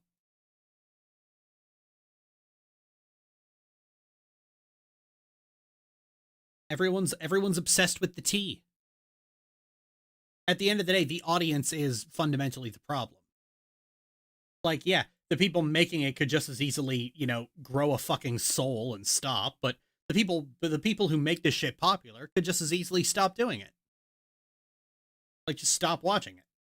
Just be interested in something else. But yeah, like if this stuff but like if all this stuff with Courtney had been happening like today, I definitely wouldn't have gone to YouTubers.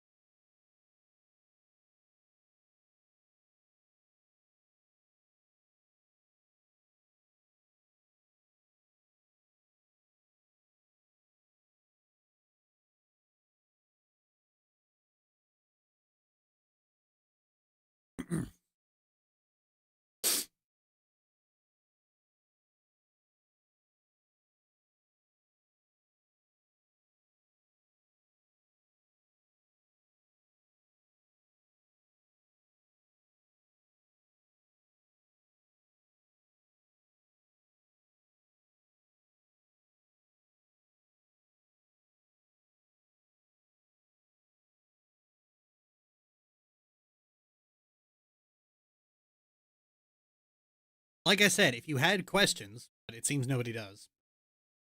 I'm not moving the subject along. This is the last subject for the stream, so if the chat dies here, then it's just that's it.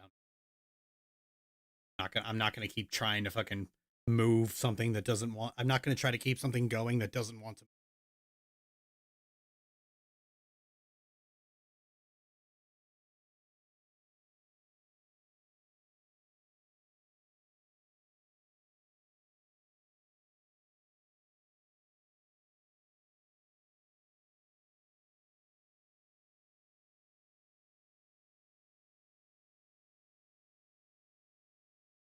And I don't think I'll be doing any more straight up discussion streams after this because trying to get the chat to fucking cooperate is like just hurt. It's like hurting fucking cats. And it's a headache. Like there's multiple times in this stream where I've just been getting pissed off that like my request to stay on topic has just been repeatedly ignored. I need to mute the mic and step away or I'm going to scream at The two attitudes I spoke about, one is just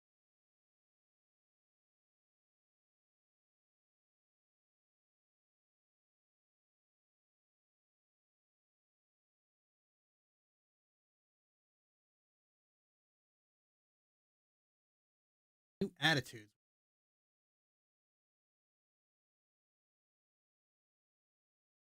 Yeah, I don't know what you were talking about. It's all performative, just showing the cameras of how good of a person you are. So I didn't really react too much to Paul's revelation early. See, like, that's the problem with talking about abuse of incest as well, because, like, people just performatively gag. If the subject even comes up slightly, you get people yelling "Sweet Home Alabama" and making Lannister jokes, while someone's trying to talk about, like, an actual serious fucking problem.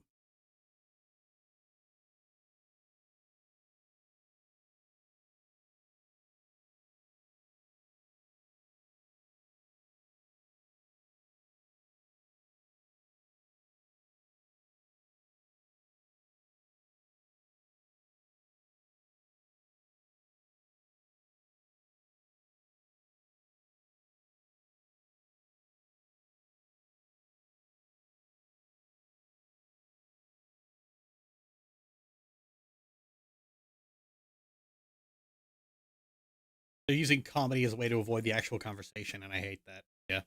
It's like, because there are times I want to talk about this stuff because I feel like it's useful, but then everyone just tries to change the subject on me or laughs it off or just they don't want to take it seriously because it's like for them it's too gross to think about. It brushes up against a lot of things that are just too uncomfortable to think.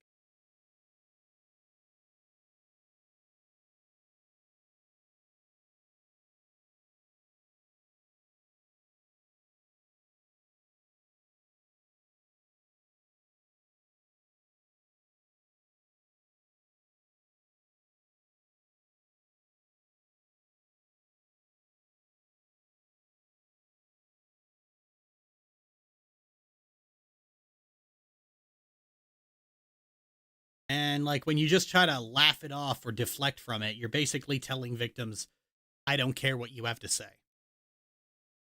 I My mother's done that a few times where the subject comes up and she immediately deflects to, well, let's not think about that. Let's talk about something else. And it's like, no, I want to talk about this.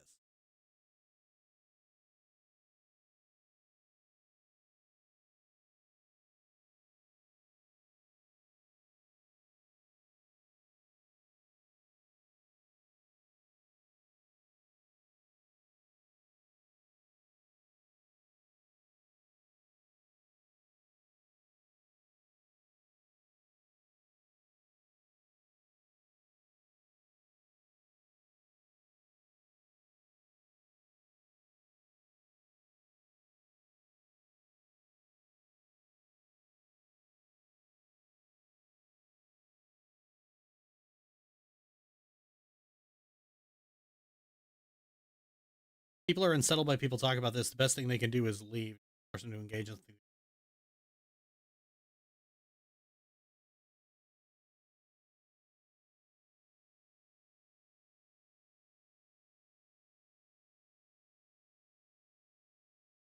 Do they have a Patreon for it? If so, it's entertainment. No, it's more like, okay, Burb, that's not what we're talking about. But like it's more simple than that. If you're making a YouTube video, it's for entertainment.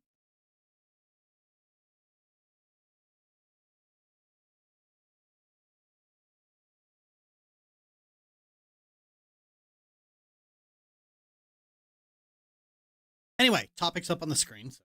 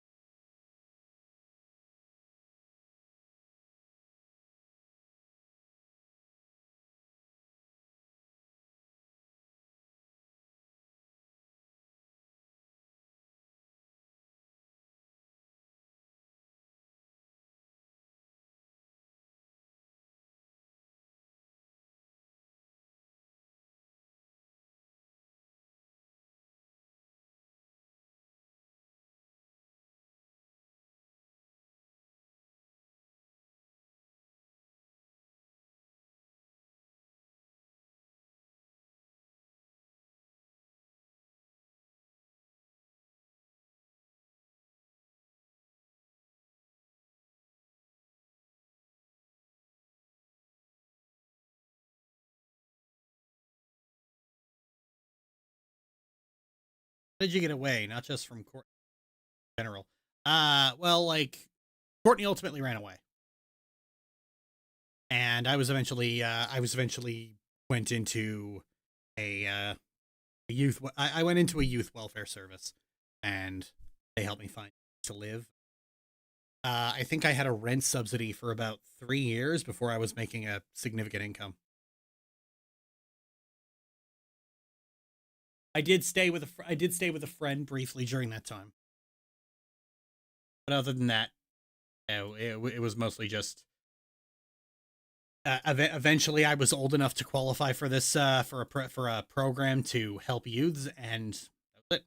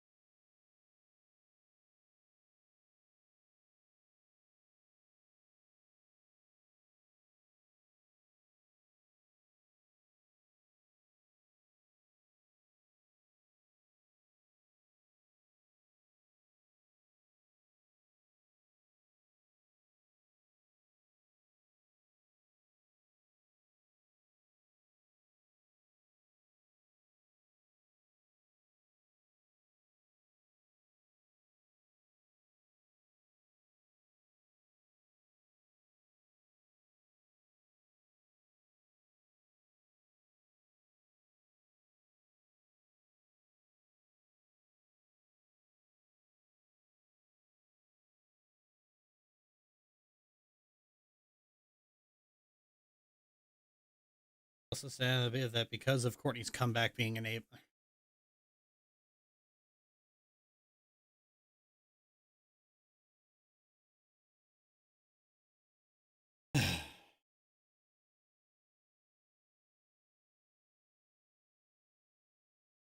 What was the hardest thing in recovery, and what is it you still struggle with on a daily because of her abuse?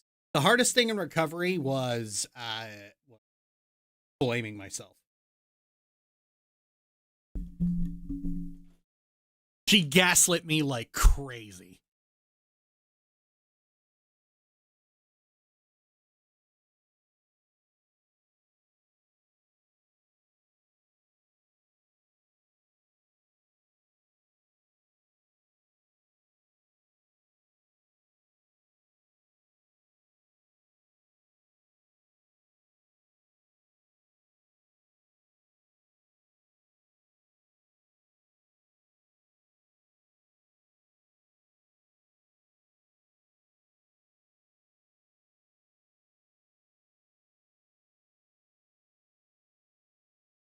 What do you still struggle with on the daily because of her abuse?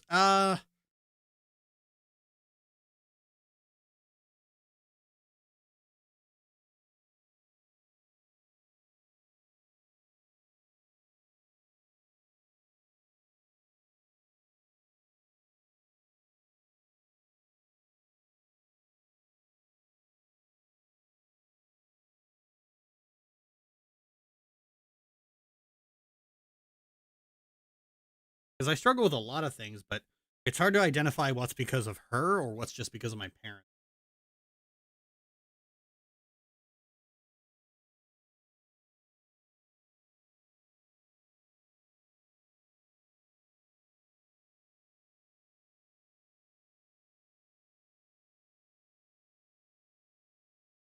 I think it would just have to be. How do I do this without? McKay has certain quirks that I'm very hypersensitive to.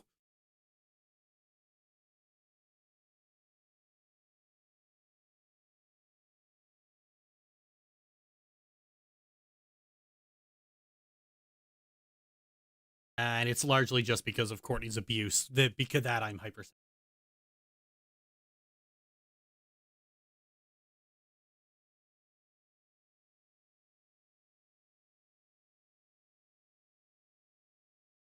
That'd probably be the big one.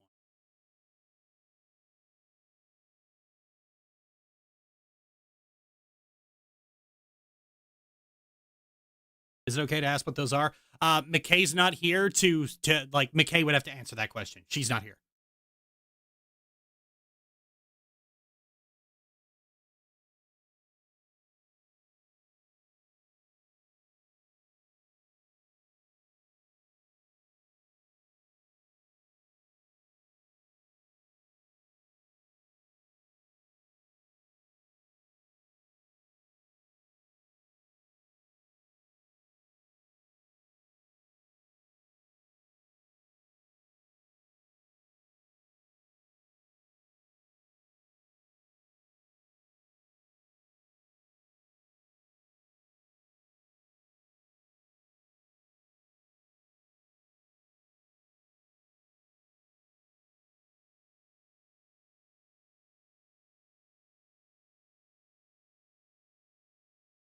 He goes, hello, Accelerator.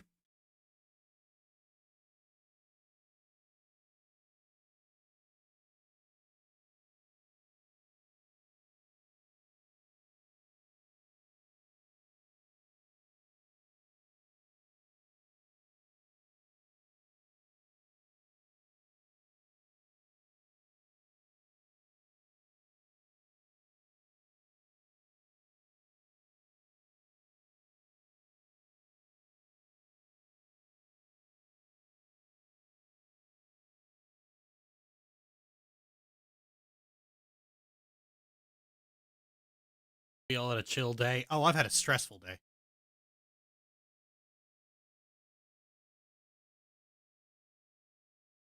What did you do to keep yourself sane in an otherwise insane situation? I went numb. That's really it. I just kind of went numb.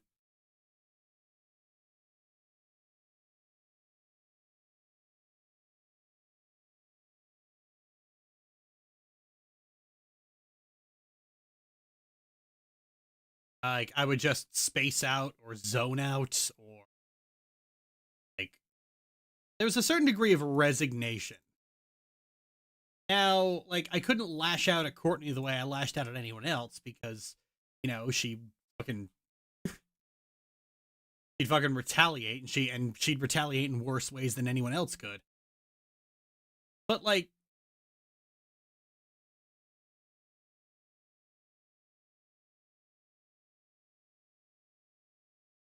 there was just this feeling of resignation, like, basically just lay back, try to space out, and maybe it'll be over.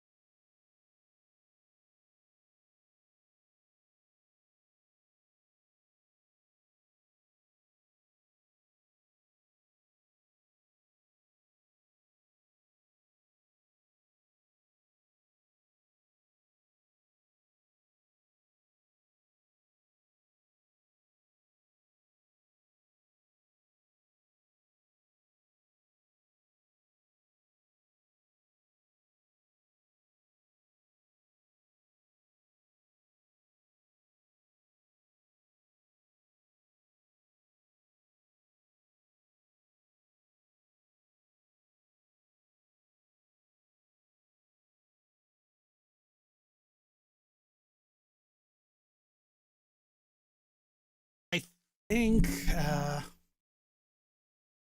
the truth be told, like, I didn't really keep myself sane all that much. I kind of, I managed to, I survived. I survived, but I was not sane.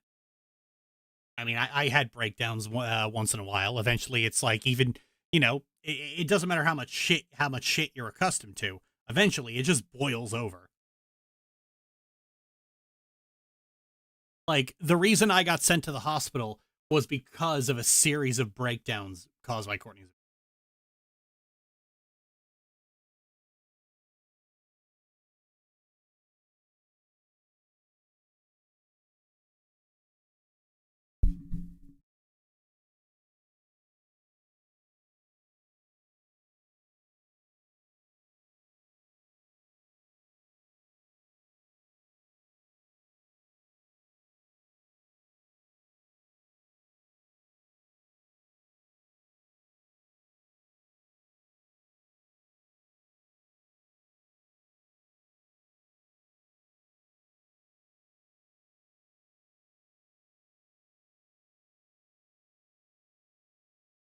Sometimes surviving is all you can do. Yep.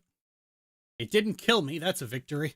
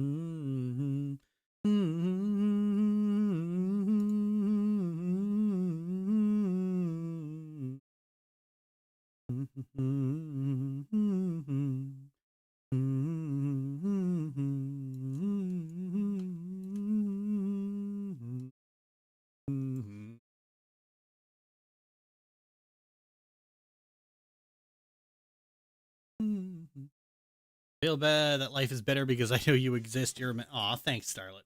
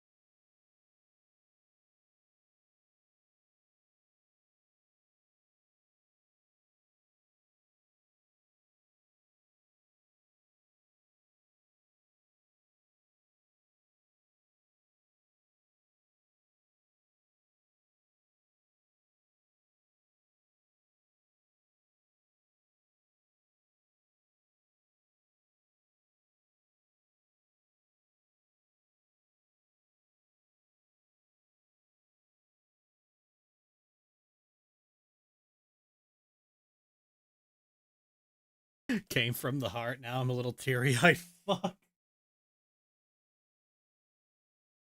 Aw.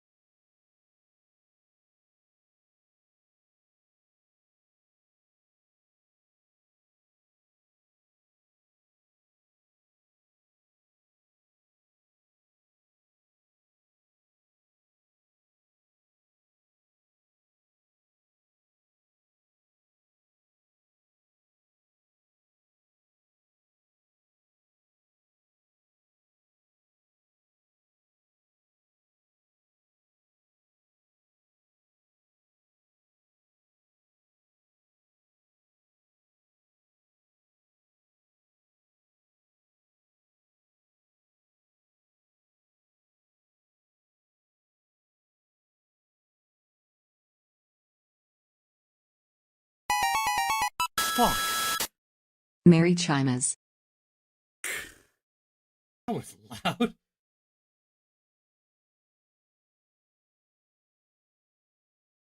Thank you.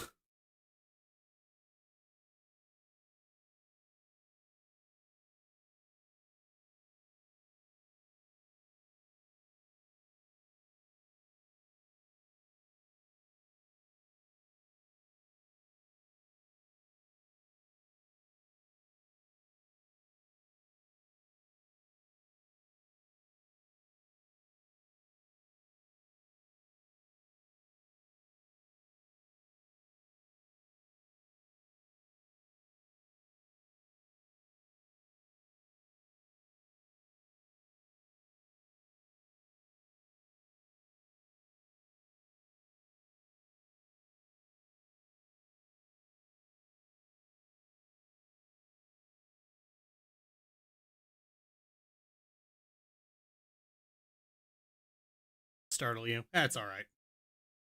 I don't care. It's just like, just a jolt.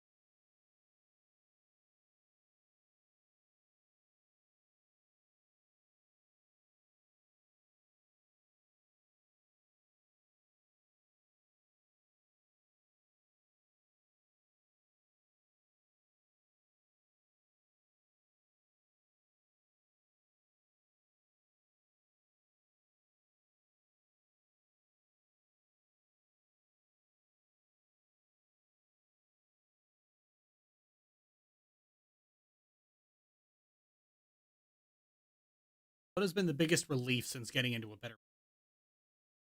Oh God. I mean, honestly, it's a little petty, but watching Courtney just crash and fucking burn, basically, she came back into a situation where she could say anything and people would believe it, and she could basically get all that attention she craves so badly, and she blew it in a year. In a year, she fucking blew. That has been very, very, very satisfying to watch.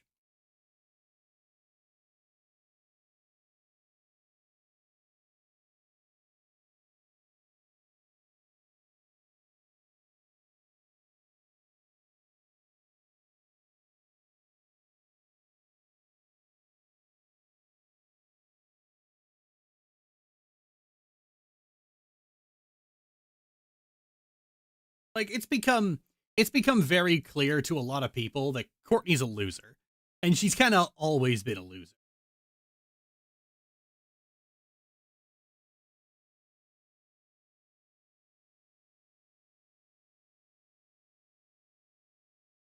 And like I've known that for years. Like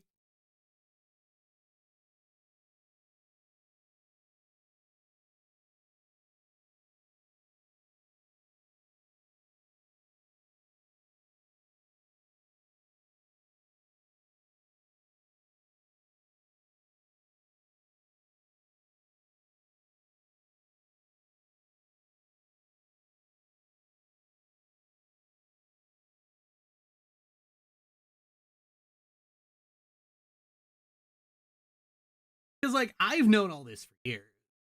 I've known Courtney was a loser. I literally watched her fail to keep any friends. Like the only person who liked her was her fucking brother.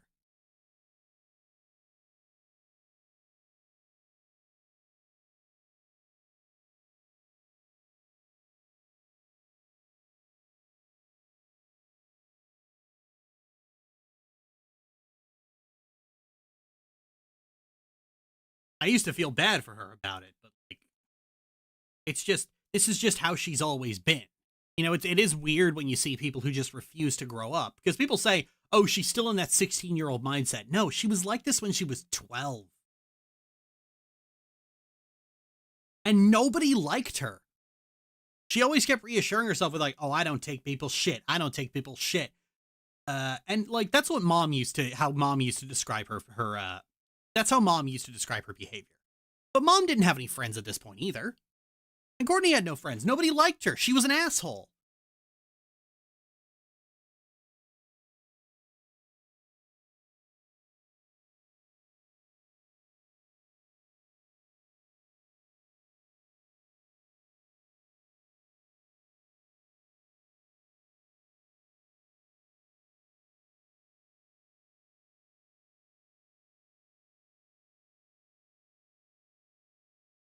Hell, like one of her weird short with the "thanks for listening, I have no choice" scene for family. Yeah, that was it. That was just that's just what being around her was like. I heard like I used to hear through the fucking bedroom wall. I heard one of her on and off friends basically say, this is why the only person who likes hanging out with you is CD.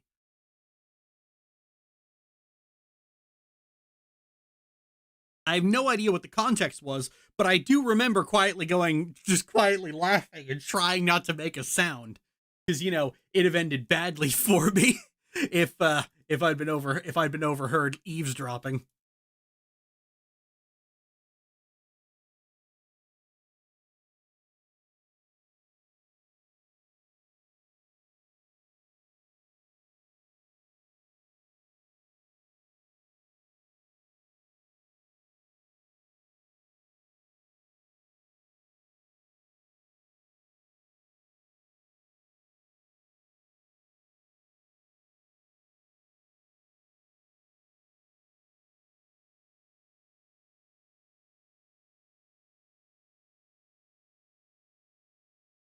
My God, she really never got over just how pathetic she always was. Yep.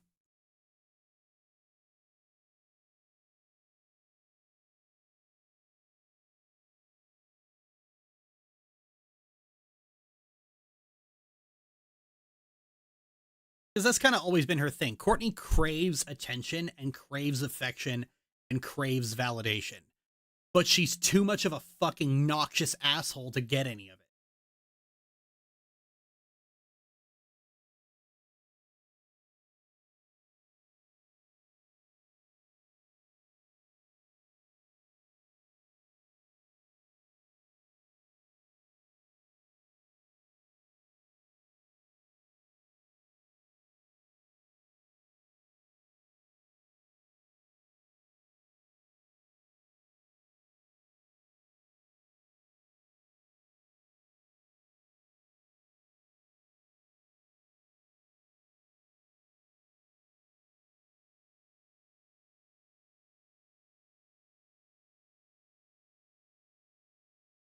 How did she become evil, or was she like this from the start? Neglect.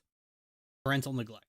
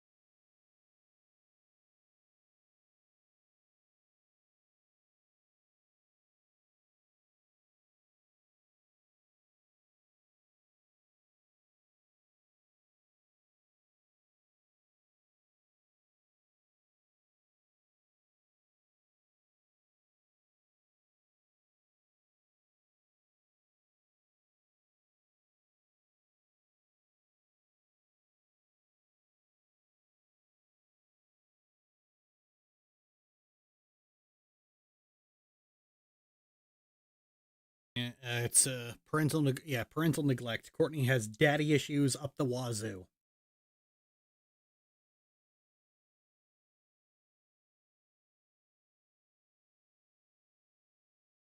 Terrible joke.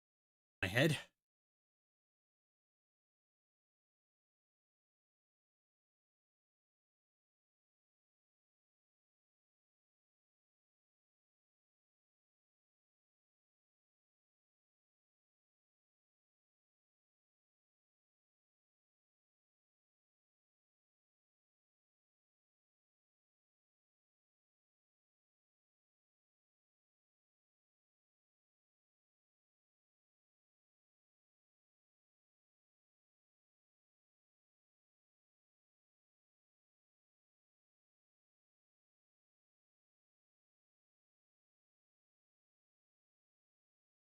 fucking sad sack of a person.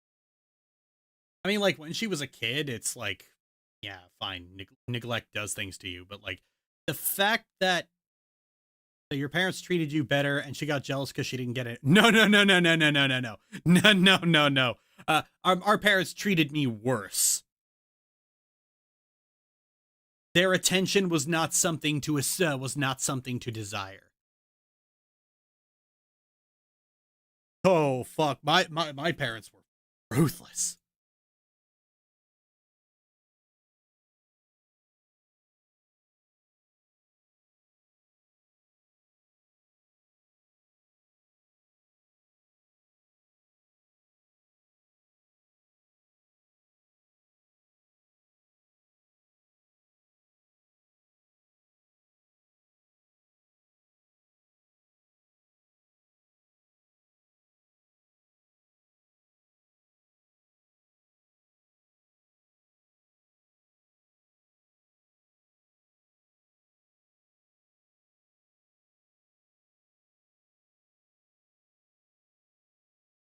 Yeah, like when she was a kid dealing with the effects of being neglected, that's one thing. But like,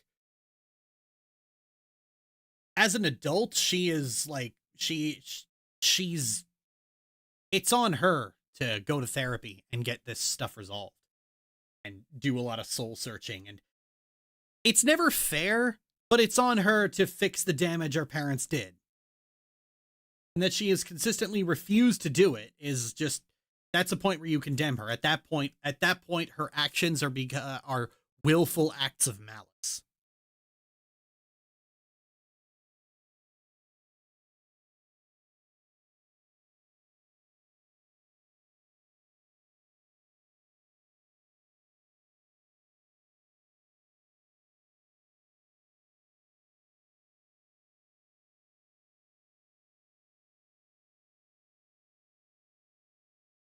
That much of an impact on her, but as an adult, it's like you said, she's choosing not to get better.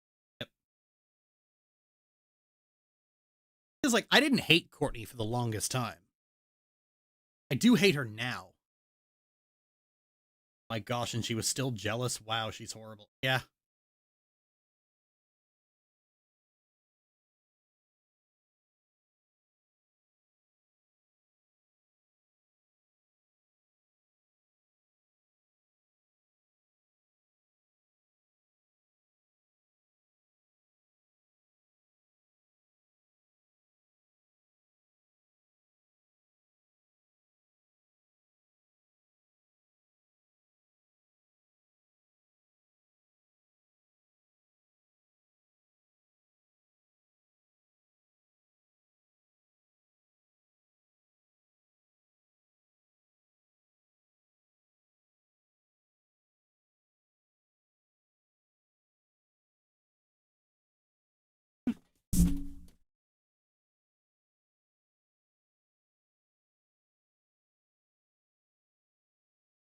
Computer, where's my phone?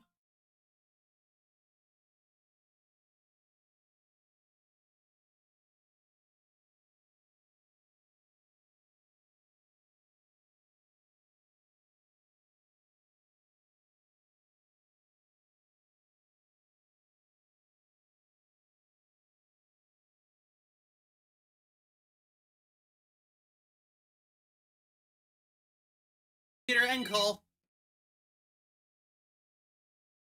Computer, end call. Fucking hell. Didn't Courtney also have a notebook at some point? A journal? Yeah. Yeah, she had a journal. Had a couple.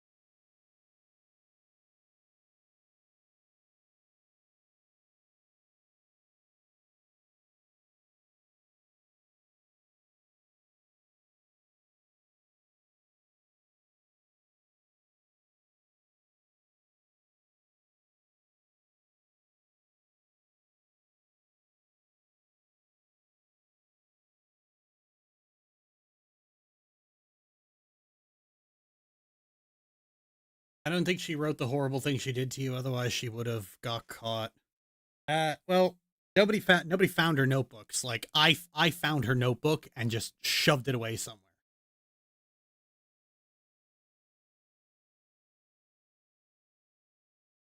Because like after she was gone, I didn't want any of this brought up. I wanted to forget it.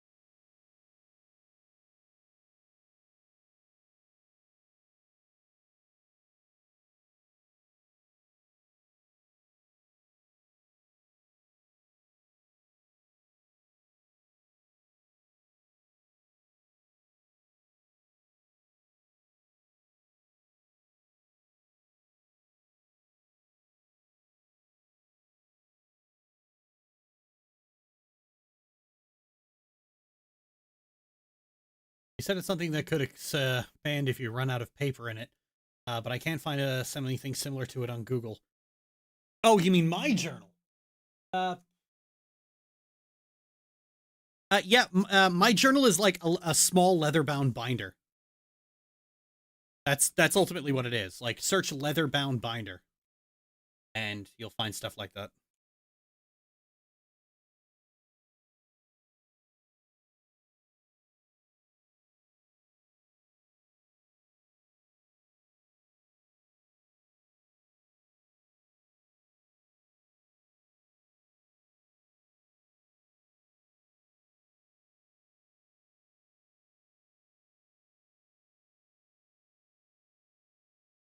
Yeah, it's a 6-ring binder.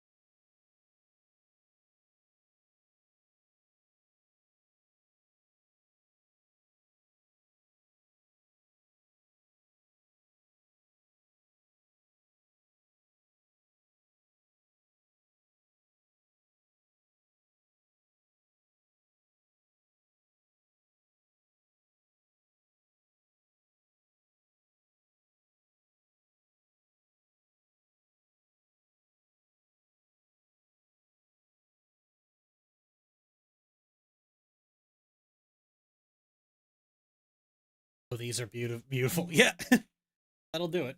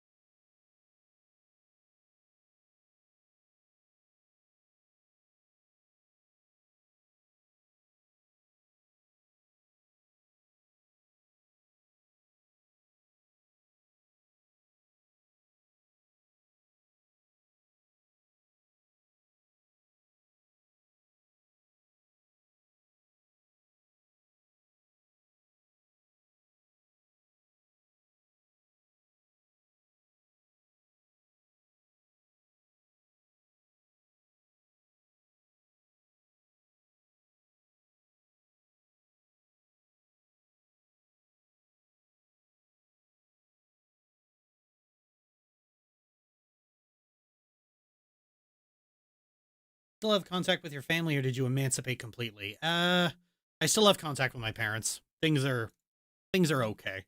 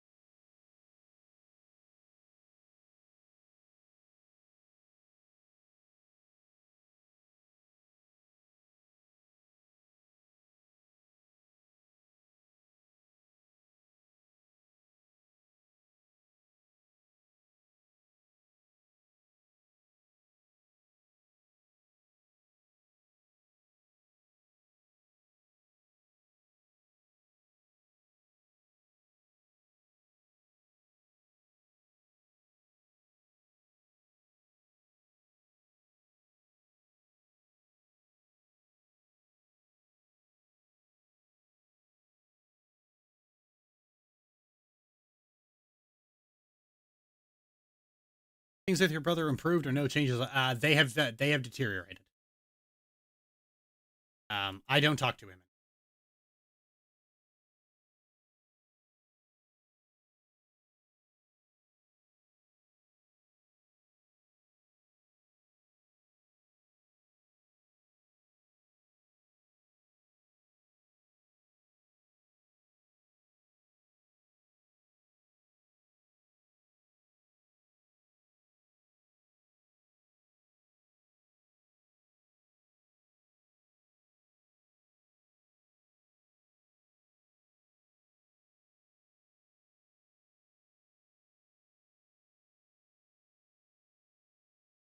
What's the worst memory from her abuse?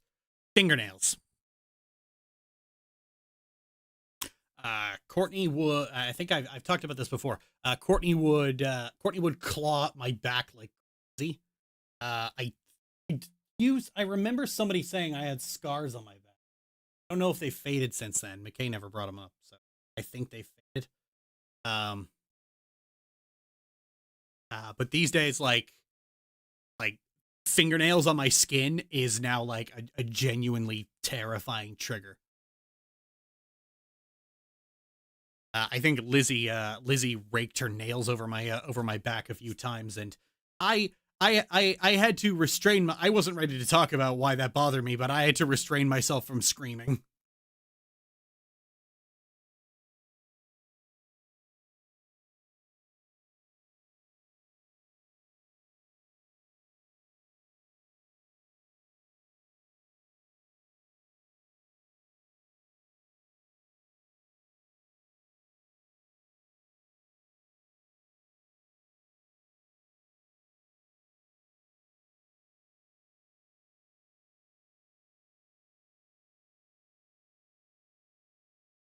Like that's heavy.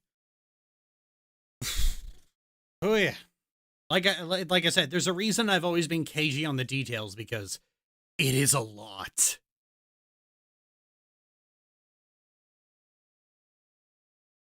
Like sometimes McKay will like scratch my back if there's an itch I can't reach, and it's like I have to brace myself.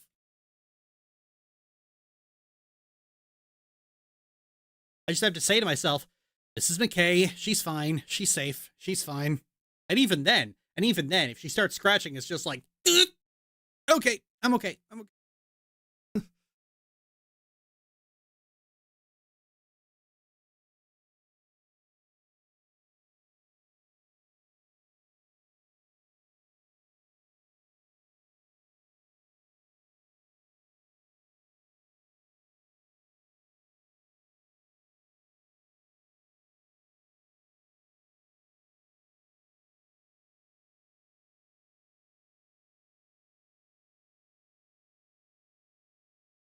Does a wooden back scratcher trigger it? No, but a plastic one does.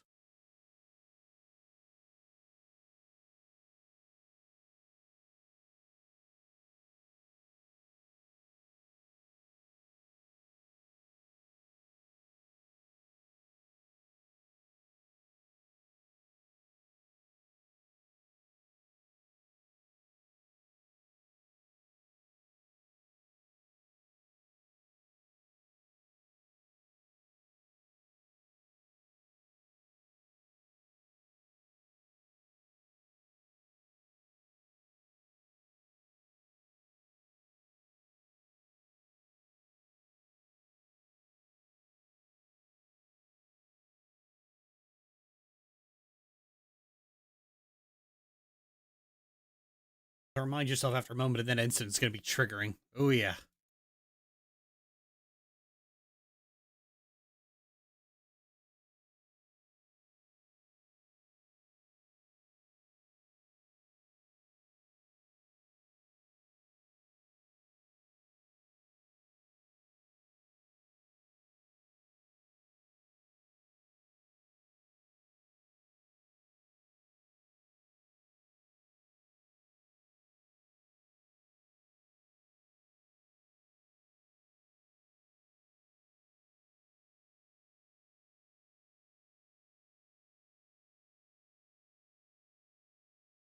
Keep your nails short then? Relatively.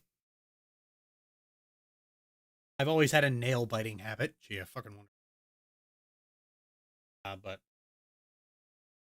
in general, if my nails are too long, it's just they scrape against my palm, and I don't like that.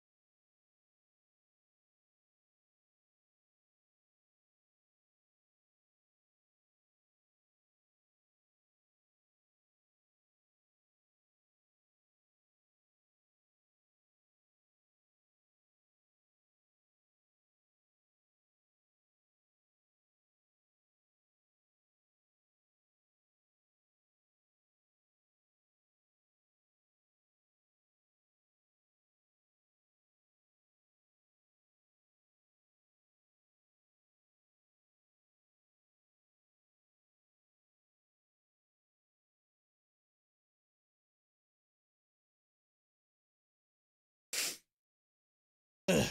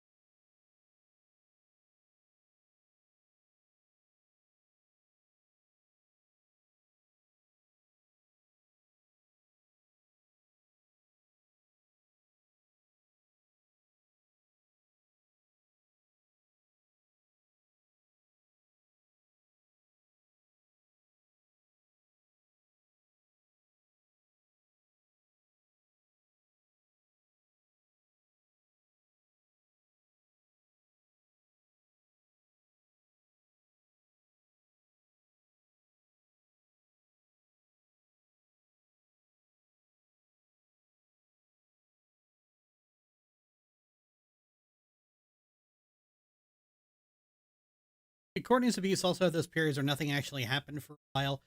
Yeah, kind of. Courtney's attitude was very hot and cold. So sometimes she was angry and needed to, well, exert power. But other times she was just like really pathetic and weepy and just very clingy.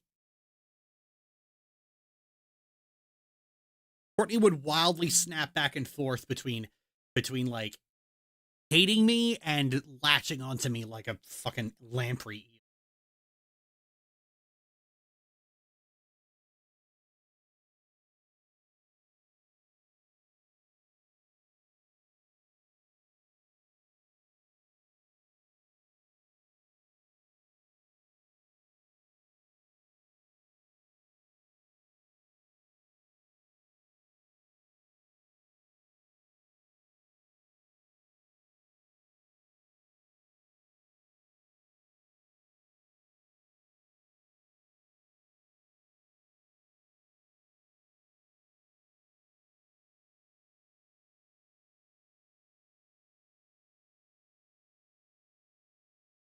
There was a lot of clinging after I came back from the hospitals.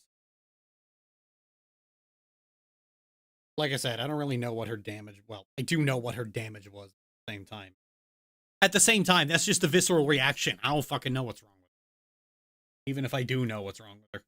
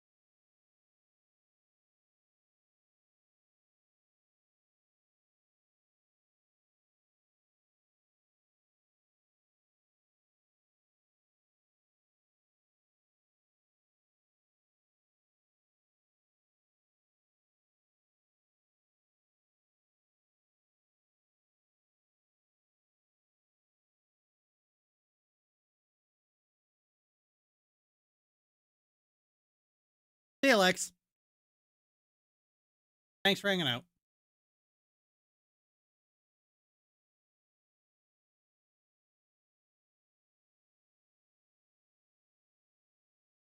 Hello, Deadly Silence.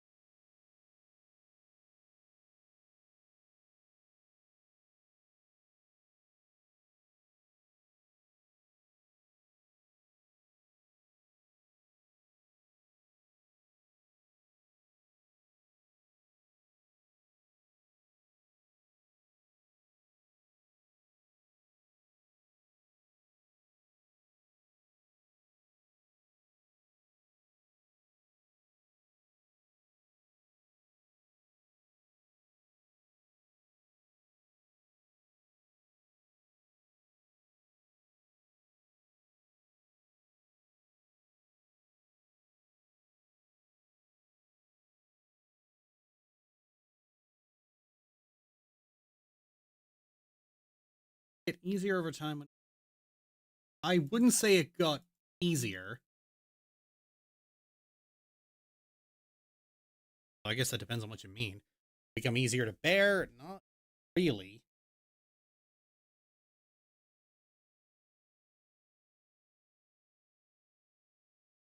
Because, like, stress and confusion were the things that were really racking through my brain during that year. And over time, it just became stress. That's really all. Just stress.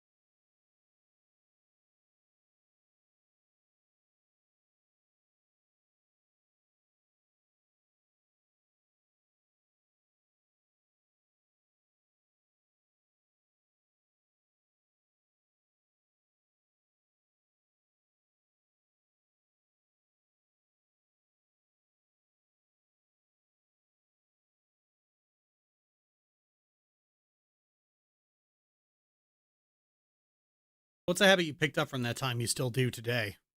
Fuck.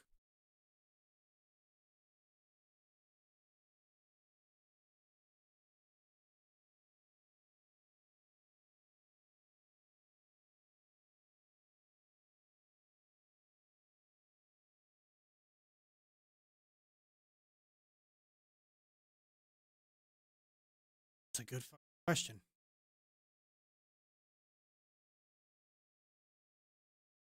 I'd have to ask McKay because I don't really have a good awareness of what my habits are.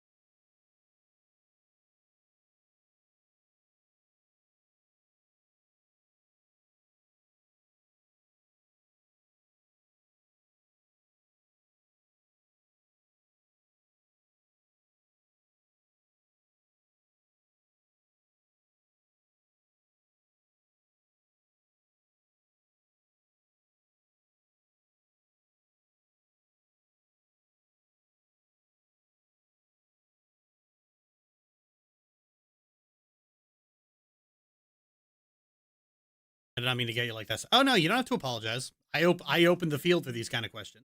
I'm not upset with. I'm not going to be upset with you if I can't answer one.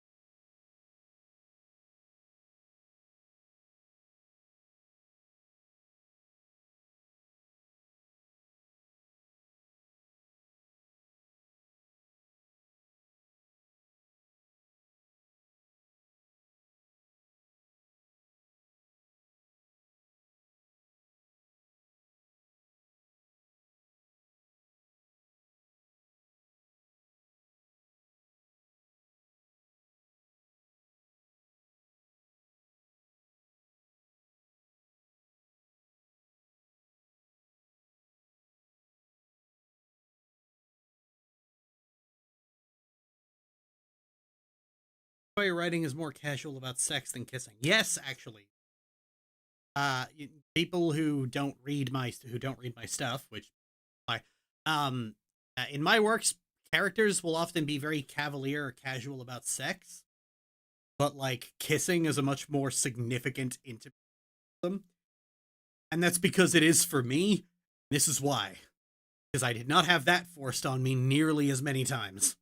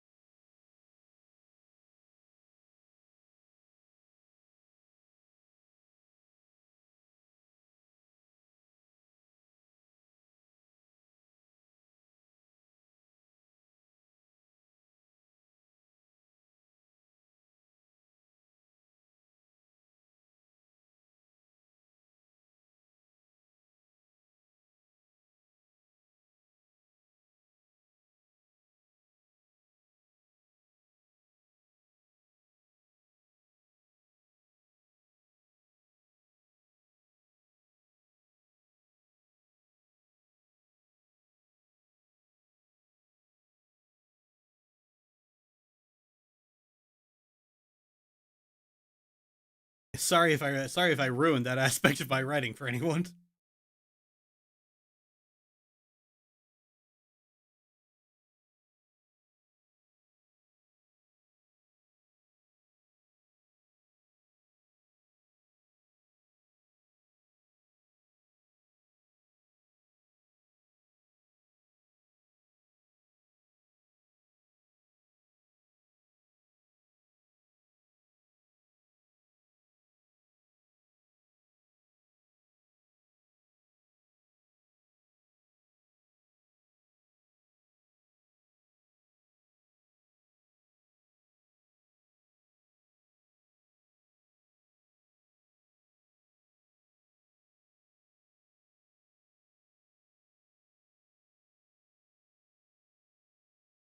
It's okay.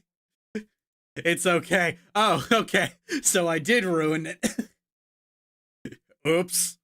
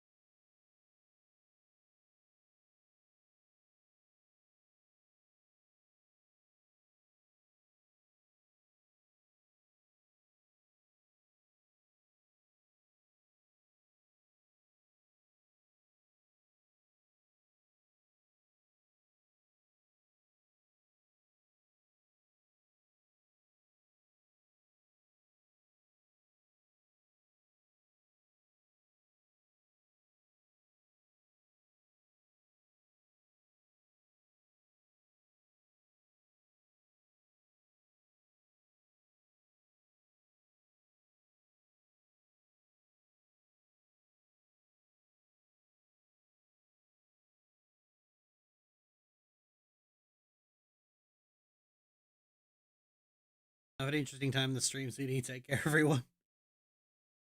See you, Jim.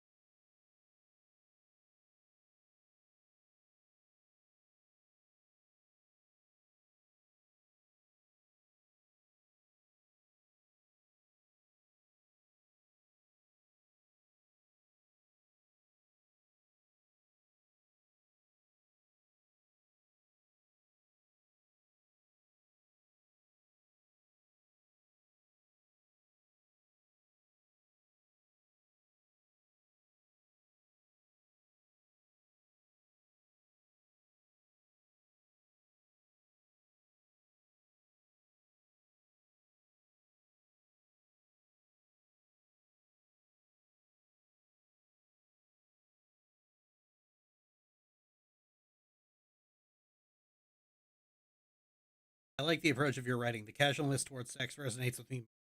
Being as hyped up as it is elsewhere. Yeah, like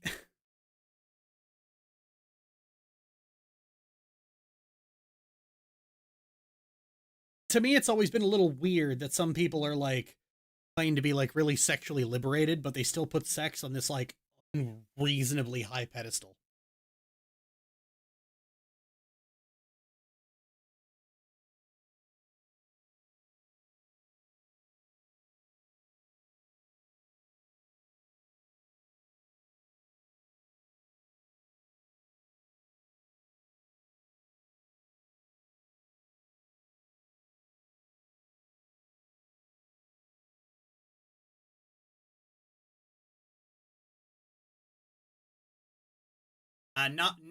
Not related to the subject of conversation.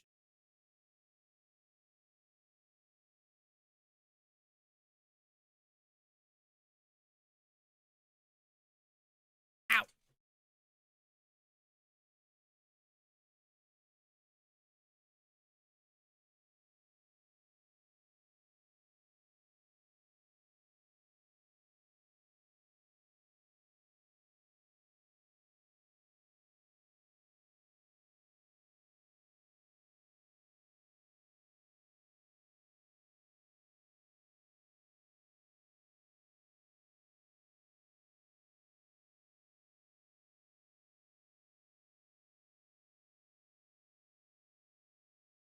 I had someone claim that like, oh, you just have that attitude because you've always had bad sex, and I'm like, well,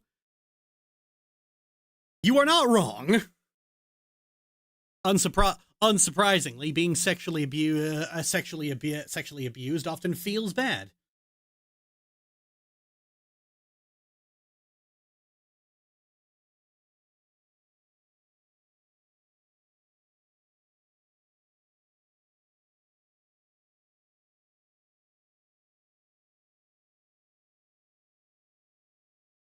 Is it also the root of being grossed out by body hair as well, or that's separate from it? No, that's it. That's it as well.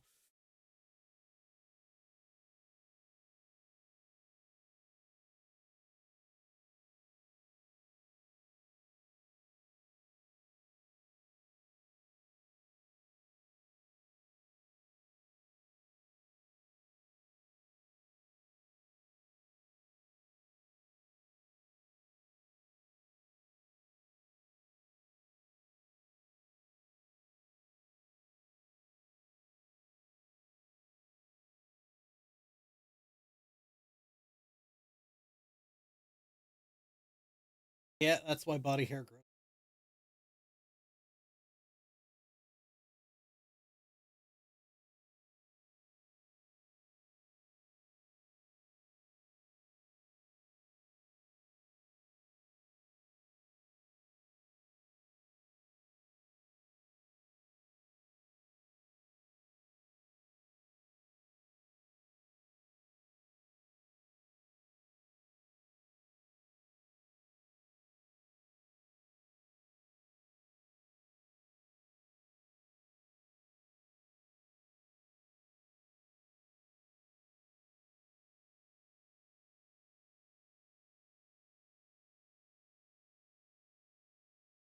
People always often say, like, oh, a victim of sexual abuse is going to be like very prudish, or a victim of sexual abuse is going to be very hypersexual.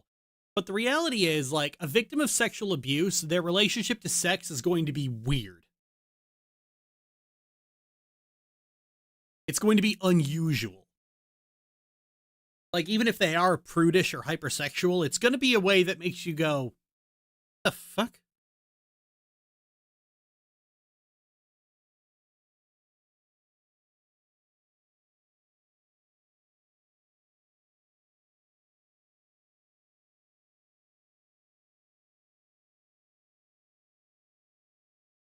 Sex scares me. Everyone says I'm going to do it eventually, but I don't want to. Sounds like your ace.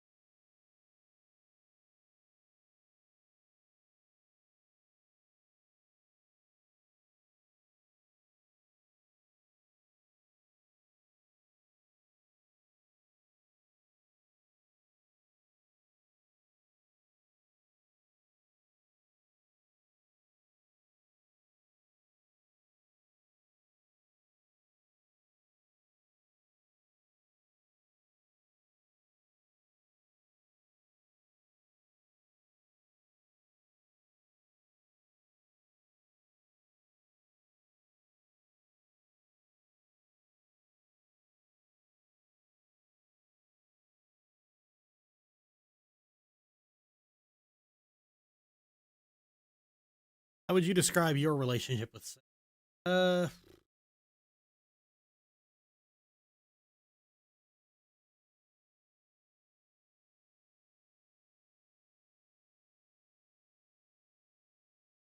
it's not really an important thing to me. Like, at its best, it's mildly enjoyable, but I've not experienced that very much. And at its worst, it's a soul crushing, mind numbing experience. I'm just waiting to be over.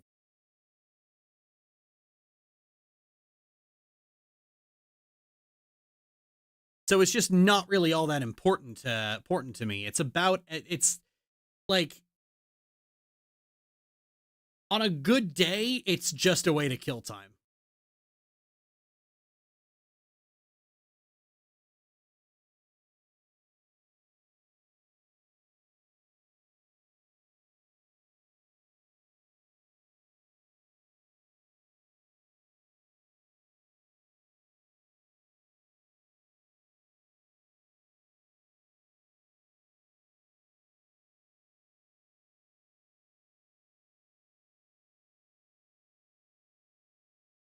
Like, emotional intimacy is often just way more important to me. That's why I love that's why in the last few years I've gotten really into, like, non-romantic pairings who do a lot of cuddling.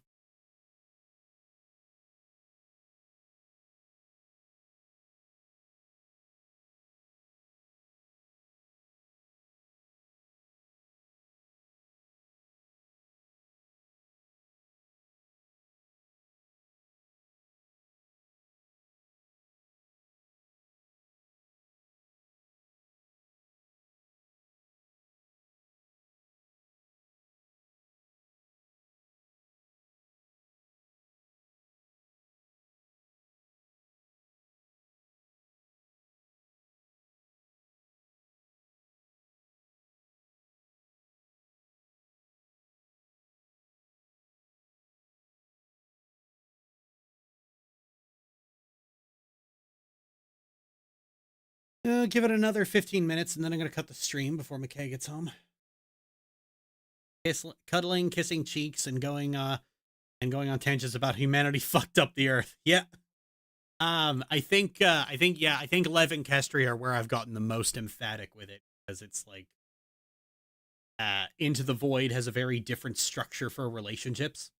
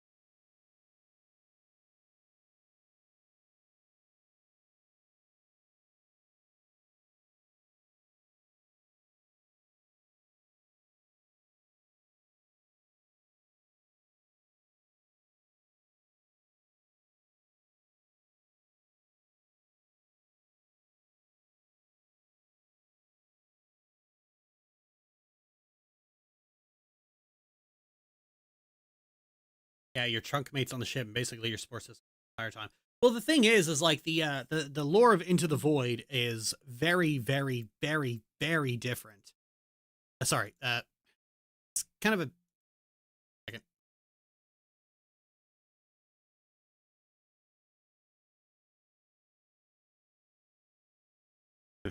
Like the Into the Void is like a very, very different stage of humanity. So like the concept of a partner is now relationship neutral. You know, people can have like romantic, platonic, or familial partners of just like people they spend the rest of their lives with, and they're basically kind of just do everything. They do everything together. They're, you know, they're always together in like a household, and sometimes they'll even like either have or adopt children depending on what their relationship is.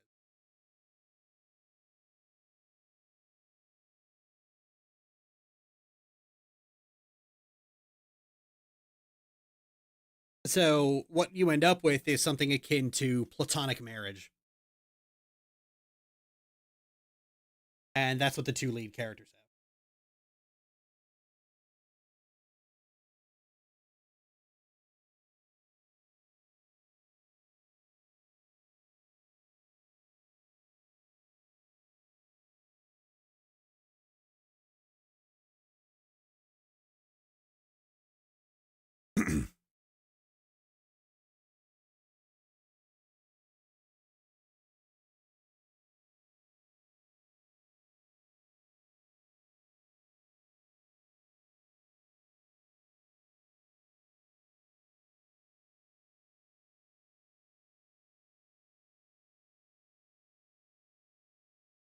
Been very enjoyable following the progression of Into the Void. Oh yeah.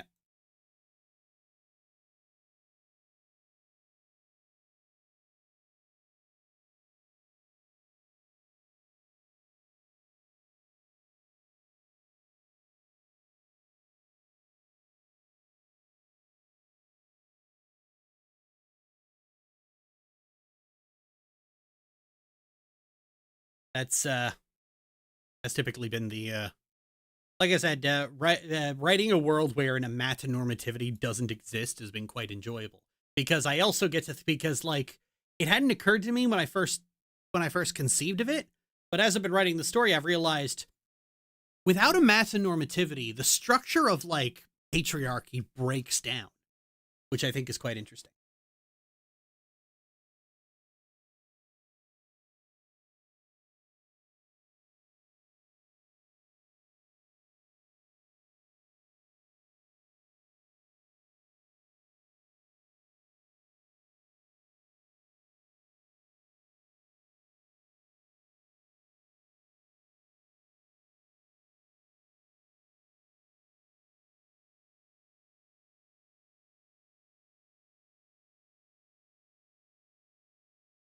do you think you and McKay's story arc would be if you two were inserted in the story? We'd be a boring couple on a station.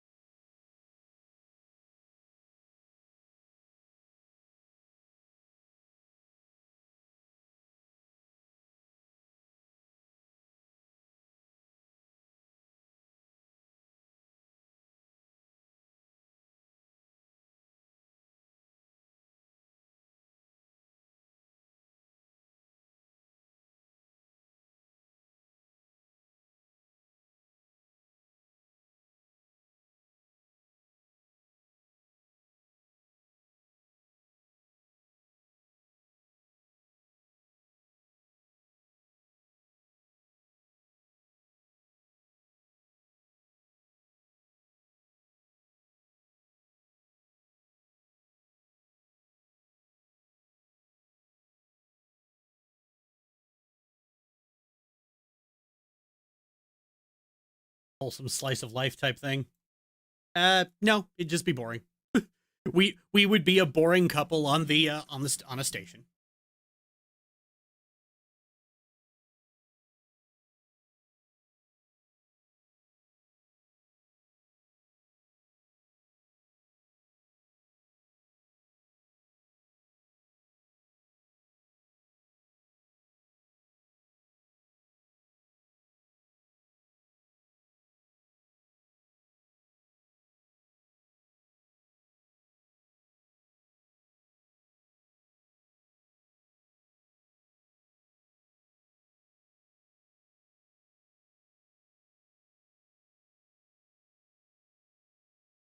Say hello to the station core lesbians.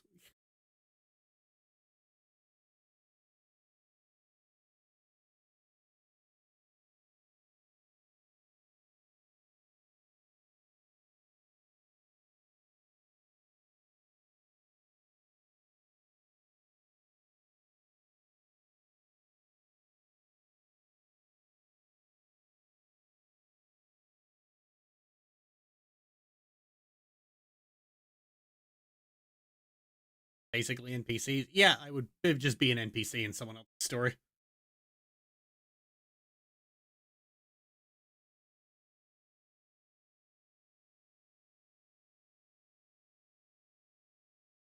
Like patriarchal societies don't push for expansion. No. I specifically meant the lack of a match normativity.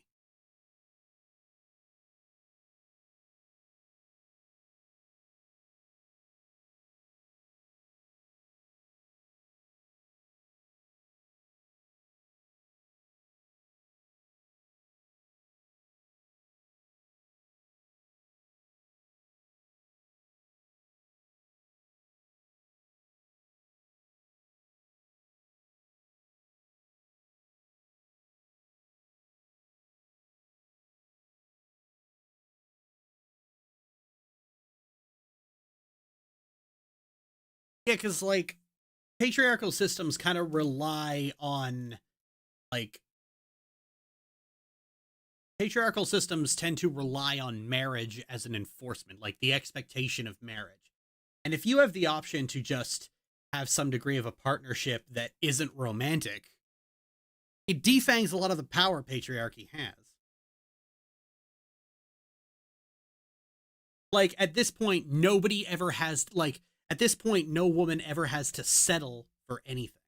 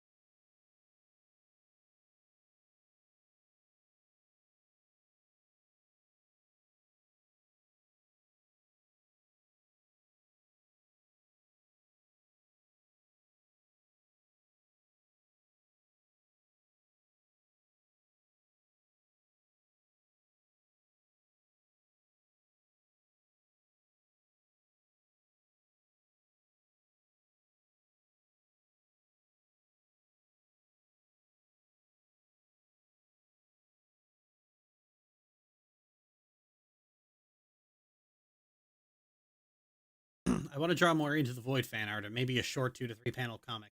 Anything you or McKay wanted to get around to drawing, but can't really think of anything, honestly. I posted a few vignettes of stuff from Into the Void. Just pick something.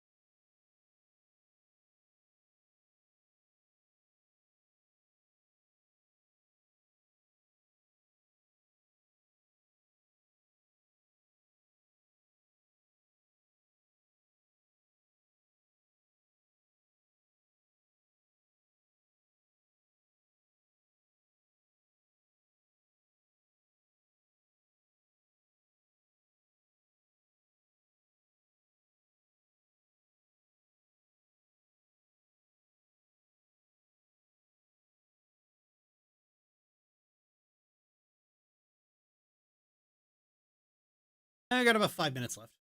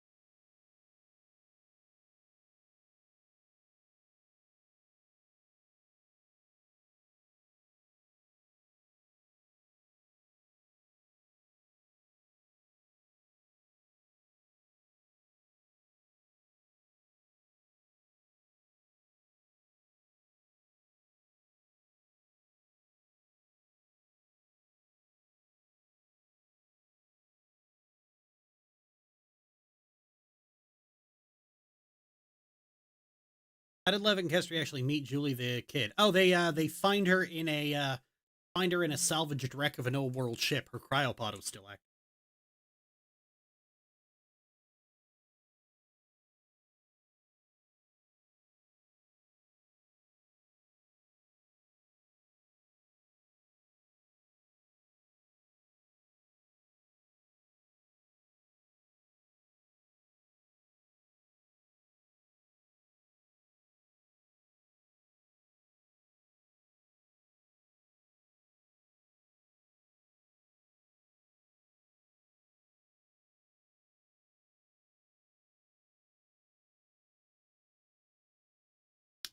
Phoebe. Yeah, she seems to be taking it all in stride, but she can't talk, so no.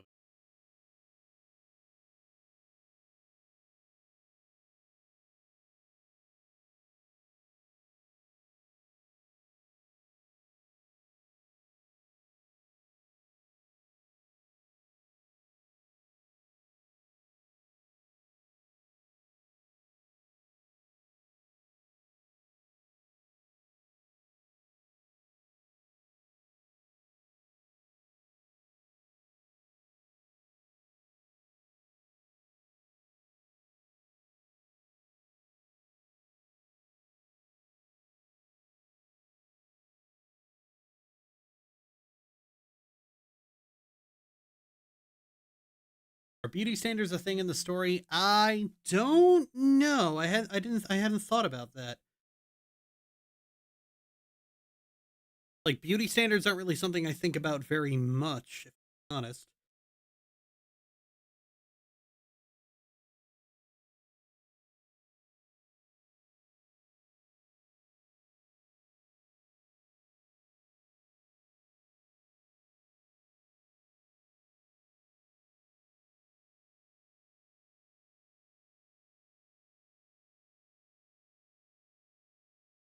Can't imagine just blinking and suddenly everything you knew or thought you knew it was all different. Or yeah, yeah, it's hard to figure out because like Julie does seem to be in a pretty good mood. Then again, she is 5.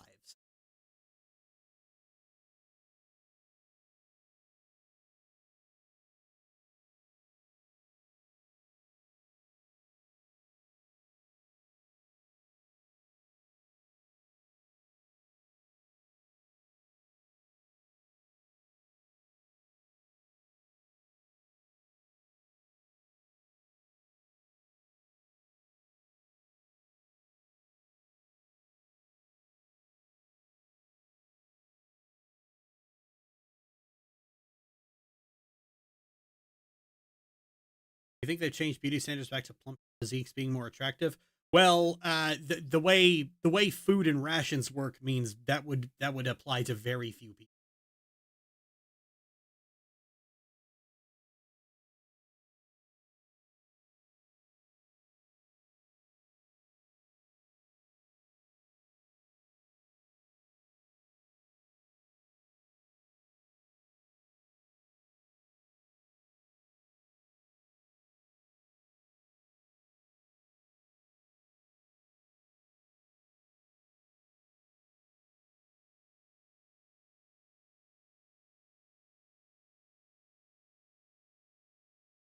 Besides, I guess it would be on a station by station basis if they existed at all.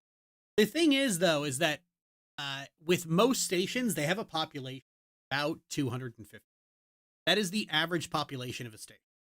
Some are higher, some are lower. Then there's outliers like NPO, which have 6,500. But most stations have about 250. So you are going to grow up in a settlement where you only have about maybe 15 or 20 people in your generation.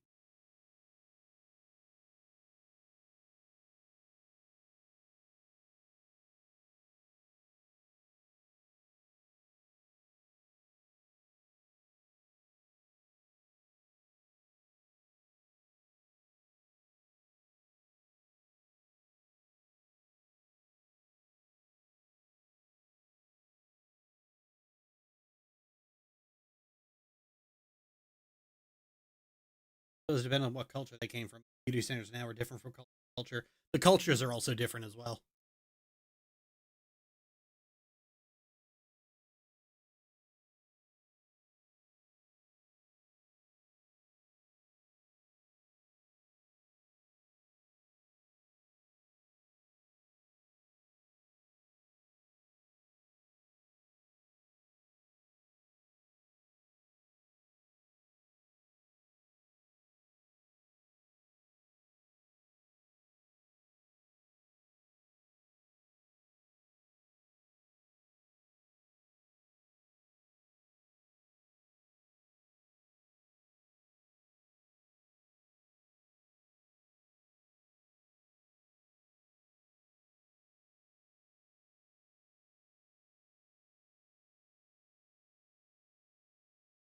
Relevant to the story, I think. But oh yeah, if I decide I want to tell more stories and into in the setting, then certainly something to think about.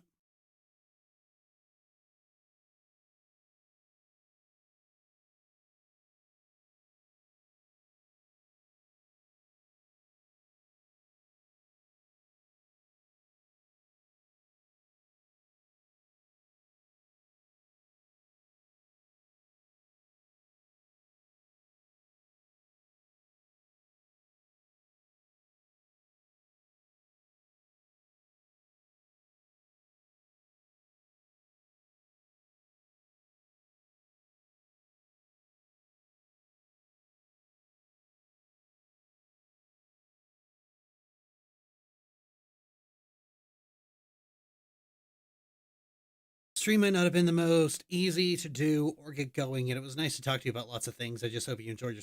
It was all right. I'm gonna be honest. I don't think I'm gonna be doing this kind of stream again for a very long time, just because it was so hard to keep rolling. But I think next week, if I don't have a video to edit, if I finish the polyamory video before next week, then I'll probably just be recording